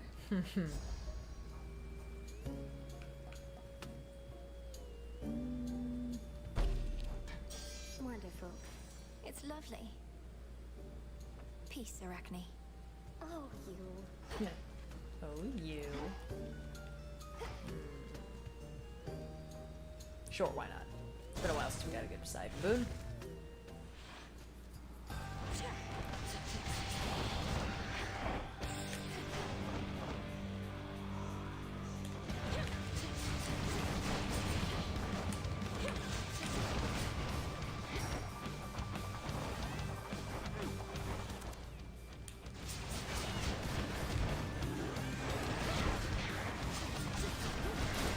There we go. Nice. Out with you. Ooh, we haven't even gotten Poseidon's prophecy list yet. Man. Uncle Yeah. Poseidon, it is an honor to have earned your blessing. To do. Little time to do especially it. for all the battles still to come. I'm left to wonder who it was that taught you such good manners, niece. You're like a proper little lady. I'm impressed. Huh, thanks. Backhanded compliment. See what boons we got. To more familiar depths, I see. Well, don't feel bad. The surface world is not for everyone. Although the risen dead increasingly pretend it is for them.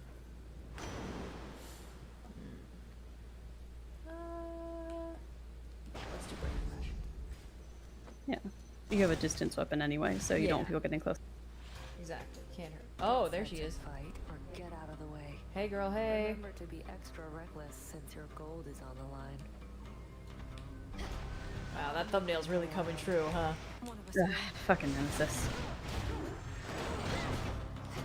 Let's see who gets shoved in a locker. It's always us. No, I've won before.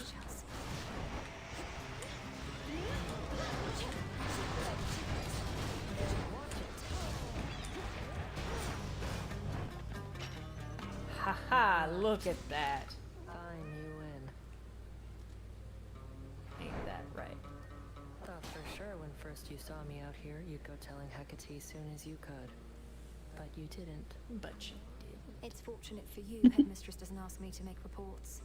You're probably drawing some of our enemies' attention off of me, at least.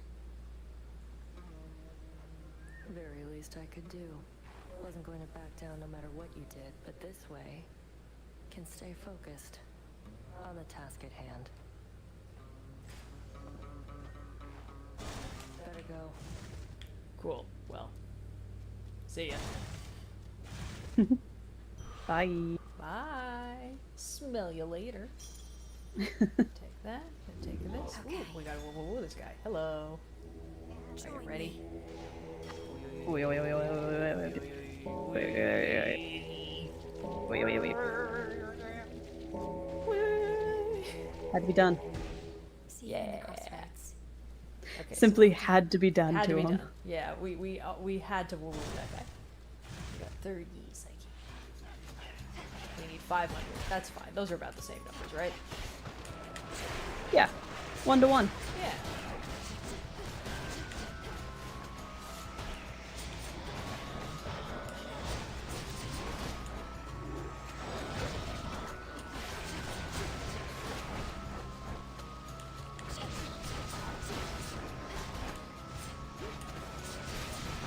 Nice.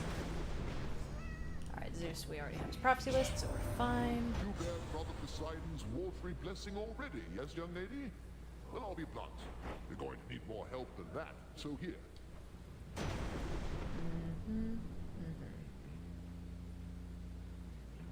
Sure, why not?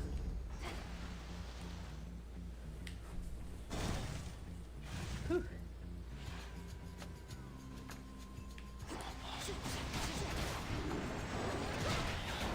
Go.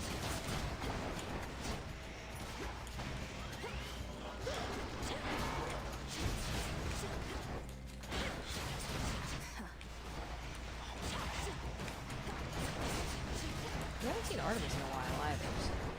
Yeah. Possible. Yeah. Nice. Take this. Let's see. Sounds fun. All right. Okay. Just start filling out some prophecies. Can't hurt. Before you go,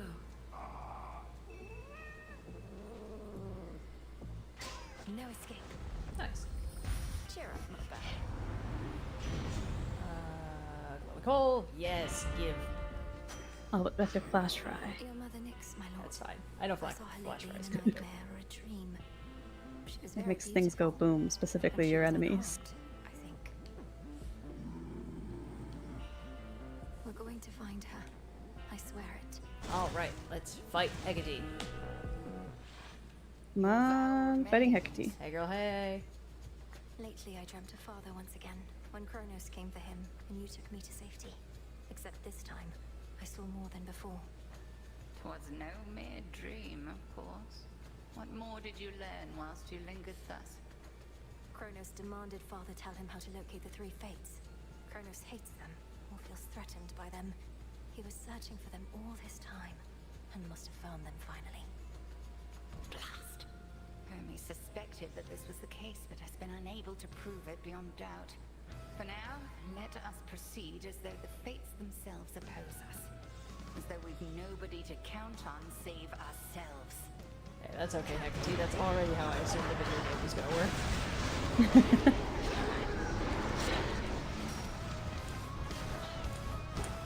Oh, that was not real.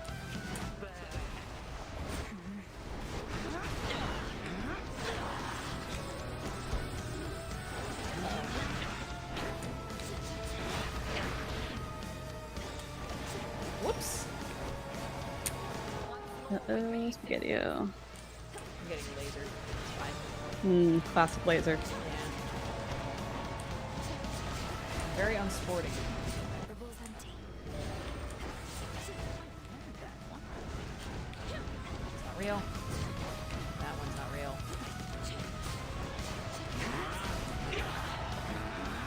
It's not real. This one was invented by a writer. I love those Jonathan Frakes. I don't remember what the name of the show is. It's not real. Never happened. Not this time. Not this time. We got you. There's a great one where he goes, "We got you." We got you. Hecate, please. Hecate. Hecate, please. I don't want to be a sheep. Hooray, I'm fine. Hooray! Hooray for not being a shit. sheep. She chews through so many of my death defiances. Yeah, she's tough in this form because there's not really a. It's a relearning curve getting over the relatively easy to handle first boss fight. Shit. Well, I'm also just doing a really bad showing, but you know. It's not real. We made it up. So it was invented by a writer. Oh no. Oh my god. Hecate's gonna kill me for the first time ever. The show was called Beyond Belief Factor Fiction. I've never watched any of it. I've only watched compilations of Jonathan Frakes saying it's not real on YouTube. Never happened. This one wasn't meant to be right. Oh god. We got you. You know what? They did get me. How many of her are there? There's so many. Okay. Alright. Gonna die immediately in the next area. Skull of Raval is not a simple artifact to wield. I can see you two have come to grips. The far away weapons are particularly tough for this fight, because there's so much random bullshit that she's doing that if you're not like right up on, it's really easy to get completely just overwhelmed. Well, because she kind of just goes full bullet hell shooter on you. Yeah, so it's a complicated dance dodge motion, but if you stay close to her and like time the dodges right, She you does get away also with a lot. teleport enough to make it difficult to stay close to her, but yeah. Ah, so Poseidon gave you his blessing, has he now? Yeah, it's typically her doubles don't teleport at the same time she does, so you can still keep track of the real one by who appears. It didn't occur to me that the Athena trinket could work in the below ground route. Oh yeah. Wow. We currently have Skelly's Tooth, but the next time we die, if we manage to get a chance to swap a trinket, we'll try that one.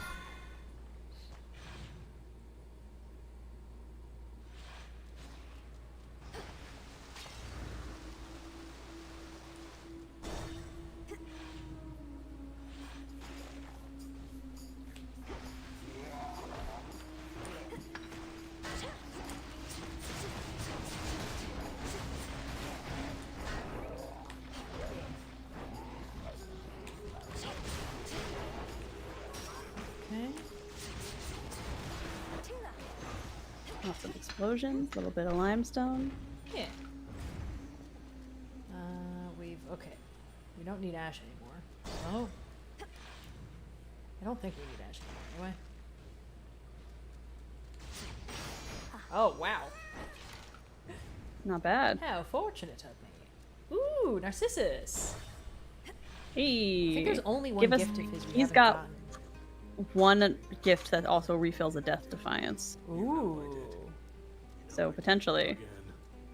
Hold on, we got it. I've often not used my Death Defiance by the time I get to him, so I end up having that one be my last gift I get a lot of the times just because I'm like, ah, shit. Right. We'll see what he has. Hey, buddy. Look, I can tell you're having trouble moving on. Maybe you ought to spend a little time down in the fields. Clear your head, put the pieces of your heart back together and all that. If you mean the morning fields, I don't think that's a healing place. The shades there wallow in self-pity and speechless despair. Although there is one who repeats whatever I say to her. Repeats whatever you say to her. I knew a nymph like that one time. Nice girl. But she didn't get me. Only ever talked about herself. I had to cut her off. There's so many layers to that statement. So you do know Echo, the mountain nymph. She's languishing in the fields even now, apparently because of you. I can hardly get through to her. Oh, that's too bad. Well, tell her Narcissus really wants what's best for her. Unless that's me. Don't tell her that part, though. Ooh, yeah, there it is. Sure. Yeah. Take it. Little Death Defiance, little Lotus action, can't hurt. Yeah. Not a bad idea. Alright, down we go. In time for mini boss. Ooh, oh, another Okay. fucking guy again. And me without a You don't like hit this spoon. one? I don't hate him, it's just, it's functionally, like, undodgeable after a certain point, and they move around so much. Oh, I think he's one of the easiest mini bosses you can get on the down route. Oh, he's not, like, dangerous. He's just annoying. Observe how he has taken 0 damage thus far in the fight.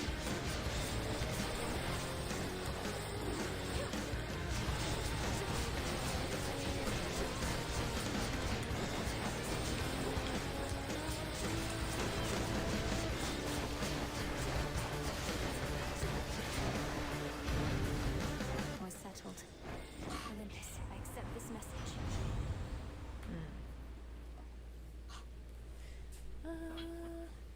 Heat Rush, my beloved. Yes. But I already have a dash boon, so alas. Sacrifice, it makes it stronger. I am loyal.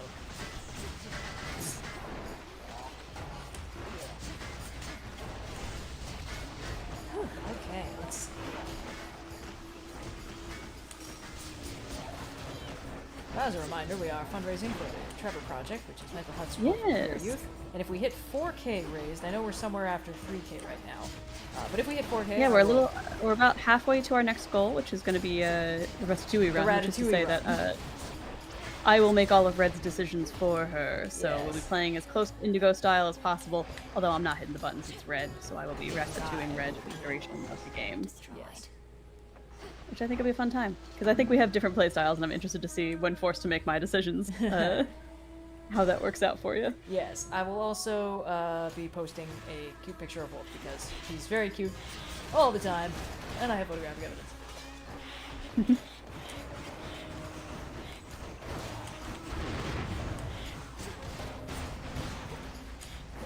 Oops, excuse me. Hey, there she is. Hey, Artemis.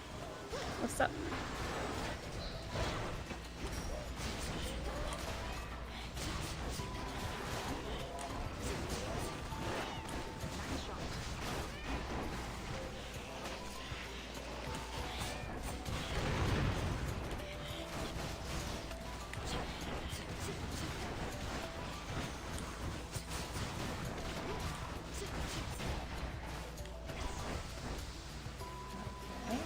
There we go. The path of stars. Save some for me next time. Ooh, is this under the divine? No, okay.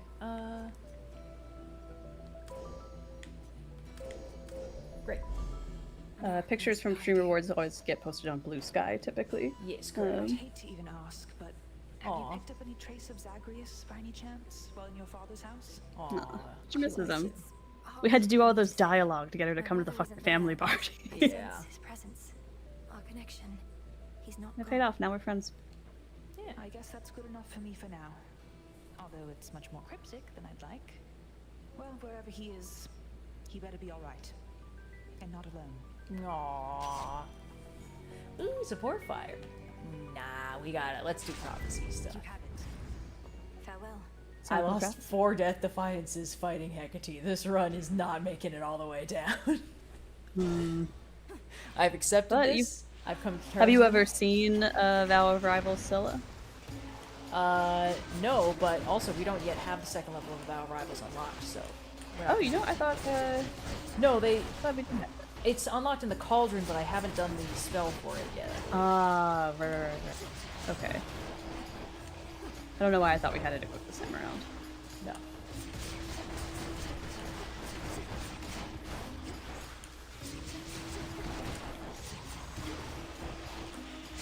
It's wild how much of the game is hiding in the Vow of Rivals, because I just truly never used it. I was like, I'm good, I'm fine, I want to win the game actually. See what happens, thank you. There's only, I think, one time where you need it for actual story progression for the true ending. Sure. But yeah, it does add a lot of to what's going on. Mm-hmm.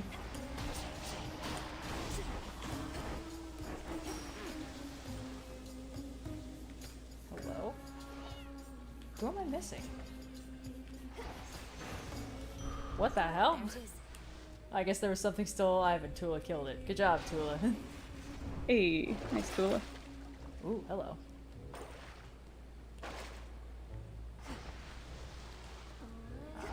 Money. Sure.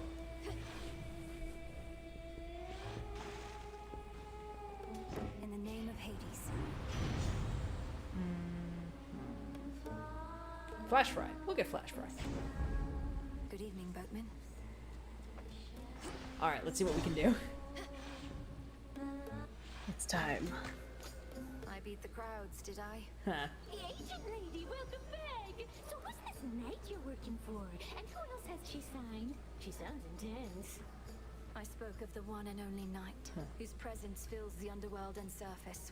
She is one of the eldest primordial powers, yet the Titan Cronos thought he could stop her. Ooh, sounds like some healthy competition. Well, if this knight really wants us to sign with her, she'd better make a good offer. Else Mr. Kronos might snatch up all the talent. Good attitude. 1, 2, 3, 4. That's the kind of can-do spirit we like to see. Yeah. Here at Night and Darkness Incorporated.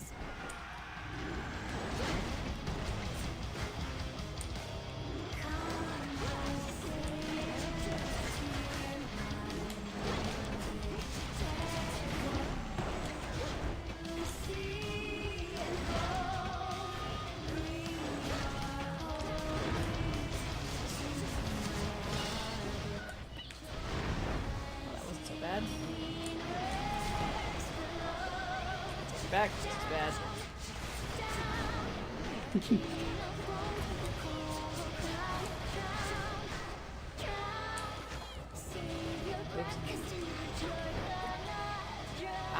I have nothing that restores magic. That's what's going on. It's hard for me to keep track because the runs are so... They're not quick, but... It's like, okay, I've got this problem solved, and therefore my brain is like, oh, the problem is solved. And then it's like, the problem's back in the next thing. It's like, oh, so the problem isn't solved. Yeah, that was the hump that usually kept me from enjoying roguelites in the past, but I don't know what... Something about Hades and Hades 2... I've surpassed that a little bit in a way that I find quite helpful, but it is definitely a bit of a curve. Mm-hmm. Whoops. Opening up.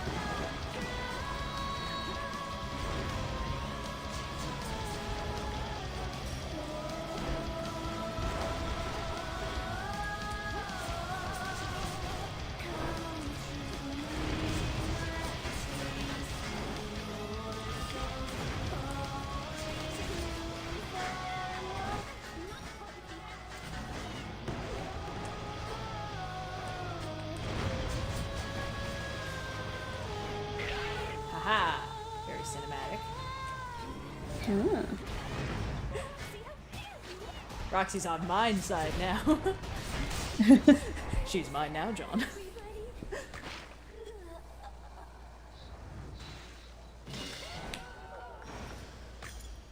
A gift. Nice. Okay, let's get out of here. On the move. Go, Tula. Caught out. I'll go to ball. Take this. And I will spend no money. Cool. Adventure onto the morning fields. I think if we manage to beat Kerberos on this run, we'll get the, yeah, there it is. We'll get the fear. Well, we'll see what we can do. Come on, Mel.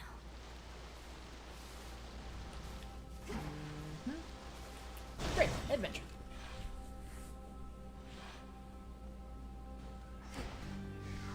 The warm glow of the morning field. Illuminate my path.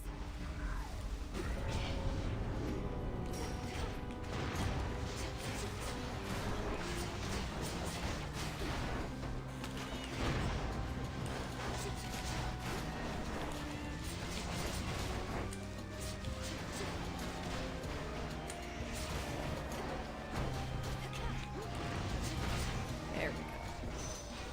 Take that, and I will take also this, and... They won't like this. Nice.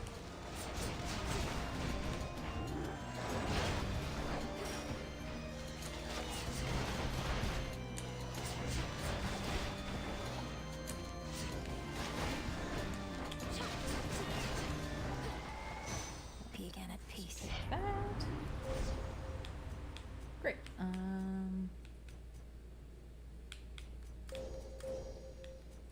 Cool. Think I can Oh, finally go. good. Both of these options are bad. Let's do this one. Uh-oh, everything's awful. Oh, never mind. We're fine. Narnia returns.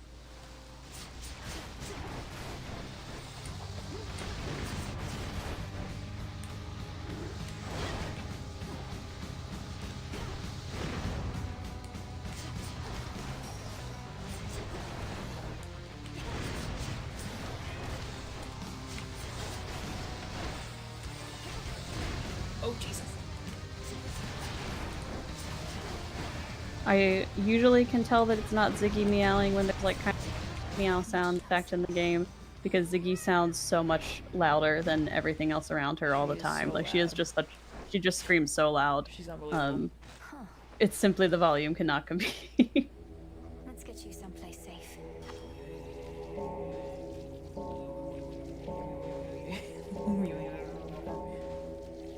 Yay. Rest easy Okay, now. we have 90.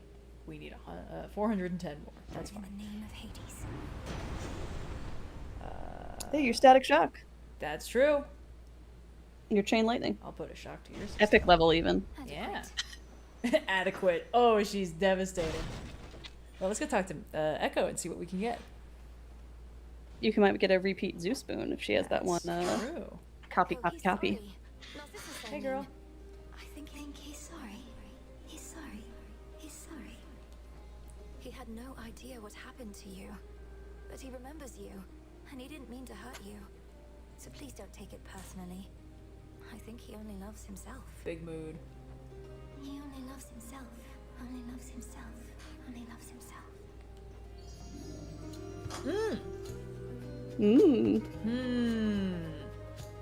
Could be good. Could be a run saver. And it would help. Could help fulfill the prophecy as well. You True. gotta take it eventually. Speaking of the cat How sounds, many Ziggy. runs am I really gonna lose 3 death defiances before I reach Echo? Hecuba. Hi, Hecuba. Here's a little treat just for you. Hecuba. If this treat is to your liking, then it means we share a bond. Of course we do. Hecuba, the honor is mine. We shall protect each other from now on. Yeah. Ziggy is insisting on using me as, like, I don't know, a balance beam to stand upon. Feet in lap, arms on shoulder, standing up. That's cute. Cute, but perhaps a bit uncomfortable. Yeah, Wolf has there's a bit of a rhythm that has formed. She doesn't mind if I pick her up now. She will kind of let me hold her for a certain amount of time. When she wants down, she'll just sort of like climb up onto my shoulder and then like pirate style perch up there like a parrot. And then she will attempt to gracefully, like if I put a leg out for her, she'll like use that as a step and then jump onto the ground. But most of the time what happens is she tries to do that, and because she's a little clumsy, she will instead just sort of fall, and her back claws, which aren't particularly sharp, but you know, they're sharp enough, they will just like leave little scratches on my forearm. Nothing that draws blood, but like visible, which is very cute. I think I actually, yeah, I still have a couple from yesterday.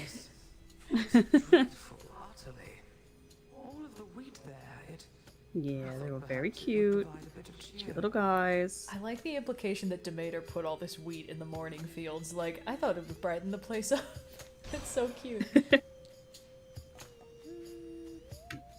Ziggy, you're so sharp. No, let's do it from. Actually, is now a good opportunity to try and trim Ziggy's nails? We'll find out together. I believe so. Be bloody bold and resolute. Yeah, we're gonna do something. Well, try not to be bloody. That usually means you trim the nails wrong.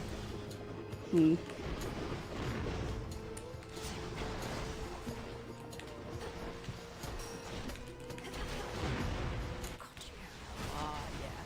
The Kamimamas are working together in concert in this cast.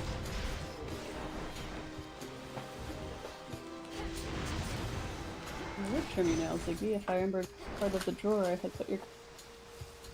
I usually keep them at my desk, because Ziggy is actually quite tolerant of having her nails trimmed, but only if she's already sort of chilling out on my lap. And so I just keep them at my desk, and whenever she chills up on my lap during the workday, I'm like, an opportunity has arrived. Now's my chance!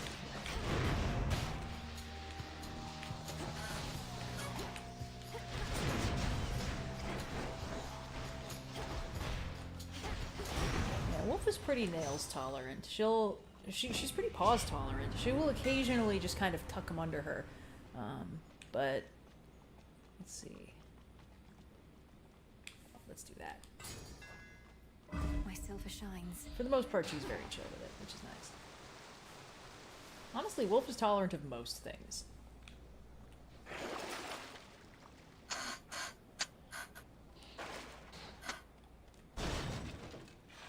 One paw down, Ziggy. You're doing so good. Come back over here. Come back. No, don't leave it at one. Go. I have had that You're problem gonna be- sometimes where I'm like, hey, I need to like trim a little bit more, and she's like, no, we're done here actually. We're good. The fact that I haven't yet added any damage boosters to my special makes me think I should do that, so we're gonna do that. I did notice we didn't get the magical restoring, but that's fine. That's fine. If we can make it through this Kerberos fight, everything else is gravy. And if we can't, that's also fine.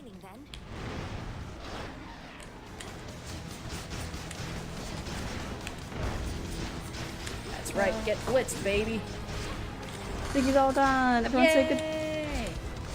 Hooray for Ziggy! Good job, Ziggy. What an excellent girl. There's so much cat hair on my nose. She kept putting her face in my face the whole time. Ziggy, I got so much butt on your butt. You know when you pet a cat and all the hair gathers at the end. Ah, yes. I thought we were just talking about that Ziggy proportionately has kind of a wicked dumpy for sort of no reason. She does. For no reason whatsoever. She's like less than a pound away from her goal weight, so it's not even that she's like a little bit on the... Hey, like, some people are just built like that, alright? So, some humans are all thigh, can relate, and some cats are mostly butt. It also, like, when Ziggy got spayed, they, like, you know, they shave a little bit so that they can do the operation. And then the fur just never grew back around 2 of her nipples. So she's got kind of 2 exposed spots at all times, and they are right by the dumpy. So it is a little bit like, Ziggy, you're a little indecent. Yeah. Indecent is a thing I say to my cat a lot. And she's allowed to be. Yeah. It's her right. What does she care for the human standards? Goofy. Yeah. She does her own thing, and I respect it. Yeah. Yay! His coat all matted still with gaping soles. The Hound of Hell, nevertheless, seems satisfied. So the Kerberos versus Cerberus thing. There's no soft C in ancient Greek. Anything that's written with a C was pronounced with a K. So it's Kerberos in the original. That said, a lot of these pronunciations have been anglicized. People will understand you if you say Cerberus. I think I got my pronunciation on these from my dad, because he studied ancient Greek. And so he just has a specific way of pronouncing a lot of things. So I'm sure that's where I picked up Kerberos from. The princess of the dead stands poised to delve into the pits of Tartarus, where waits her lifelong foe. We're now so close, aren't we? Hello again, good shade. No, there he is. He's happy. Farewell, fields.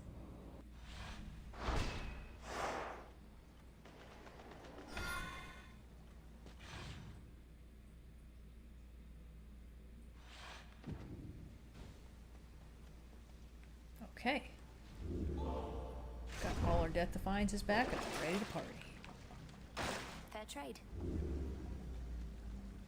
And let's get Here goes. down to business. Party hard. Almost there.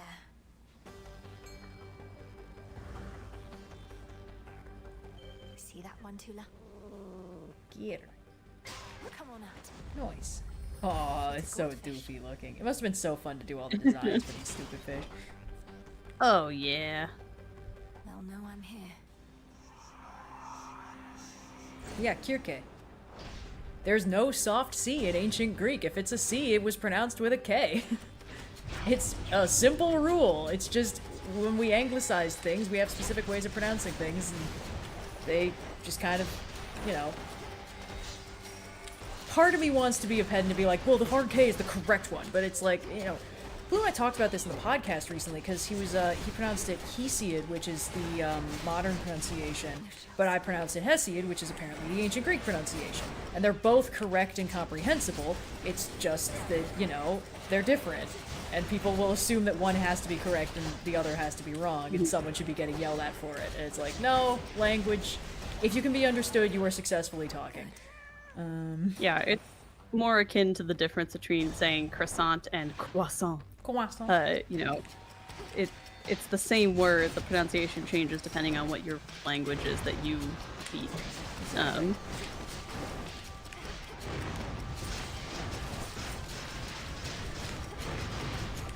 Different languages and different language groups use different parts of the human spectrum.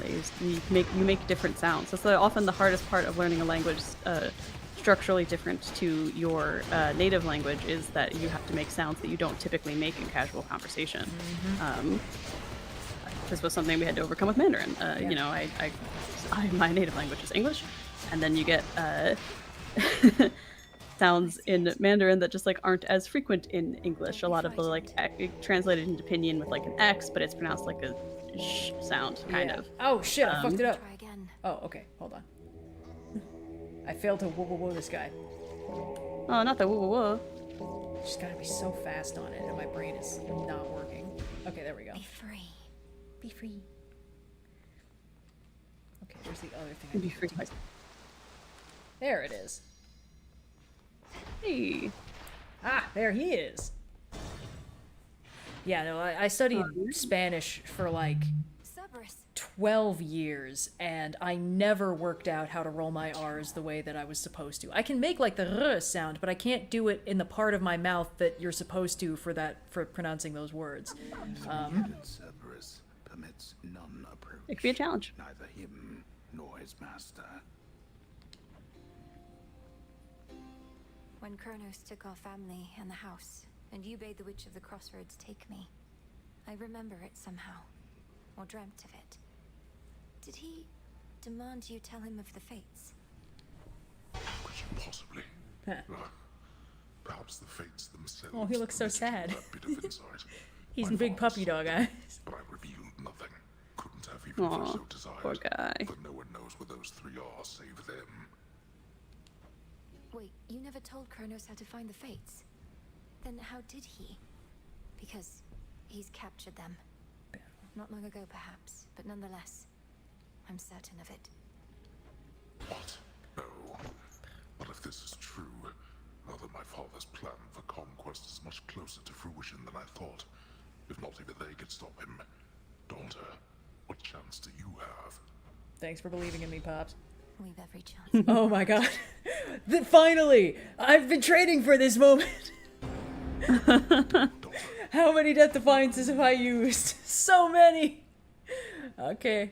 Bye, Pops. It's all worth it for this moment. Hang in there, buddy. Oh yeah, now we're cooking the gas.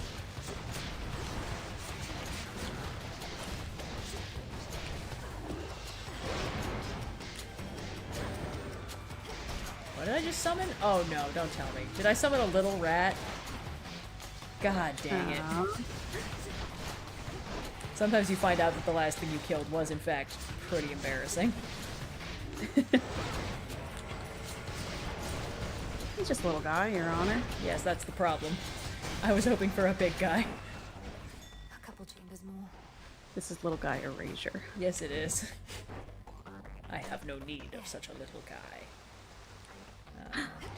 How could you say such a thing? After everything little guys have done for us. Yes, well. I hold some little guys in my heart, but not this one little rat.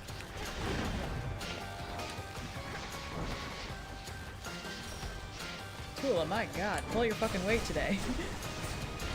I just gave you all these upgrades and you do nothing with them! Doing the best. That's all you can ask. I suppose. Okay, let's just... Do we want to do a boss fight or do we want to beeline it? Oh, we've got Death Defiances to spare. Let's do a boss fight as a treat. It's negligible benefit to defeating Kronos at this point compared to everything else you can gain on the run, so might as well. Might as well, yeah.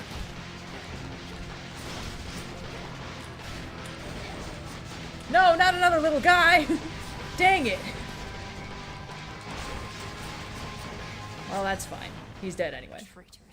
Yeah, this is why I typically don't use this morph business. Not because it's a bad, because when it works, it really works. But so many of the enemies in these rooms are just fucking... Yeah. And so frequently they're the first ones to die because they are by far the squishiest. Yeah.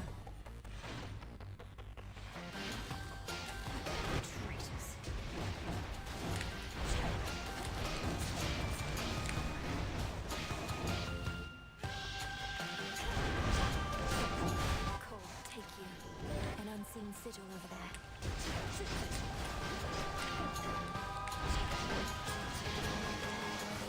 Nice. There's a what over here? Oh yeah, these things. Oh, it's like a trove trial. Sure. I'll slay you all without a scratch. Oh god, that's what I've signed up for? Absolutely not. Well, now that I know what I've signed up for, I'm not doing that Blows, shit. Man, this sucks.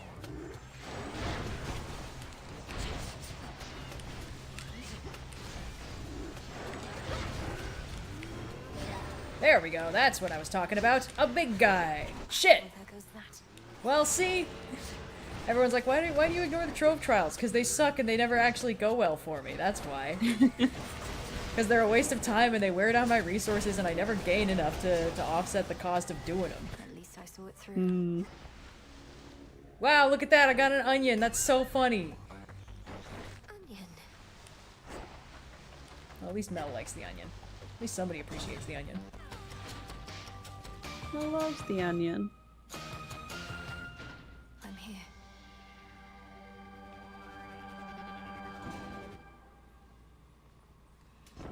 Here's the gold.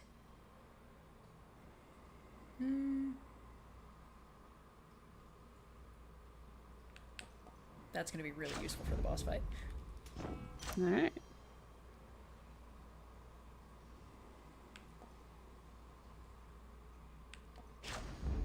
Alright, let's see if we can beat Kronos again. Hopefully. Hopefully, that would be nice. You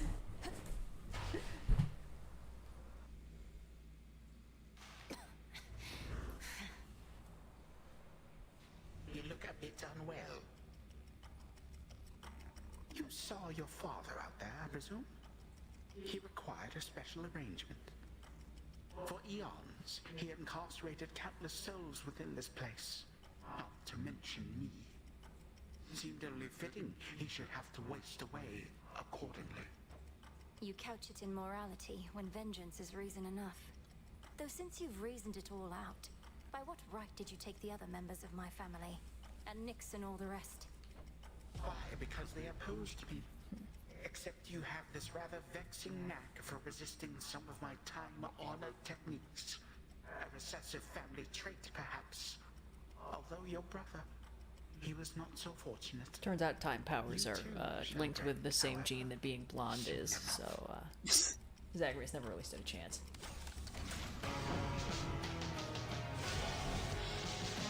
Poor Zag. Yeah. He didn't even know he never stood a chance. Doomed by the narrative. No, joke's on him, I'm the narrative shape. You twist my servant's wing. What's up, Ziggy?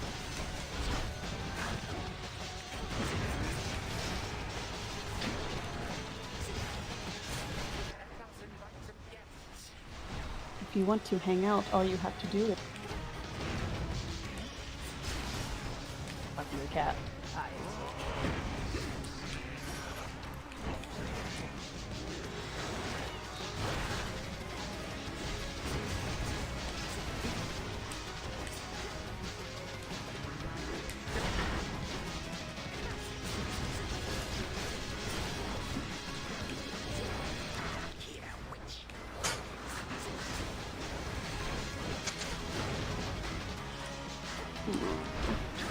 Back up and at him. Ziggy can be a real laugh cat sometimes. Yeah, Wolf kind of still hasn't figured that out. I think she just feels uncomfortable on an unstable surface, and sometimes that is what a lab is like, so. Yeah. Ziggy, I'm gonna put you in the window because you keep headbutting me and the amount of cat hair experiencing that, but I think you like looking at birds. How much is that Ziggy in the window? Not sale. Oh.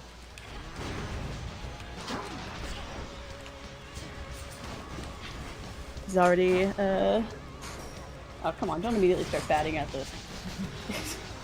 Come on, man. Knocking my little trinkets down.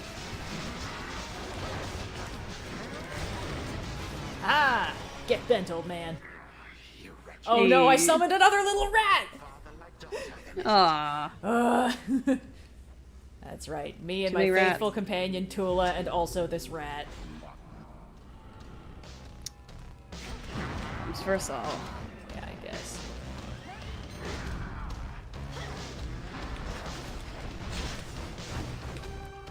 Ow.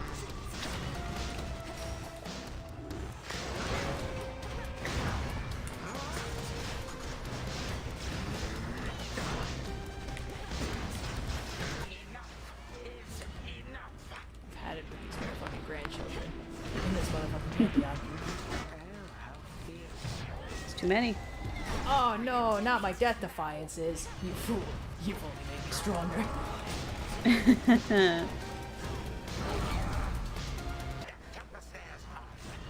Nuh-uh.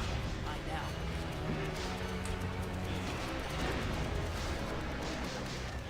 Oh my god, it's healing me. This is awesome. Hey, not bad. Hey, hey, stop regenerating. Stop it. Where are my fucking shells? Oh, I see. All of them are gone. I was like, I'm pushing a button and nothing happened. Thank you, Anonymous, for the $50 donation to the Trevor Project. As a reminder, we are raising for the Trevor Project to help support mental health services for youth. And also, it will cause us medium pain. I think the next tier reward has potential to be very painful or super fun, depending. But at $5,000, or not five, at $4,000 raised for Trevor Project, we'll hit our next stretch goal, in which we'll be doing a ratatouille run, which is to say, I get to make all of Red's decisions for her. So we're going to do as close to an Indigo playstyle as possible, while having Red hit buttons. So if you want to see that happen and see the chaos that may ensue, I think I've optimized the strategy for me, and the question is, can we bridge that gap? But all of the donations go towards helping out the cause, I think. So I did so far. I don't know who will be doing it. Ha ha! Got him. Absolutely chewed through my death defiances, and every single one only made me stronger. You fool, you've only made her stronger. Idiots. Seen a lot of conversation about TTRPG DMing and whatnot in the comments. I was just a guest over on the RPG help desk on Second Wind, Jesse, which was extremely fun. We were talking about answering questions from chat about running one-shots, about one-shots in general, short adventures, and all the fun therein. But if you haven't checked out RPG Desk yet, they are extremely fun. Conversations with all sorts of people, answering questions from like listeners and whatnot about different RPG and TTRPG topics. So I recommend checking it out. It's extremely fun. And if you want to start with the one-shots episode, I mean, I'm on that one. So why not? But I love running one-shots. I think that they are so fun and such a perfect and ideal way to get people who are not already into TTRPGs to be into TTRPGs with you, because they're so bite-sized. They make it happen. It's just good. It's just good every time. You should run so many one-shots. A perpetual state of utter disarray, marked by the passage of time, but otherwise untouched. For who would dare? Just as we surmised. Okay. Let's talk to our boy.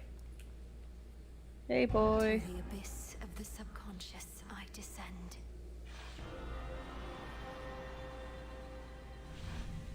Now the mirror. I'm not sure how much the Death Defiance boon boosted the damage, but it was based on how many times I used a Death Defiance, and we chewed through 4 in rapid succession in that fight, so whatever it was before, it was 40% more than that.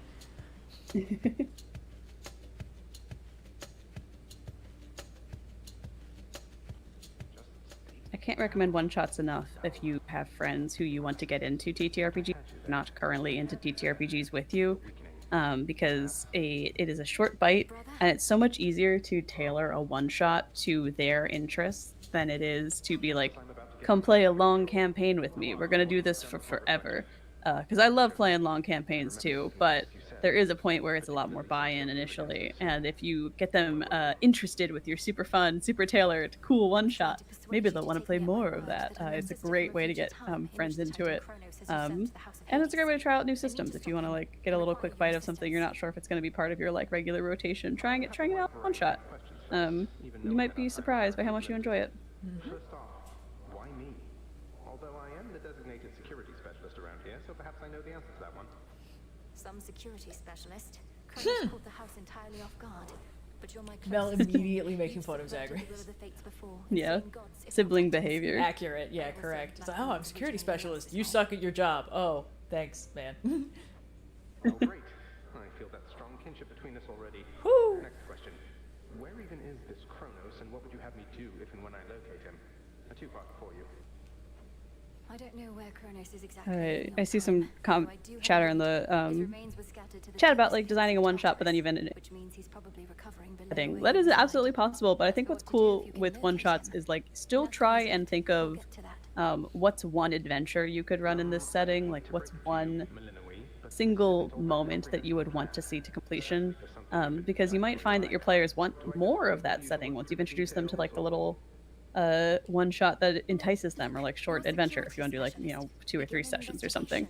I find that that's a bet rather than jumping into a fully fleshed out campaign immediately. I find having that like almost pilot episode format to your campaign where you're like, we're going to try this out here. We're going to see what works, what doesn't. Maybe people want to retool their characters afterwards. Maybe there's a different element of the world building that you've come up with that they want to like latch onto.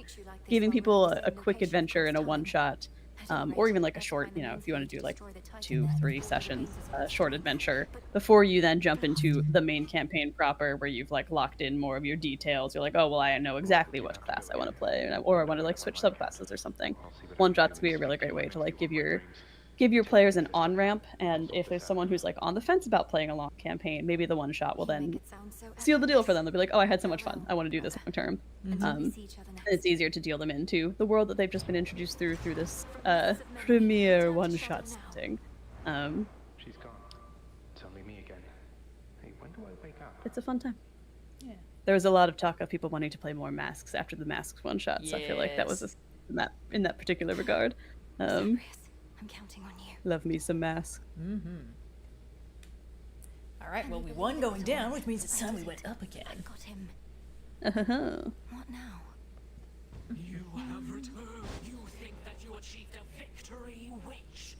You merely prolonged your demise. For the Titan, whom you vanquished, possesses but the smallest fraction of my power.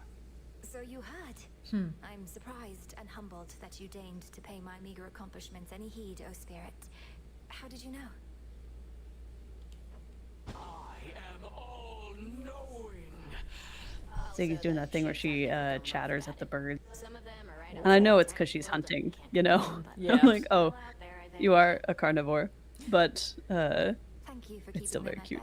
Sometimes when Wolf is like Thank you for waiting. playing with her wand toy, she'll just do little like meows and chirps at it, which is super cute. Mysteries and heists are really good for one shots. Heists in particular, because it's a very clear goal, so it's easy to get everyone to be like, well, why are you on this heist? What's the buy-in for your character? And it's an easy way to integrate, like, here's a puzzle, here's like a skill challenge, here's a combat, kind of in sequence in a pretty predictable way. And since it has such a clear goal, it's easy to kind of like bring it to an end relatively quickly. So I'd love a good heist for a one shot, but I think that the real secret to running one shots is that your genre has to be really clear, because you're going to have to onboard people a lot faster than if you're doing a long campaign. You're probably going to take a little bit less time in character creation and prep and get right to the adventure. So being very clear in your genre and your pitch for like, this is what this one shot is going to help your players like buy in and create characters that want to be there a lot faster. So like with Masks one shot, I try to be very clear about like, this is a superhero school. Your character has to have a reason to be a teen at this school, right? They have to have a reason that they would be enrolled here. They're not just going to be like a random vigilante on the street. You guys are being assigned a superhero team academically. So if they make up, whether you're here willingly or not, you have to have and that buy-in helps us kind of like speed along in the character creation to get to characters who work for the one shot that we're going to play, right? Because in a broader campaign, you can be a lot more flexible with it. People can, in a broader campaign where you're playing long term, I think it's really fun to make sure that, if you're running it, you're using the character backstories and like character details that your players are giving you and integrating that into the wider world. But you also have a lot more opportunities to like put hooks in there, you have a lot more opportunities to dangle the bait and see if they take it. In a one shot, you got to be a little bit more directed, and so it helps to player side have information to help them all be on the same page about what to expect from the shorter session. Come on, Eris. I'm not about to reveal the critical details of my task, especially to someone who had every opportunity to be part of it to begin with. Go about your business. How about you just give me a little hint? Are you planning to use his own powers against him? Break free our family members one by one? Anything like that? Not telling you. Mean. But you already got me one of these. Don't you have anything else? Only messing with you, babe. I'll get you back for this sometime, okay? Please don't. I mean, I just wanted you to have it since I know you have a taste for this stuff, but it's been harder to come by. Anyway. Now everyone's my boyfriend. Alright, let's get out of here. The task unfolds. What do we got? That's it. Oh, that's a lot. Oh, these are the things that let you, like, get the extra bonuses when you collect random things. Pretty tasty. Pretty good. Yeah. Oh, yeah, we can get this now. Kataski Onaski. You've done it. Okay. Oh, right. Actually, what I wanted to do was make more of these. And maybe a little bit more of this, but... okay, let's order of operations this. Let's get more nectar, because then we can use one of those on more beasts. Morsels, so. You brought the Titan low again. But what transpired after that? Was your bygone brother more cooperative than before? Yeah. I think the it's more you guys perfectly tell me fine not to to have romance our Eris, the harder I'm going to romance Eris. I hope you all know that. To be fair, that's exactly what Eris would want, because if you were doing it because people told you not to, that's more discordant than anything else. Yeah. I think there's a validity to if you want to run a one shot that's just let's do a crazy big fight, show up and fight it.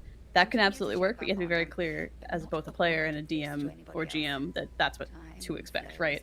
I think the thing with one shots that can be disappointing is if you go into it expecting one thing and then you get something else, because there's so little time to pivot. There's not going to be like this session is maybe a shopping session. Next shopping session we're going to do combat, and the session after that we're going to do a dungeon delve. It is just like this is the adventure. So just be clear with your players. This is what I want to run, and generally it's fine. If DMs are not running the kind of games you want to see, maybe it's time to run a game yourself. Maybe it is. Take all the time. Be the change you want to see in the world. The beast is awake and absolutely going to town on her scratcher pad. Let's see, we need more psyche, always. Uh-oh, hold on. Just a second. There you go. She was investigating the microphone. Let's see. You can always use a little more nectar. Could use the bones.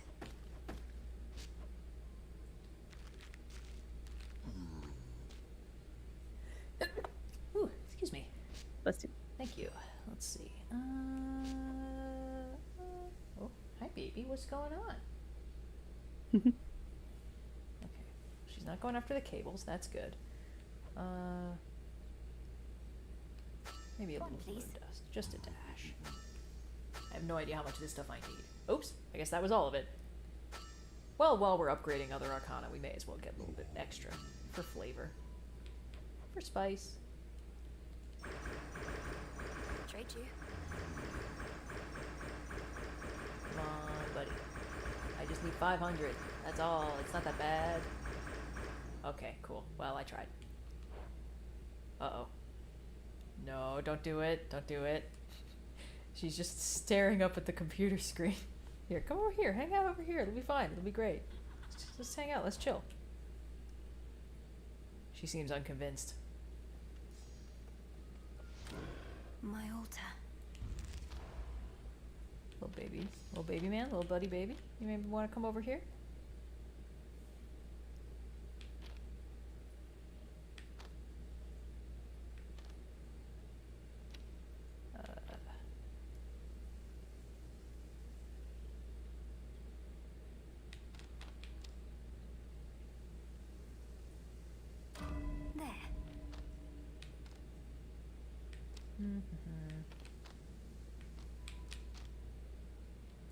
Any detail? Nope. She put her paws on the thing my laptop is currently on, so can't have that. All hail our victorious princess of the underworld. Hey, by the way, I meant to say nice going on occasion of achieving your objective and all that. You did achieve it, right? Show Kronos the what for? I was able to defeat him, yes, Commander. But my ultimate objective is far from complete. Ah, well, that's objectives for you. Soon as one's complete, along comes another. But you are gonna keep knocking them dead. Dang right I am. By your leave. Okay. Let's set a favored keepsake. I now can remember a keepsake to start with Alright. each night. Let's prioritize the ghost onion so I don't forget. Also, because I don't want to use the staff, let's do a quick little chaos trial. What's that? Yeah. Just a quick one. Yeah, and then we'll re-roll the dice and see what the next thing that gives us bonuses are. Because we're still not doing the Ratatouille run is when we hit 4K for the Trevor Project. Yes, we're still a little we're a little over halfway there, so still some ways to go before you've got that run on the horizon. Nice. This might be a next time thing, which is okay. I think Maybe? depends on how far I get in this this Olympus run. Almost like an eye itself, but far older than mine. But I don't want to run too crazy late. I've had a couple late nights in a row, and it's one of those things where, like, first few times, oh great, secret extra productive morning hours, and then after about day 4 of intentional bad sleep, I can feel my shadow self begin to manifest and take hold, and none of us want that. Yes. Well, I'm happy to hang out and chat until you decide no more. And if anyone has tabletop questions, I guess I'm talking about that now, so feel free to drop them in there. We're both running off the high of a very fun D&D session last night. A very fun rolling with difficulty episode, so I don't want to give too many details, but I think it was maybe one of my favorites we played this season from like a gameplay side of it. It was just really smooth, really fun, a great combat, a good time. I feel so bad because I feel like we can't talk about anything that's happened in this season yet. Because, like, episode 1, fairly innocuous. Episode 2, I mean, holy hell. Yeah. And we just recorded episode 7 or episode 8? Yeah. Due to various, like, travel plans, our recording schedule has been pretty strict this season, so we're, like, a little bit further ahead than we would be. Which I think it's generally a good thing, but yeah, it means as a result, there's a lot. We're way further ahead than you. So hard to be like, oh my god, you guys aren't ready. We did so much. Like, I think normally I'd go through the Chaos Gate, but we're in a Chaos Gate already, kind of, so, but, yeah, no, that's kind of where I'm at, too.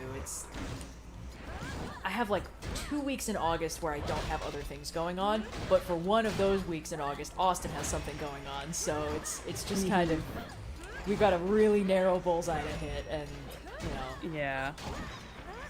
That's okay, there's nothing wrong with, like, it working in advance. I don't think, of all things that really don't risk aging poorly or dating themselves, I think a D&D podcast is pretty high on that list, you know?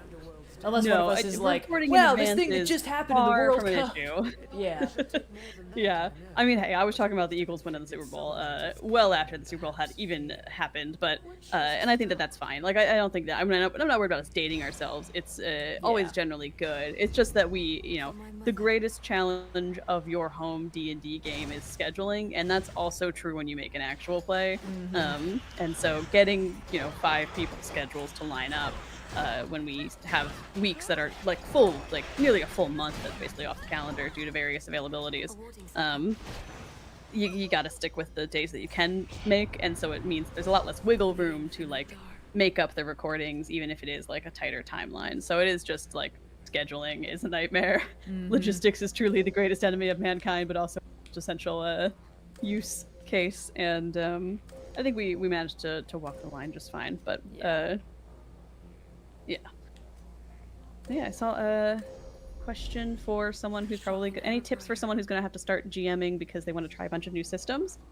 Super fun. You're starting from a great point because you have systems that you want to play. I think one of the hardest things to do to start GMing is to just say, well, this is the system we've already been playing, or like this is the one that is famous and popular, so I'll run that one. But if you have a system that appeals to you, you already want to learn how it works, right? You're already invested in trying to play it. So in all likelihood, you're going to have a much better time learning the rules and like looking up things and answering questions as they come up. I would generally advise, like, once you have the general session, like, the general structure of how a system works, you know, like, okay, the flow of the game is this person says, I want to do this thing, and then they roll 2d6 or a d20 or whatever it is, and then something happens. That's most of what you need to run a game. The littler, minute details, you can kind of always stop a session for a minute, check something, and make a ruling.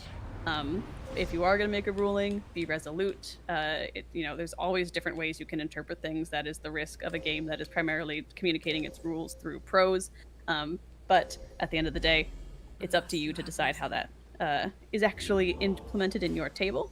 And I would recommend, like, pick a game system to play also based on what kind of session you want to run or campaign you want to run. If you're like, oh, I know I want to do heroic fantasy, then Dungeons and Dragons, Pathfinder, Draw Steel, these are going to be great for you. But if you're like, I want to do superheroes or I want to do magical girls, pick a system that runs superheroes or magical girls. Make your life easier.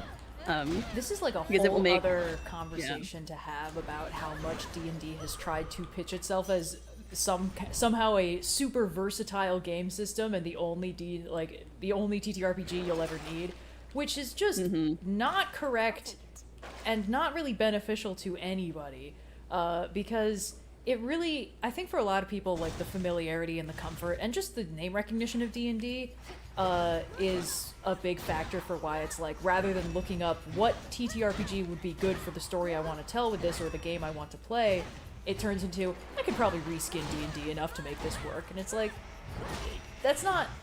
TTRPGs and D&D are not synonymous with each other. Like, they are totally different kinds of things. But the idea of... D&D already encourages players to homebrew and DMs to do a lot of the heavy lifting. Because D&D as it is primarily popular because of D&D podcasts, because of narrative stories pulled out of the game. But D&D as a system is not actually built for that. So it kind of keeps having to be like, here are the rules, but hey, DM, if you want to do Rule of Cool, or if you want to, like, litigate this or do this or that, it's like, it's putting a tremendous amount of work on the DM, and it's setting a precedent that D&D should be ignored in the rules department, which is, I think, what leads a lot of people to be like, we can just ignore the rules hard enough to make anything work. And it's like, there's other games! You can play a different game! Yeah. I say this as someone who likes D&D a lot. Yeah. It's one of No, my same. favorite heroic fantasy systems to play. I like 5e. Like that's the D&D. My first game was Pathfinder. Yeah. It was Pathfinder first edition, and then I moved on to D&D 5e as that got more popular at tables I was playing at, and I like D&D 5e a lot. I think it's a nice balance. As someone who is not a game designer, because I know Austin, our DM, has a lot of thoughts about the actual design of D&D, and sometimes I'm like, I hear you. You're probably right. But it feels cool to do that in the moment, so I don't know how much I care about the game design not being flawless. There are a lot of other really cool systems out there, and for games that are not heroic fantasy, I love playing those systems. I mean, Masks is one I ran recently, which is a teen superhero game, and for superhero storytelling, it's a great system. It's super easy to facilitate the kinds of stories that you would want to tell with superheroes at your table if you're using the system, and it takes a lot of the friction out as opposed to trying to reskin D&D to work for that, right? So choosing your system very carefully is super helpful, and I find that, like, a lot of the pushback on changing systems that you might get from people at your table is like, well, I know D&D, I'm familiar with it, so I just want to play more of that. And I think a good way to go around that is, rather than saying, I want to play a new system because this system does XYZ, sell them on the type of story you want to tell at your table. Sell them on the story you want to use a new game system to tell. Be like, oh, it's not that I don't want to play D&D with you, but I want to tell this magical girl story, and I think it'd be really fun for us. We're all Sailor Moon fans. Played like a Sailor Moon style campaign where we fought these monsters every week, and I found a system that's really good for that, so I want to try running it in this.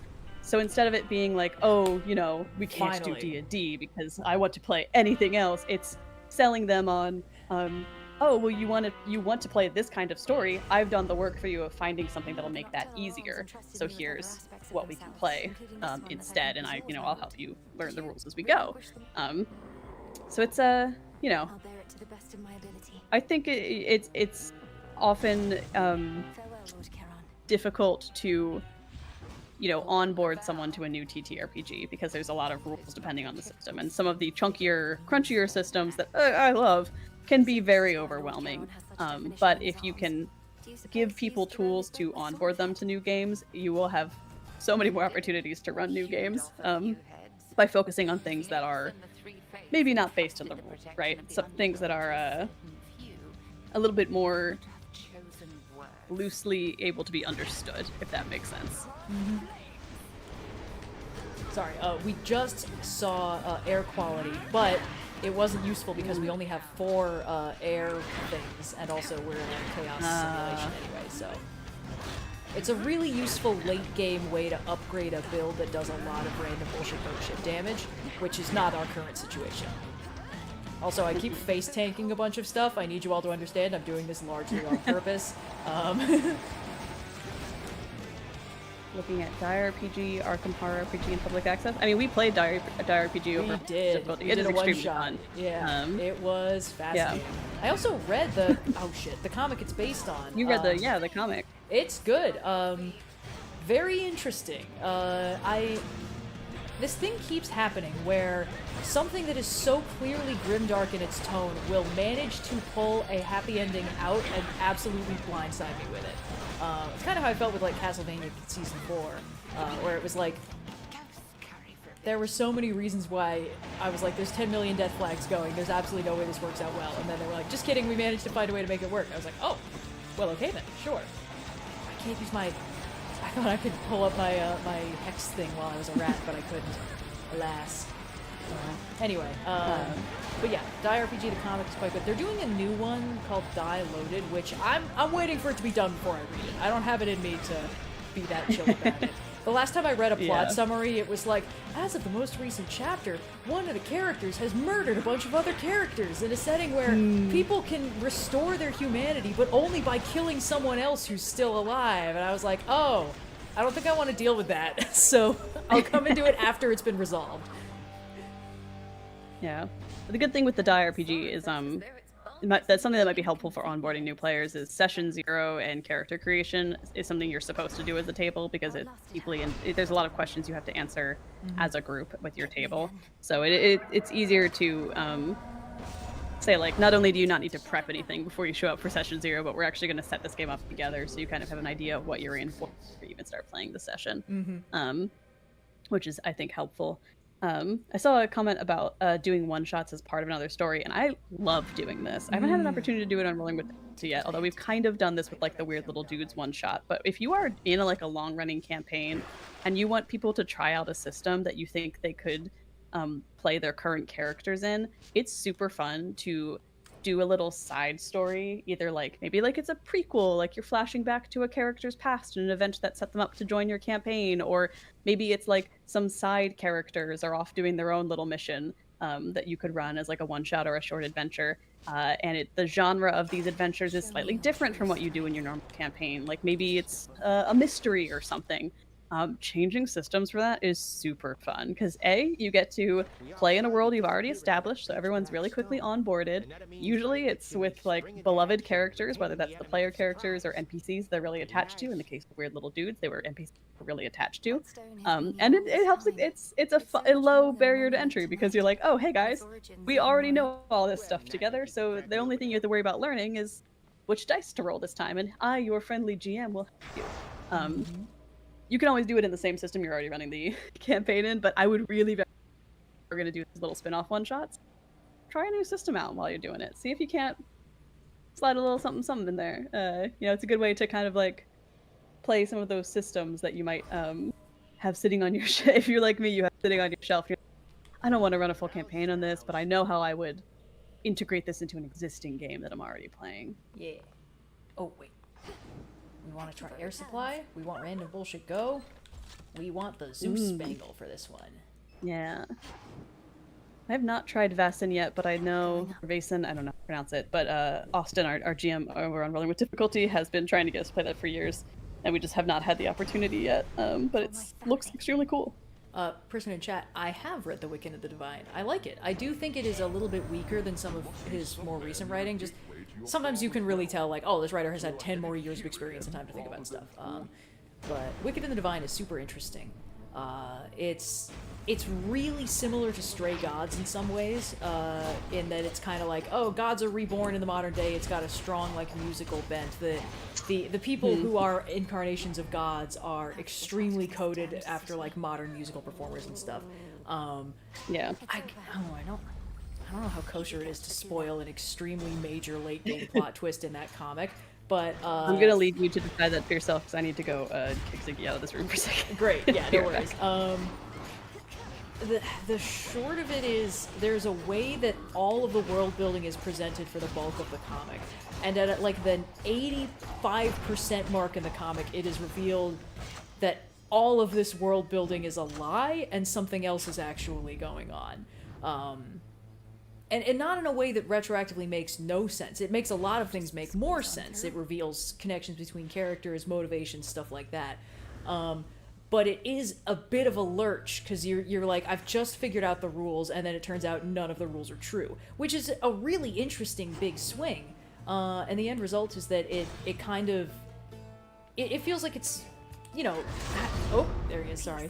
You blasted gods and goddesses are all alike. Hold on. Wow, cool. Thought he had more to say than that, but I guess not. Anyway, it's just interesting. It's a really interesting way that things are sort of framed. That it's kind of, is it better to like live fast and die young, or to, you know, live a long, complicated life and maybe fizzle out a little bit?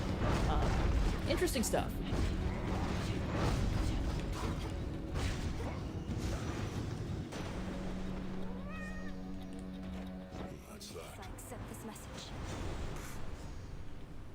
I also read, I think We Called Them Giants, which was it's another Kieran Gillen. It's only a one-shot. It's alright. It feels a little bit more kind of contemplative. It's less narrative. It's a little bit more vibes-based. Let's get Heracles on our side. Great son of Zeus, I offer you this gift of nectar, that it may quench your thirst as you labor for the gods. They must be grateful for your might. Saves me having to find another Naughtiness secured. Nice. my fealty. Wolf is loafing in a pose I've never seen before. And it's very cute. Aww. She's also intently watching the screen. Maybe this will be the picture I post if we hit 4K. Ooh, heard that. Naughtiness is not secured. You haven't even begun to witness it. Wait a minute. He didn't give us that last time? Oh, we'd never given him nectar before? That can't possibly be right. I don't think we've given Hercules nectar. We might have just not had the chance to. Caught your scent, though. He's strong, that one. That's a ringing endorsement. Though you must be stronger still. Ever considered putting him to the test? Could save me a lot of trouble. He's not my type. He's not my type. Besides, he's a spawn of the gods. Just like you and me. Yeah, Heracles is more of a twink guy, so. That's canon, baby. Till next we meet. Alright. Peace, buddy. We've raised $3,550 for the Trevor Project. During the Hades stream, we were raising money for, right? Unless I'm misremembering that. It was for UNICEF, and we raised 20K total over the course of 10 streams. Not too bad. Yeah, so it was Pride Month, and we were changing games, so we decided to change causes, but we are still undergoing fundraising efforts. We'll be doing it all through Hades 2, and I suspect Hades 2 will take us a lot longer than Hades did to get through. Hades 2 is at least twice as big as Hades 1. And Hades 1, it took me 10 streams to get even close to where I was like, I am content finishing this and playing Hades 2 now. So we got a while to go. This is a marathon, not a sprint. I'll be probably taking a lot of like August and September off because I have other things going on. This is going to be a long-term project. But fundraising for the Trevor Project is always in style. Every month is Pride. Exactly. Every month is Pride Month, since we allow ourselves to be consumed by hubris. I cannot speak human words today. I've recorded a lot of movie strucks. Next month is going to be the Shakespeareans, which is to say an entire extra month of movie struck, and as a result, I've talked about so many goddamn movies in the last couple weeks. I'm waiting with bated breath for that episode to go up. I'm so excited to listen back to it. It's probably going to be like the first or second that Red's on. Ooh, Stay tuned. yay. Just the way that my recording schedule worked out. There's a couple people I'm still scheduling with, so the ones that have already been recorded are getting bumped up in the timeline. Delicious. Yeah, Let's get a... excited about the Shakespeareans. There's been a lot of fun picks. A surprising amount of Kenneth Branagh. I guess maybe an unsurprising amount of Kenneth Branagh. It's kind of his thing. It's kind of his thing. I was hoping for, I think, perhaps no overlap on any of the movies, but I think that the two that ended up in there that are Kenneth are two very fun discussions. So I think it's still worth it overall.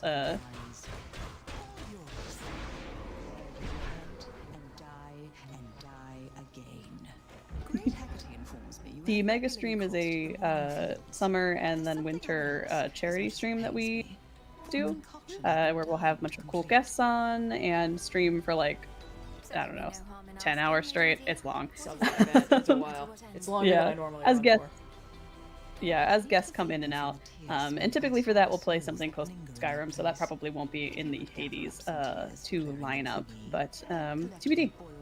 Stay tuned for more announcements on that one as we go along. One that shall be of no small benefit to you and Diane. Of course. Harm for the afflicted, is it? Should be no side effects. I'm grateful, milady. Nice. All right. Well, that's another prophecy scratched off the list. Hey. All right. Let's get Hestia Boon. I feel like we should power up our specials or our attack.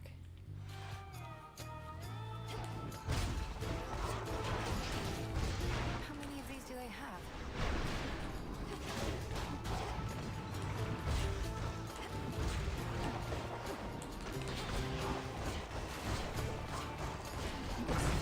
Attack that does blitz, looks like. Yeah. So nothing on our special right now. Hey, if we get air supply or whatever, air quality, we won't need to upgrade our special. We can just kind of unload. Exactly. Strange contraption that you're using to make everything blow up. I got odd glances too when I still had the rail of adamant, but it could make him look away right quick. God, Hestia is the best. She's so funny. Oh, Hestia. Hit rush, cardio gain for good. Flash fry, let's get flash fry. Let's get epic level flash fry. Shall we head back, Ooh, Homer? this is making me hungry for tempura. She returns to the Vera Square. Any advice or suggestions for trying to make their own TTRPGs? Ooh, I am the wrong sibling to be asking about this. My sister actually does design TTRPGs, and her opinions on my opinions on TTRPGs are that I don't know what I'm talking about, and she's right. I know she has a blog somewhere, but I'm not sure I can actually recommend it because I don't know where it is. The endless struggle. Well, she also tends to be pretty, like, a lot more pissed off about the things she writes about a lot of the time. Very fair. Nothing wrong with that, you know. I went through my own vitriolic phase online. It's why the channel name is what it is. Well, that was quick. But I don't know how much it would be good for me to just be like, yeah, everyone check out my sister's writings. And she's like, this micro TTRPG is the worst thing I've ever read. It's like, okay, well, maybe not. Maybe not. Maybe next time. Maybe next time. Power Yeah. of Kacinth. Kacinth.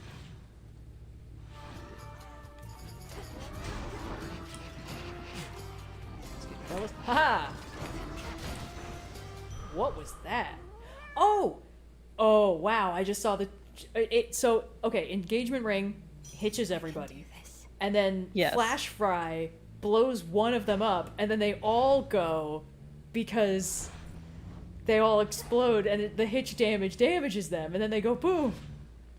This is already a Hestia bonkers and Hera. combo. I mean, Hera pairs well with everybody, but Flash Fry just destroying a foe who is nowhere near other foes, combined with engagement ring, which is linking that damage up to everybody, is really, really good. And if you can pair in like the with a foe with hitch, I forget what it exactly is called, but if there's one boon of Hera's where like a foe with hitch dies, damages every foe with hitch. Yeah. Which pair that up, like the more enemies on the board, the better, because you could take that shit out all in once. I'm gonna hopefully get. I Hermes' boon that lets you buy, like, 2 copies of everything. Because that would combo really well with any of the boons, and I would love to just stack more boons. Hey, buddy, what you doing? What's going on, she's dude? chilling. She's just kind of sniffing in my general direction. She hasn't made up her mind over whether or not crimes are about to happen. Hello. A little bit of crime as a treat. Just a skosh. She knows I'm paying attention to her. Why would she need to do crime?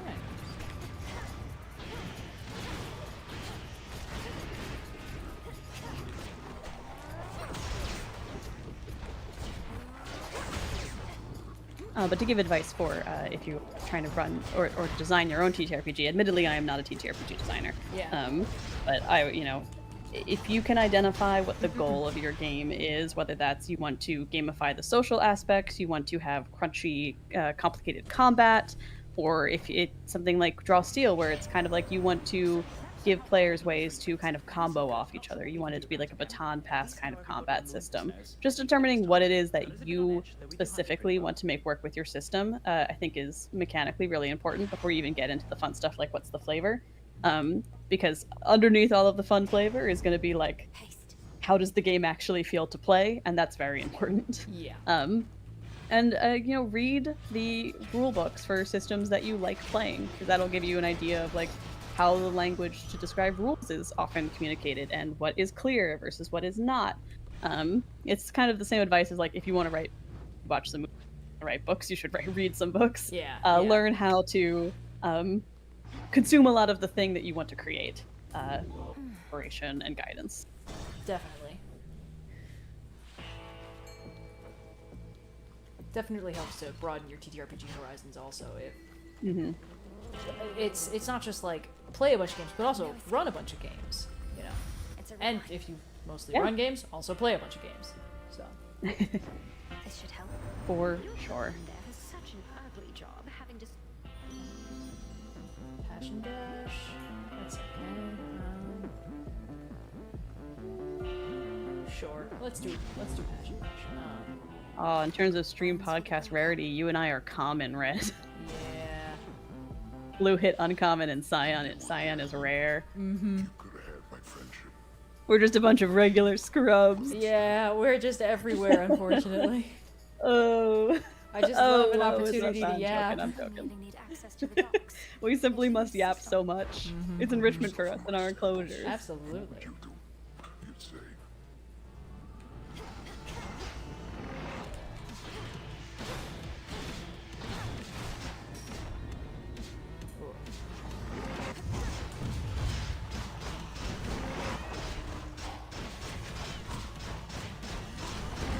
Aha, you fool. Alright,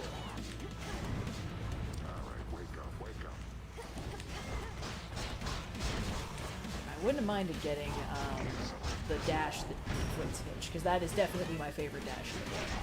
But without that, that's okay. It's fine.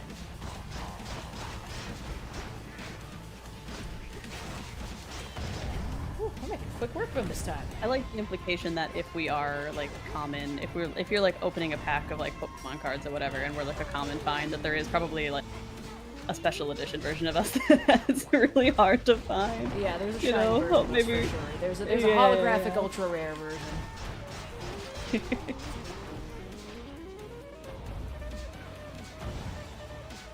There's the one that you could only get by seeing Pyramid of Light in theaters.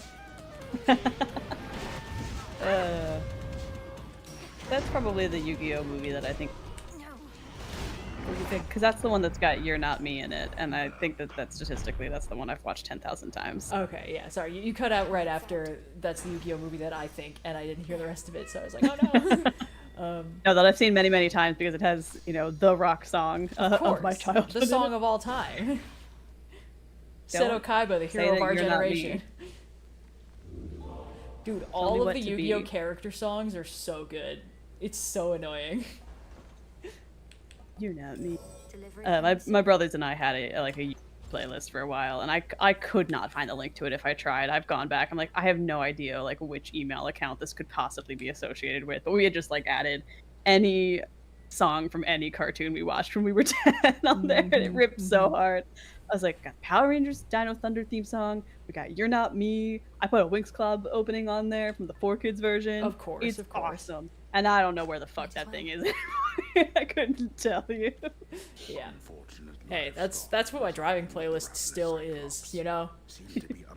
I have listened to the X-Men theme song way too many times since 97's 2-story. Oh, yeah.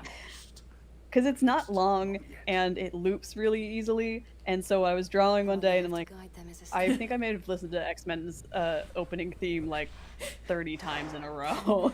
The it's just opening like is a lot longer than I thought. It just loops so easily. And Yeah, I was it like, oh, does. I got so in the zone on it. There's no words, so it's really easy to like background noise it in your brain. It doesn't like conflict with anything. It's a fun time. I mean, it's one of the theme songs of all time. Yeah, I've been watching through the episode, or season 5 of the original, like, 90s cartoon, which is quite good, very interesting. My favorite thing about it is, I just got to the episode where, like, Professor X isn't dead, but he is going into space for medical treatment and probably won't ever come back, which is so fun, because it's got, like, the... Listen, the Professor X Magneto ship is for the ages, all right? It's incredible. And this show, the queens of all time. Yeah, and it's less of a thing in the show because Magneto's a little bit more of like a cartoon supervillain, being a supervillain in a cartoon. And then like when it turns out that you get to 97. Oh, I'm so excited for it. But then it's like it turns out that Charles is dying, and they're like, "How much do you love Charles Xavier?" And he's like, "How dare you ask me that question? He's my only equal." And I'm like, "Oh yeah, there it is. I know what you are." It's awesome. Yeah, I mean, I've been loving X-Men 97. It rips deeply. But yeah, if you watched the show in the 90s and said, I think Magneto and Charles should kiss, I think X-Men 97 had us. Yeah. But no, it's very good. I mean, X-Men Evolution was my X-Men show as a kid, but I did go back to the 90s one because I liked Evolution so much, and I'm a huge X-Men fan. But I was like, even as like a 12-year-old, I was like, I gotta see source material, and I'm not going to read 10,000 comics. No. I mean, I'm going to eventually, but right now, someday. I'm going to watch more cartoons. No, it's genuinely what can I get at Blockbuster today?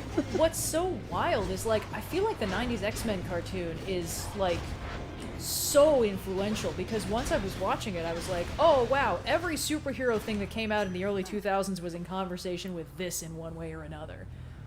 Whether they were sort of like, we're doing the same thing, we are unapologetically adapting things from the comics. We might kid-friendly them a little bit. We might, when we do the Dark Phoenix, we might be like, oh, it's a good thing it was a Sunday and the solar system was empty when she ate that star, so nobody died and it's fine. It's like, I read the comic and I don't remember that plot point.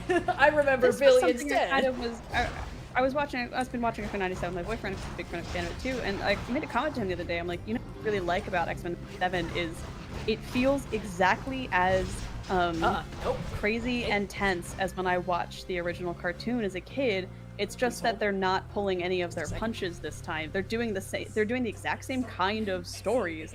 They're just letting people actually die instead of like go to. It seems that Wolf is no longer pulling any of her punches either. Sorry, I'm back. The criminal is unrepentant, but at least she's not trying to chew on my capture card cable anymore. Very strong. Please continue. But what I was saying is, as watching X-Men 97, something I think the reason I like it so much is because I'm getting the exact same feeling watching it that I did when I watched the 90s show as a kid, where I'm like, all of these stories are hitting so hard.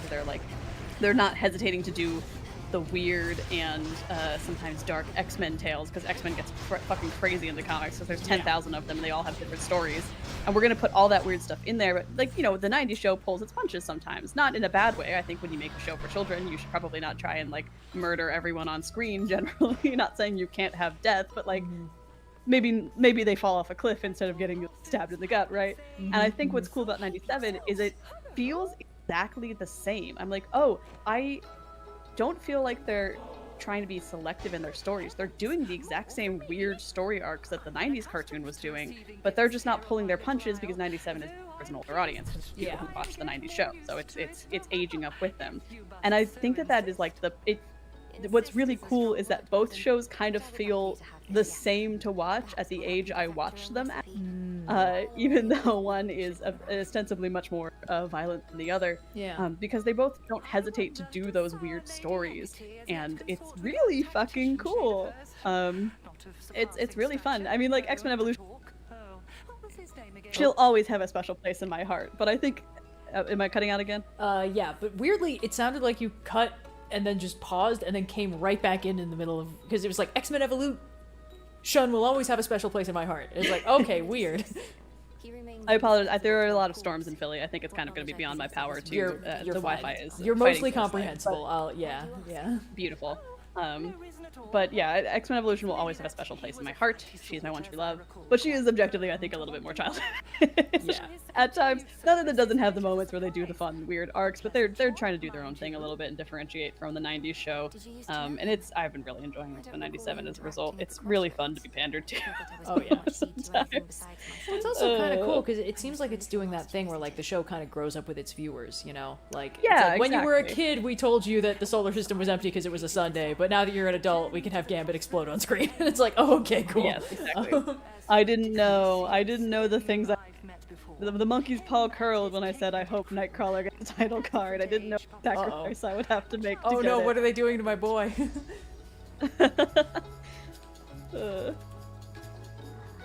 It's less what they did to Nightcrawler and more what happened to someone else to free up the spot in the opening lineup. Oh no.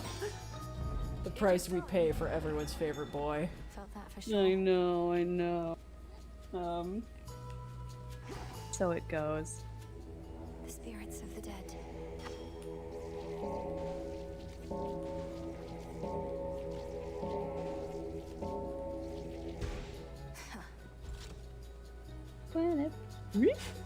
Although I do love the X-Men Evolution, because it is clearly they're like, okay, well, we had the greatest theme song of all time.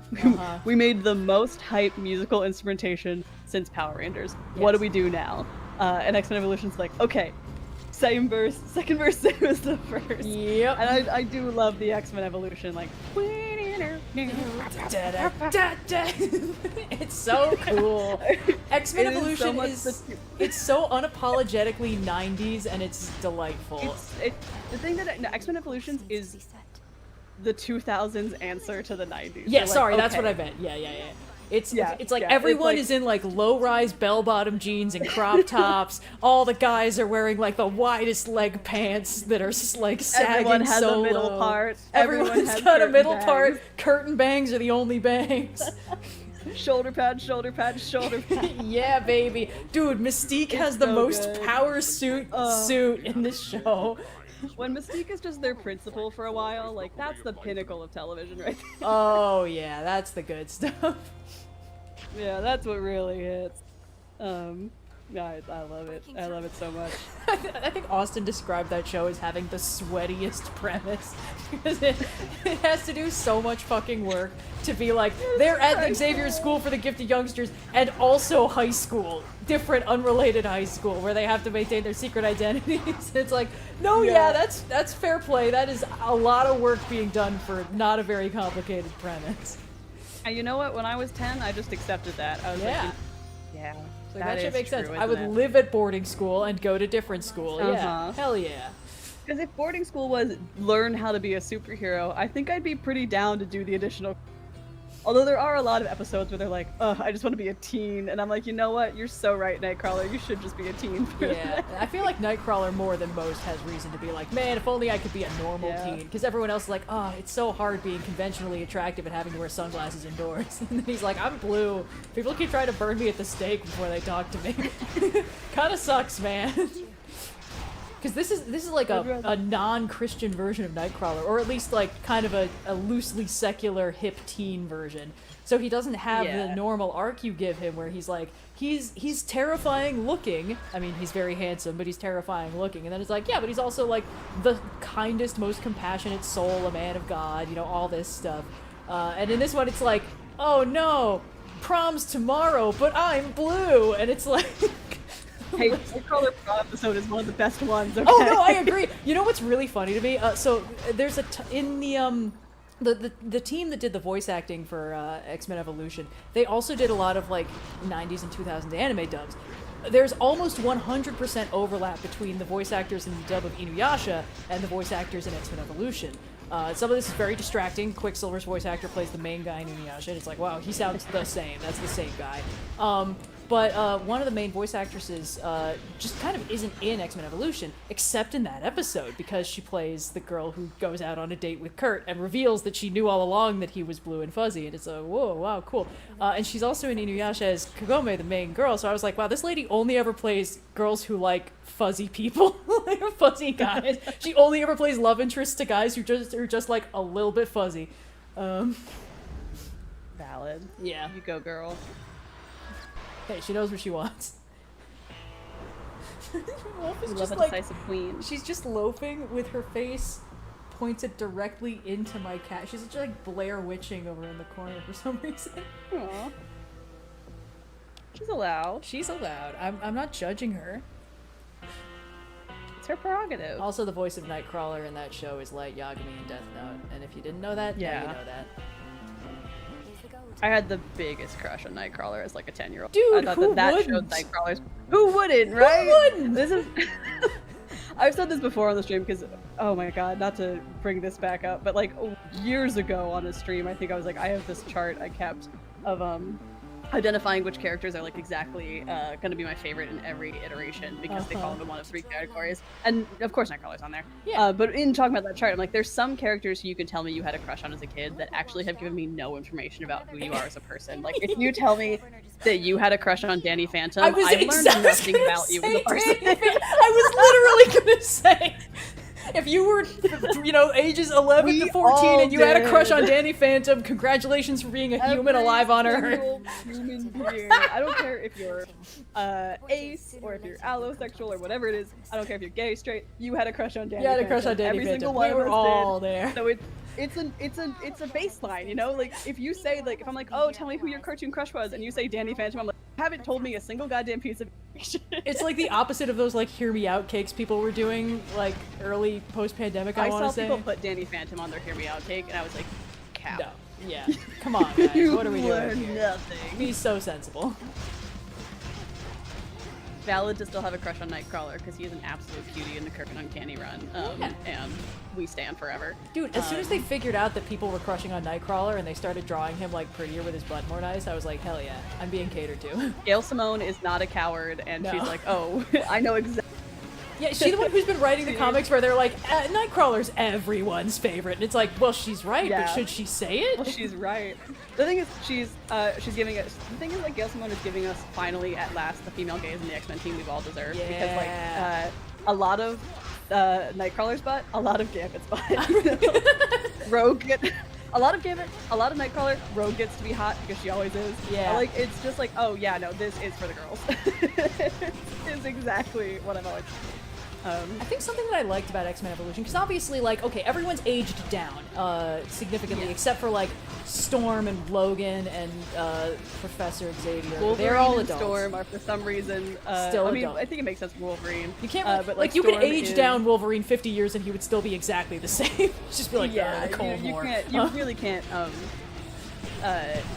age down Wolverine. So, like, it makes sense that he's a teacher. They're like, I guess we should have not Professor X also be a teacher, and they go for Storm, so that works well. But something I like about it is you kind of get the impression, like, a lot of the characters are quite different from their more, like, typical versions, but what I like about it is you almost get the impression that this could have been a phase they went through.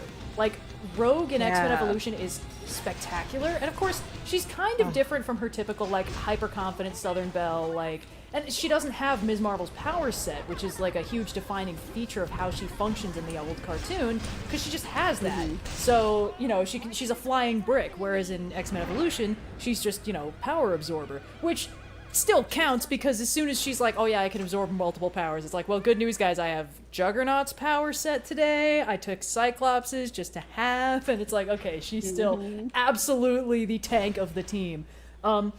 But she's, like, really kind of goth and counterculture and very depressed, and she's in this, like, love triangle with Scott and Jean that neither of them are aware of, so, and it's just, you kind of get the impression that this is absolutely who 90s cartoon Rogue could have been in her edgy teen years. before she like gained some self-confidence, grew out her hair, started wearing like different outfits.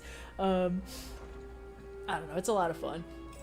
It's extremely fun. It's a fun version of the characters. It's got like, I mean, it's a cartoon. It does fun things every step of the way. The action is good. It does do some of the more dramatic arcs, and I think it does them relatively well. It's not quite as like punchy as the '90s one at times, but I think it still holds its own super well. It's a fun time. I love X-Men Evolution. Great theme song.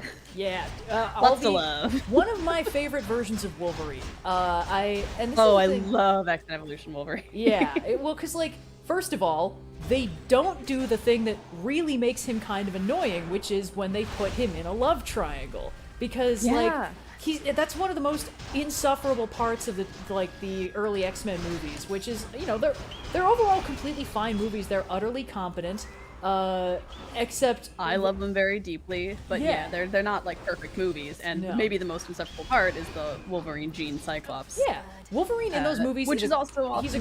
he's a great character when he's dealing with Rogue, when he's like in dad mode. Yeah. And then as soon as like Scott or Jean is in the scene, he just becomes a parody of himself, and it's so annoying. Which is why in X-Men Evolution, they just don't. Well, because Scott and Jean are like in the kids department, and Wolverine is fully like a teacher. Yeah. One of my favorite scenes is it feels like it was directly looking at the audience and saying like, we're not doing that shit, which was what was it? It was like Logan and Scott were like working on fixing his motorcycle or something, and Scott was having relationship problems with Jean. He was like, hey Logan, you ever been in love? And Logan's like, yeah, once, most beautiful bike I ever saw, and somebody else bought it. Don't fall in love, kid, it's not worth it. And I was like, fuck yes, this is awesome. I need slightly oblivious, slightly drunk father figure Wolverine who's like giving good advice but entirely poorly timed. And the show introduces X-23 and she's awesome and rules. Yeah. I think we need to bring Spike back, Storm's nephew. Oh, really? We have a Spike defender in the house? I'm a Spike defender. I think, you know what? You want to give us more young X-Men that brings it back. I think we should give Spike another shot. I think he's got a fun power set. He does. It's that fine line of body horror and useful in a fight that good X-Men walk. True, yeah. I think we should bring him back. I don't mind him. I thought that Spike was fine. I think he was hampered slightly by, like, you could kind of hear the writers were being like, but we need someone cool, hip, to appeal to the kids. And it's like, okay, cool, all right. Oh, here we go. We're about to get the most diabolical trinket we could possibly get. I love Fig Leaf. It's actually pretty critical to the Indigo run, so I'm glad we got it now. I don't know, I mean, he suffers, I think, a little bit from, as you said, the writer's room. Everyone needs to be, we need someone to be like the cool guy. But I think that if you gave him like a comic run where he was on a team, a chance to do Spike right, I think Spike could be super fun as a character, like rounding out a team. If we give a chance to evolve, the idea of Storm having a nephew is fun. You know, an attachment to a younger team of X-Men could be really cool. I'm a Spike defender. I think we need more Spike. It's also fun too because like Storm, so much of her lore is like, oh, worshipped as a goddess for a while. You know, she has this like really regal bearing, and then it's kind of fun to be like, yeah, and this is my sister, a completely normal adult woman who's married and has a kid, and it's like, oh yeah, cool. Yeah. And this is Auntie Aurora, who spent her formative years being worshipped as a god in sub-Saharan Africa, and now she's here hanging out. Anyway, I think it's cool. Yeah, it's good. And I feel like you could pair him up with Wolverine sometimes because they both do that grow bones that are a pointy thing, and I feel like that's, you know, another opportunity to. Because the thing I like the current Uncanny run is doing really well is they introduce the Outliers, who are this group of 4 new mutant kids that are I find deeply charming. I like Jitter in particular. Her whole power set I think is really cool because she can be the best at any skill in the world for 1 minute. Yeah, which is cool. Yeah. And she's which is cool. Gay. So like there was one. It just doesn't get better. And than she's this. gay. Her and Calico get to smooch, which is excellent. Gail Simone is giving me everything I've ever wanted. The part where she was like dancing male, and I was like, yeah, it's good. And they have like a beautiful little moment of dancing together for 1 minute before her skill set runs out. It's just Gail Simone loves the character-driven stuff, and the X-Men is so good for that because you can just kind of get the individual characters and their individual weirdnesses. You can just kind of let that shine for a while. And there's the issue where like one of the characters, Ransom, his like father sucks or whatever. Hey, Athena's here, and we didn't even have to be all like, oh no, I'm such a wounded little baby deer. Won't somebody come and help me? There she and is. him and Wolverine get to go do like a buddy comedy at a convention for a while. It's and then like the good. final panel is like Wolverine giving an approving thumbs up in the background while Ransom is like, the real family was friendship. It's awesome. I think like I suppose our tendencies toward matters the thing that like works in the X-Men though overwhelmingly, like the reason that the school setup is so charming is not just because you know, that's the format that it's always been. You know, we start the first X-Men are Xavier's team of like 5 students that he's training. But because when you get this legacy of these like older heroes who have had to live through years and years and years of the ostracism that being a mutant in the Marvel Universe is, and also have had to do crazy heroic things, mentoring these kids who are coming up in a constantly changing world, and having to deal with not only their super side, but their like teen side. You kind of get the best of both established adult teams who get to do crazy shit and younger teen drama where like the angst of being a teen and being influenceable is like deeply intrinsic to the superhero stories that you're telling. All at once. Plus, like, they can influence each other and like show each other how to be better. And so it's really, really fun. It's like, I think it's what like makes the X-Men sing, which is part of why I like the Uncanny Run right now so much, is because they have these outliers and they all pair up with different members of the Uncanny X-Men to like be mentored directly and like learn to be good heroes and good people, and it works so well, which is why we need to bring Spike back and let him be properly mentored. Yeah, bring Spike into the Outliers. I think that could be really fun. Let Spike be an outlier. I guess Storm has her own solo run, so maybe we can put him in the Storm run. Yeah. I'm sure he's got to be in there somewhere, you know? Like, comics are so enormous. Must be. Nice. Alright, let's see what we can get. Ooh, yes, there we go. All this, and we still haven't gotten air supply. It's definitely not called that, but that's the only thing my brain is volunteering every time I say it. Air quality. I think it's air quality. You're so close. Air supply is a band, right? Or something like that? I got no idea. That's not, that's bait. We're just gonna get more money.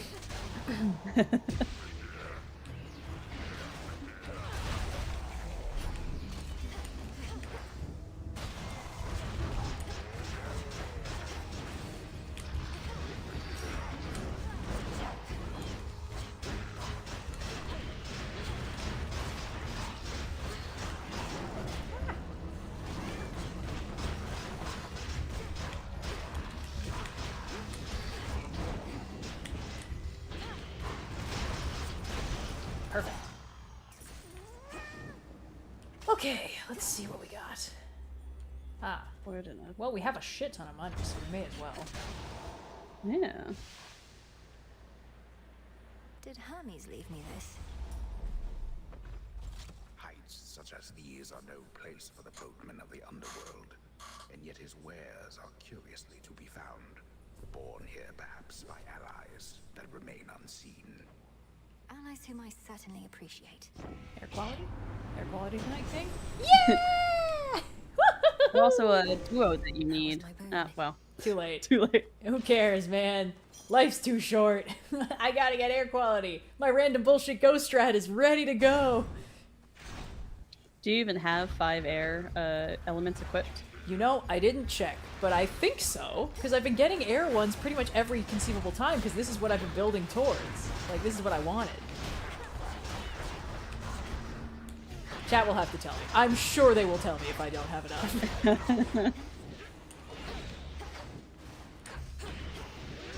I don't know, I'm seeing a lot of damage.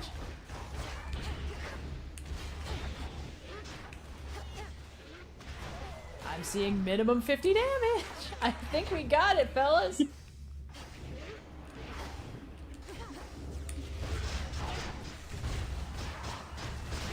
Ooh, random bullshit go. Ooh, so fun.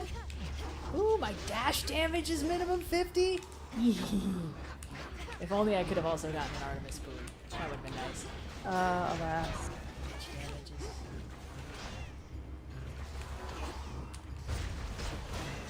There we go. There's my order. Take this. Spiritual affirmation. We have 8. We're so fine. We are A-okay. Let's Not see. bad. It's not a terrible idea, but I guess we may as well. Yeah, why not? We're fine. Let's also get a Selene moon. Let us together shine this night, O moon. I know through your headmistress of your vision in which Kronos found and captured the three fates. This must have been a key component of his plan, but it does not change ours. The Silver Sisters never cede control. Array. Well, I mean, if we don't have the raise a slang float fight to me, we may as well get the array. Not bad. Yes. Alright, money. Let's see if we can get some healing, because otherwise I'm gonna have a rough time. Ah, thank goodness, a tasty gyro. I feel like I'm constantly rewarded for thinking about Nightcrawler all the time too, because in an episode of Rolling with Difficulty that'll come out in 2 weeks, I had a very specific moment where me and Austin were both like, I think we're both thinking of the exact same Nightcrawler feat from Wolverine and the X-Men that we want to kind of try and recreate here, and I'm so glad we have this shared language to describe it. It's the one where he teleports Bams across the ocean, right? The night of the moon. Yeah, 100%. That's funny because that's the coolest shit that's ever happened. I was like, when did this happen? And then I was like, wait, there's an episode that I didn't hear you have a conversation. There's been a lot of can everyone leave the room in this season. So yeah. I didn't watch too much of Wolverine and the X-Men. I caught a little bit of it in the 2000s when it was on, but I remember liking it for a bit. I think it was it's less goofy than X-Men Evolution is. I mean, they're all adults and not at school for one thing, but I remember liking it for what it was. I didn't watch it. I think at the time I was a little busy with high school and shit tons of anime. But I watched that episode because it was the only one with Nightcrawler in it. So I was like, I'll watch the pirate shit and then teleports across the ocean. What's not to love? Yeah, of course I will watch the Nightcrawler pirate episode. It would be cruel not to. Yeah. But yeah, that's that's fine. Now that's some anime bullshit that just happened right there.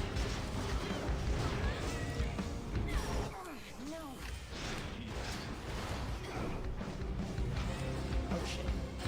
I can stop running face forward.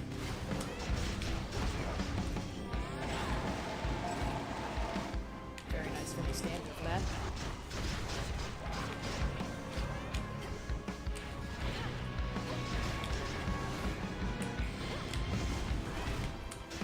What we really need to see is air quality. Jesus Christ, with middle, bottom, middle, with support fire. It's so good because every individual little flechette that does 4 damage is suddenly doing 50. It's awesome. Yes.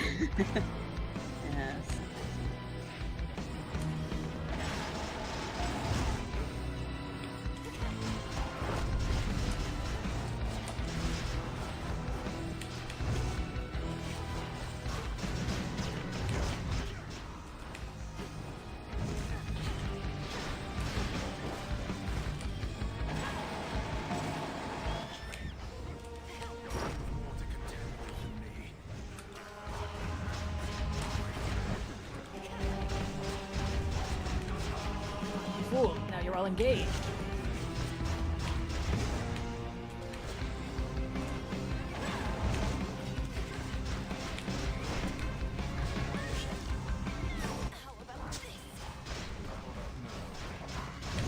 Come on, dude. Activate your third phase already. I don't have all fucking day. There we go. Okay. Middle. That's what I Middle, bottom, bottom, middle, bottom.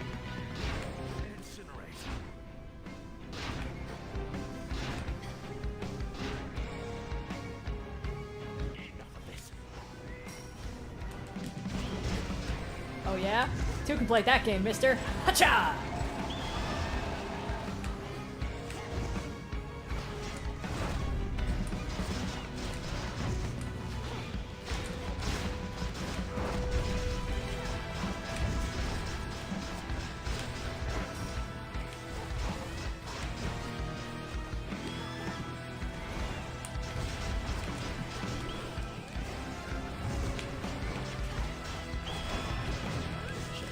Well, that's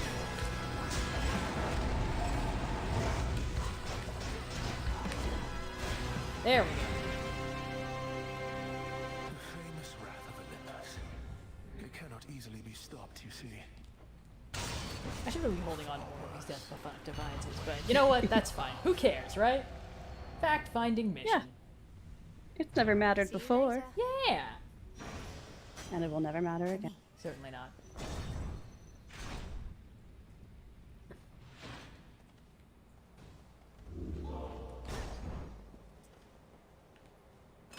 Well, it's a good thing we have the skelly tooth. Oh no! We don't have enough money for the Kiss of Sticks. That's okay. Next time. Next time, baby.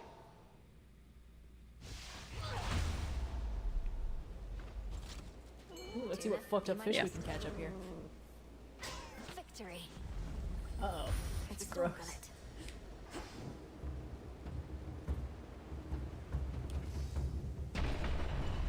Okay, let's see. So does... I feel like I thought I understood how engagement ring worked, and now I'm not sure. Does it only inflict hitch on what's in the casting circle? It inflicts hitch on what's in the casting circle, and it does damage based on how many enemies are in the circle. So you want to get as many people in the circle all at once, because that will do a bigger burst of damage, and also it inflicts hitch on them. Right. But if you've already hitched things that are outside the circle, when you inflict hitch and do that damage, they're already hitched, so they'll take damage as well.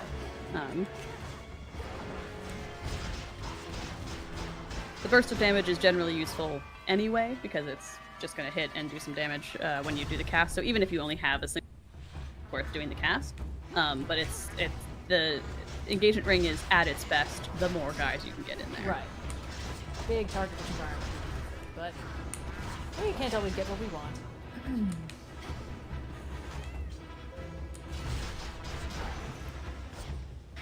Great. Okay, let's see. We got boss fight or boss fight. Wow, what a tough choice. Let's get boss fight. Oh, boss fight. No, not you again! This is gonna be really interesting with the Ratatouille run, because I think the mini bosses that I like are the ones that you hate and vice versa.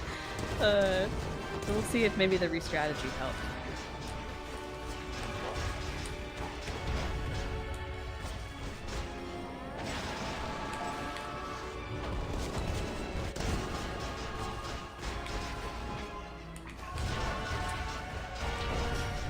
That dodge chance with the air infusions is really putting into work today.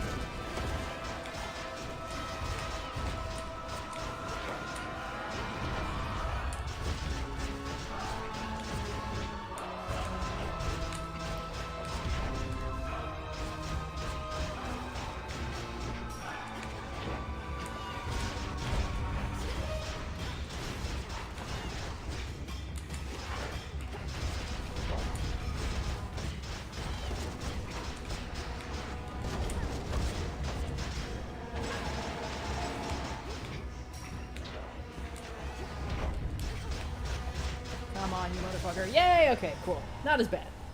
I was worried it was a one-hit wonder last time, but we're okay. One less of Typhon's brood. It's very ominous in Philadelphia right now. Ah. I would describe the weather as spooky. Getting warmer. Pretty on theme. There's a great, Lower Decks, Star Trek Lower Decks is really, really fun. I'd recommend it if you've watched any of it in general, and if you're at all a Star Trek fan. It's just, it manages to toe the line between just being all fan service and actually being quite a charming take on this world and these characters, which is a delicate line to walk, to say the least. Sure. But it ends up being really, really fun, and there's a great line in it where they're going into some sort of space anomaly, and the commander's like, all hands brace for weird. And it's like, yeah, that is just like the most descriptive way you can address most of Star Trek. It's like, yeah, weird shit's just gonna happen. So sorry. The TV trope for that is a negative space wedgie. Just like when a weird thing is happening in space. Commander Ransom, they could never make me hate you. Yes. Okay, boss fight or boss fight? Oh gosh. Choice is difficult. Let's do boss fight.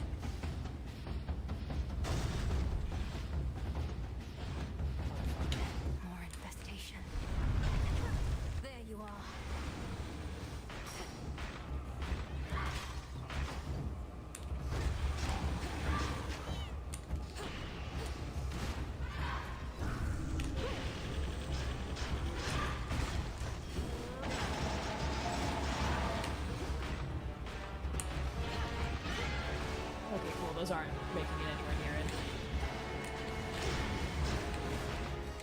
Ah! We're fine.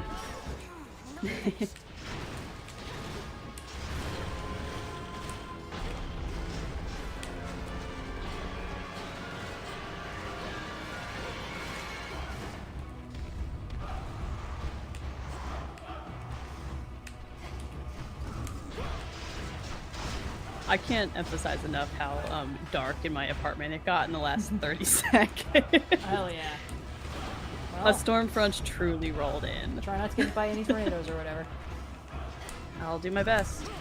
We typically don't get tornadoes in Philadelphia, but in Pennsylvania they're usually not too severe. I think we'll be probably okay. I know there's been a tornado warning out for the last couple days, but I'm anticipating it being probably fine.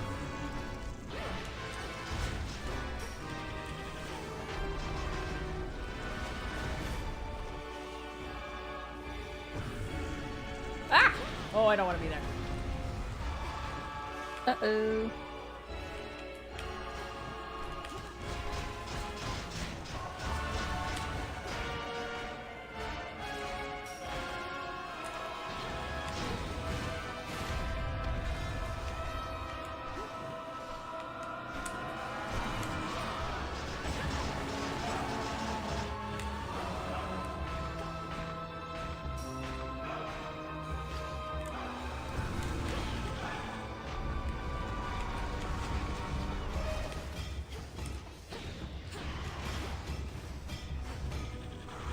I knew it. I knew you were charging some bullshit up. Classic bullshit charge. We've all seen it before. Yeesh. Flash flood warning in my area more than anything else, although I think I'm probably okay. Not a good time to go walking in Philadelphia. Wouldn't recommend, yeah. This morning was also a bad time to get my coffee because it was disgusting. It was like walking through soup. Yeah! I did all of that for a latte. Hey, tail defeated, which means we're gonna see. We're gonna final get there. guy. Yeah, we're gonna get to the top. That's all I need. Fact-finding mission. That monster, that was Typhon. Whew, okay. Oh, why not? My heart. There's no fucking way we win. Not on the first try. Never happened. This one was invented by a writer. It's not real. Yeah. There's one where he just goes, "We got you," that I love. So good. You Yeah. made it all the way up here. That's great. Except what isn't great is Typhon. You've run into him already, probably. A mountain-sized monstrosity and all his brood. Yeah, it sucks, man. This storm, this infestation. All of this is Typhon's doing then. How did he get here? How do we stop him? No easy answers for you, except Gramps brought this on us, all part of his plan. The others can hold fast a while in Pop's palace, but they need your help. I better report to Heck. Be safe. You too. Sorry, Ziggy. I don't think there's gonna be any more birds to stare at today. It's a little bit damp. Alright, we can afford one kiss of sticks, There we go. one zoo spoon. Olympus, I accept this message. It's not so bad. Hopefully we don't take much damage this fight, but we're gonna, so you know. Say never. Excuse me. And caught. Looks like a lamprey. Alright, you guys ready for this? This is it. Here we go. Could it be? I only promise to try. Well, we can ask. Have you read? Yeah. Dude, nuking his own health bar, we can't even fucking see. Come on, dude.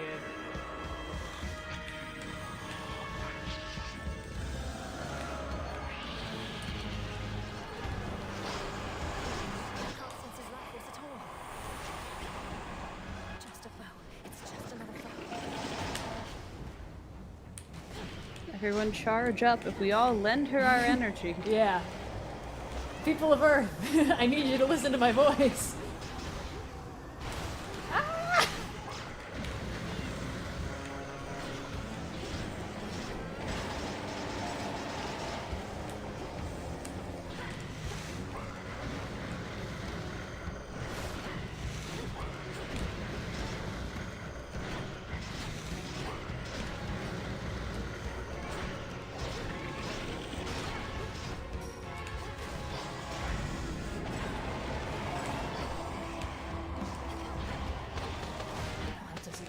defeat these guys.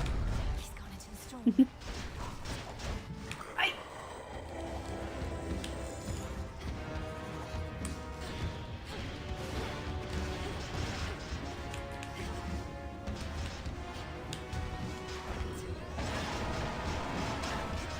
Oh no. He's looking worse.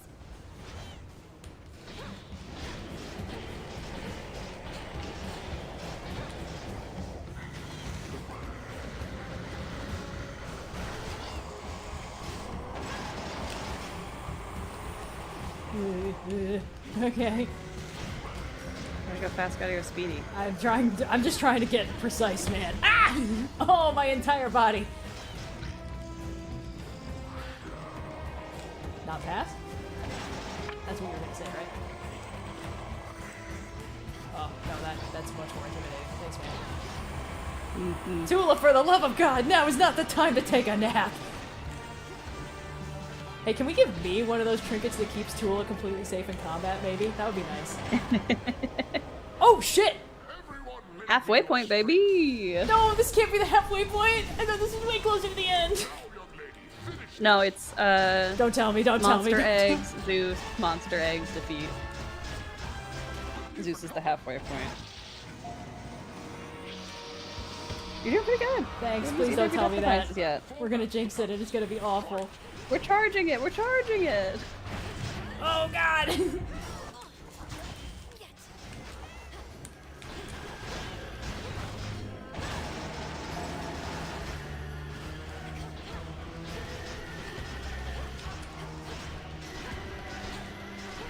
Hello? Oh no.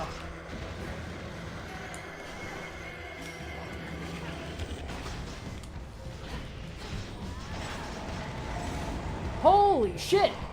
No! God damn it, no! Ah. 3/4 of the way. Look.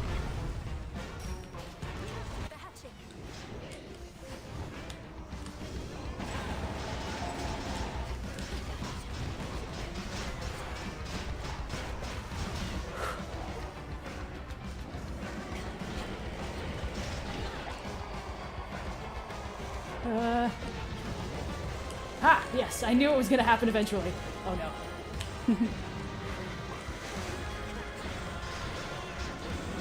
Oh. What are those? Ah! With everything you got. I'm doing it, man! Ah! No, no, no, no, no, no. No, no, no, no, no. Wait, wait, wait, wait, wait. Tula, please, Tula, I don't care if you kill Steel. Just help. Ah! No! Oh my god. Ah! No! Come on! How many more? Ah! Oh, dude. Are you kidding me? Huh! Oh my god! You did it! I was prepared to believe that it was impossible to win on the first try. You guys don't know how much it tripped me up the first time his health bar disappeared and I couldn't tell if I was doing anything.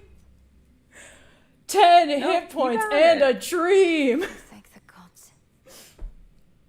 Huh. Okay. Wow, Prometheus hit me harder than Typhon did.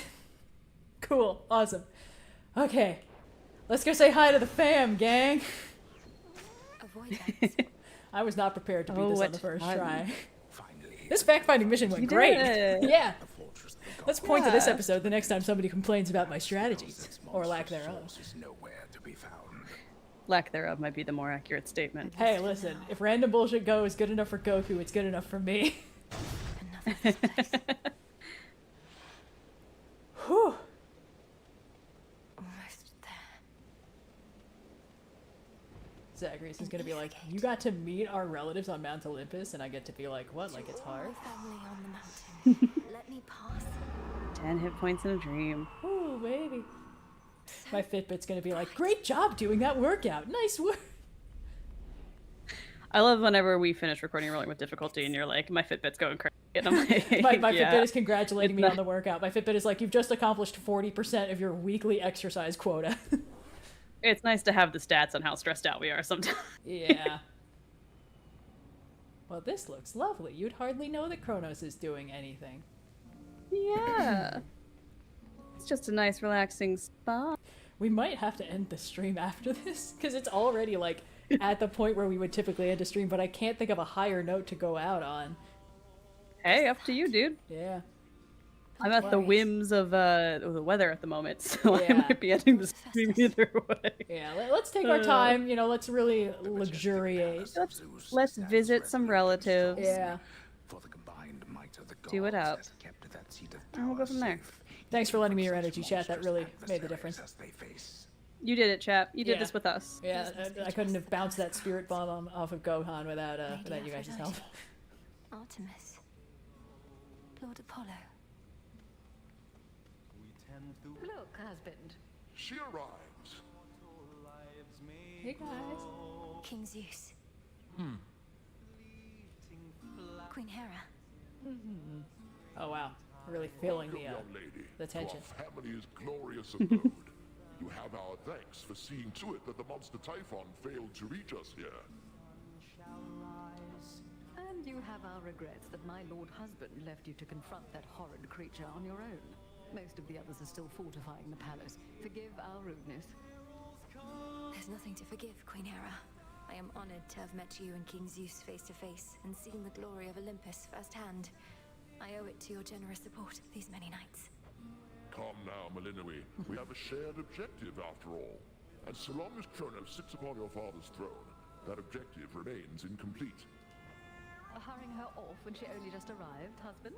Although we've little here for entertainment other than Apollo's plucking. At least our enemy shall be back at our gates before long.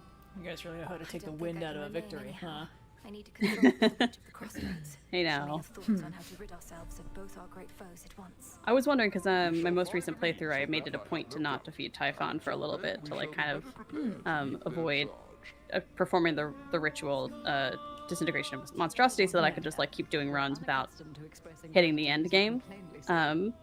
And they ran out of dialogue so fast. Yeah, that doesn't surprise like me. I was like, oh, you've got exactly the amount of wins I need to beat the first ending of the game, and then there is no more conversation for Hera and Zeus and company on Olympus. Like it is just like, oh, because I was kind of hoping like, oh, are there other gods I could have met at some point? There's a couple you meet, but like, could I have met the whole pantheon depending on when I went down here? And no, it does just run out after a certain point. What's happening? Yeah. At least you bought us a bit of reprieve so I could play again at all. Typhon is going to be back though, isn't he? I'd count on that, but I'm going to be back as well. For now, please bolster your defenses and make ready for the monster's next attack. Yeah. Now I had better go. Was too shabby. That to work. Expecting my return. Can't you just contact her by boon? I'll bring one forth for you in case that works. And thanks for everything, cousin. That's for you. Weird to see it from this side. Let's continue to look at all the pretty statues. Saying all our words about the pretty statues. Great Auntie Hestia. Wow. Lord Uncle Zeus. Ooh, ah. Queen Hera. All It's that very business. nice that all of the statues are on the left-hand side of the hall, so I can actually see them. That's nice of them. How considerate. Yes. I'm unaccustomed to being on this side. I see Erebus, I think. Wait, Headmistress, is that you? Can you hear me? In the name of Hades, Olympus, I accept this message. Malinoe, if you can even hear me yonder, I bid you to return. We have matters to discuss. I have to go now, everyone. Please, take care. And let the others know I'm sorry to have missed them. I'll return. Return to Shadow now. Return to Shadow now. She doesn't start doing the little like V for victory pose until I think Not yet. later, yeah. Yeah, I think I get the first ending, and then she'll be like, I did it. Teehee. Teehee. Should check with Headmistress. That's how you know the gameplay's not fucking around, when the character starts saying stuff like, I should go over there and do this thing. We beat the father of all monsters, Kronos. Whew. First try. Well, a thrilling victory to end the stream. So, Hi, how's it going on Dora. Olympus recently? Or wherever you were last night? Dora, you'll never guess what the fuck I just did. It was the craziest shit. I just fought Godzilla 1v1 and I won. I made it all the way to the summit, where I confronted the ancient monster called Typhon.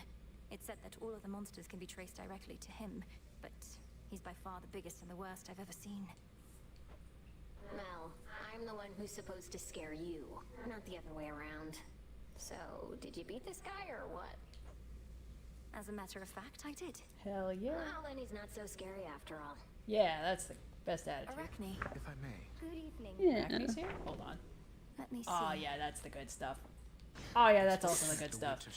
Oh Hell yeah, hell we're killing yeah. it today. And you should, if I'm understanding the trigger correctly, you should be able to start getting Ares boons now on some of I your think so. subsequent runs. Yeah, something to look forward to next time. I thought would never come to pass. Yeah. That Olympus would once again face the fury of the father of all monsters, and their conflict would shake the world to its core. And now it's happening. You mean you knew Typhon's attack was a real possibility? Why didn't you warn us? We could have prepared. I was not permitted to warn you. Had I done so, it merely would have expedited This is the interesting. outcome I feel like now this realized was dialogue is bound to triggered happen by anyway. seeing Typhon for the first time, so it's not prepared for you beating Typhon on the first try. Beating Typhon, Because yeah. the energy of this conversation is so much more like accusatory rather than celebratory. How is this all your fault? I ran into this a couple times on my last playthrough, where I would be advancing a lot faster than the dialogue was. So there'd be a lot of conversations that seemed rather like morose instead of celebratory, when I was doing actually quite well. The awakening of Typhon. Perhaps it's a punishment. And a reminder never to defy the fates. But still fun. Yeah. Princess, please forgive me. Nonsense. Kronos did this, not you. Hey, can you guys, like, buck up a little? I just did something really cool, and you are not matching my energy. I'm hype as hell right now, and y'all are bringing it down a bit. If nobody's got me, at least Eris has got me. Isn't that right, chat? Eris is just here for a good fucking time. Eris, hey, I like. best I think girl. my Eris is definitely best girl, because I flip-flop between her and Moros in terms of like my favorites of the romance options, because like Icarus is at the top, Nemesis is at the bottom, so Eris and Moros are just kind of like flip-flopping between the second and third place constantly, depending on where I am in the run, basically. Things are okay. Things are not okay. That's okay. It's okay that you don't understand her, Mel. I understand her, and that's what really counts. Let me get that nectar I just ordered. No, Hecate, I'll be over there in a minute. But first, I have to flirt with my problematic girlfriend. Hey, girl, hey! Babe, no one ever gets me anything like this. Except the last couple of times you got me the exact same thing. But oh, I feel so bad I don't have anything for you. It's only a gift to make you feel a little better, not worse. Don't mention it, just you enjoy. But please don't leave the empty bottle on the ground. Okay. Let's... Oh, Arachne! Hey! Oh, hello there, my friend. Hey, Arachne. I happened to see the boatman sculling down the Cicadas, presumably to you, for Come he to had hang. all sorts of supplies. He was generous enough to offer me passage, whether he knew it or not. I don't know, I feel like Great to see you Carol here, would and probably welcome, notice Arachne. a I'm certain basketball-sized Carol doesn't mind spider. such a courteous stowaway. Is there anything we can do to Doesn't make your seem stay with us likely, more doesn't it? Yeah. Oh, thank you. I don't intend to be here very long, especially since the boatman is my ticket home. I'll just make certain all my silk here is patched up and then be on my way. Be well, won't you? Will You do. too. Hi, Selene. Oh, I can't talk to her. Oh, wait, yes, I Our can. cycle soon is to begin again, but for the moment, I must take my rest. I reached the summit of Olympus Oh, finally. Selene. They're fighting back against Typhon himself. Perhaps you knew already. He's quite enormous, yes. Well, the bigger they are, the harder they fall. Hi, Hecate, am I about to get yelled at? Almost certainly. It's your favorite activity. Confronting Typhon of all creatures face to face. I can appreciate the fine line they walk with Hecate between like being too much of a strict teacher who's like, oh, Melanoa, you're always doing things I don't expect you to, or that are not how I taught you, Mhm. and still being supportive. Like, it's very clear that there is an understood dynamic between them that overwhelmingly does work for both of them. Yeah. So it's not like adversarial. It's just occasionally that they clash in the way that you clash with any authority figure You in life. come where I not so utterly aghast. Father of all monsters may not be quite so easy to surprise ere you confront him again.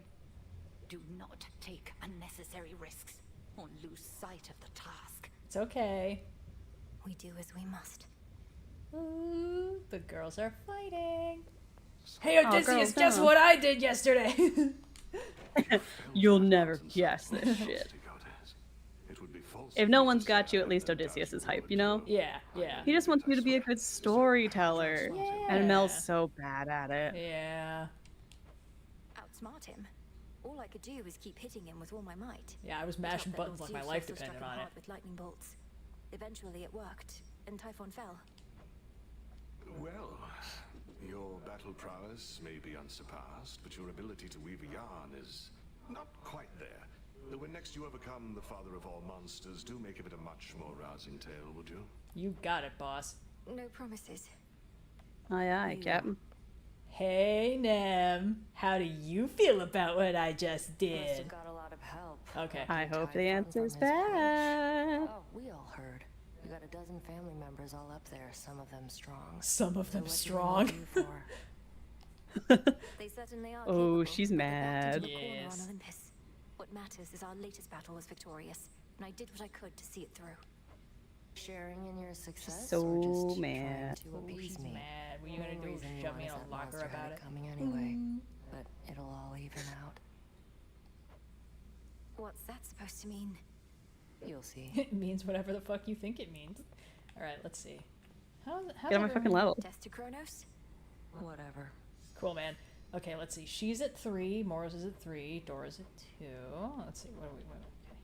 3, Selene 3, Charon 2, Odysseus 2, Nemesis 3, Moros 3, Dora. Oh yeah, we've been favoring our boy a little bit. Yes, as it should be. Eris isn't here? Wait, where is Eris? She's not the unseen. Ah, the rest. Okay, 3. We're keeping things relatively balanced. Sick. Okay, awesome. Let's see what we can get. Some Ooh, moon goody. dust. We have enough nectar at this point, I think.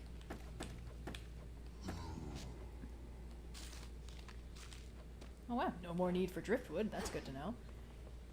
Whew, boy. Hey, All right. your boy is here.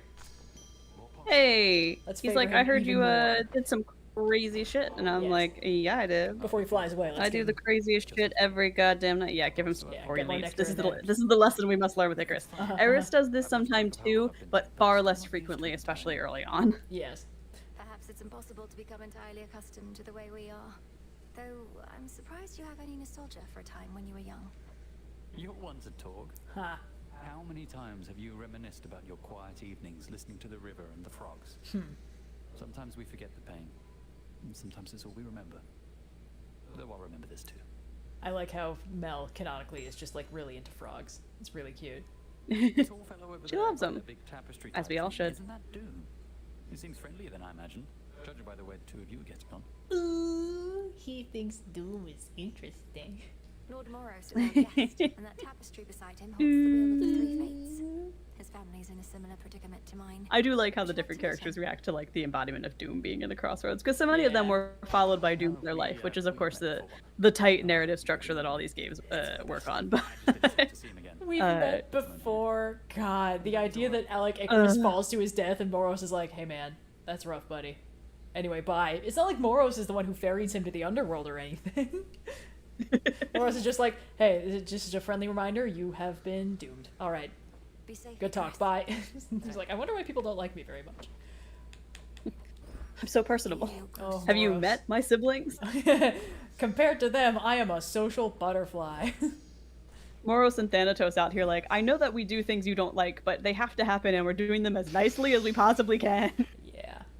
Well, now that we have nectar to spare, let's see what happens if we give nectar to... May you have pleasant dreams for as long as you slumber. And if and when you finally wake, know that this nectar shall be waiting for you.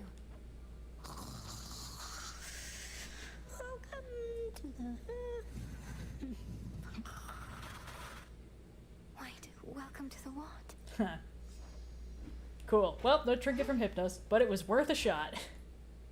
We tried, Hypnos. We did. Did our gosh Such darn cards best. reflect my path. No one can take that from us. Nobody.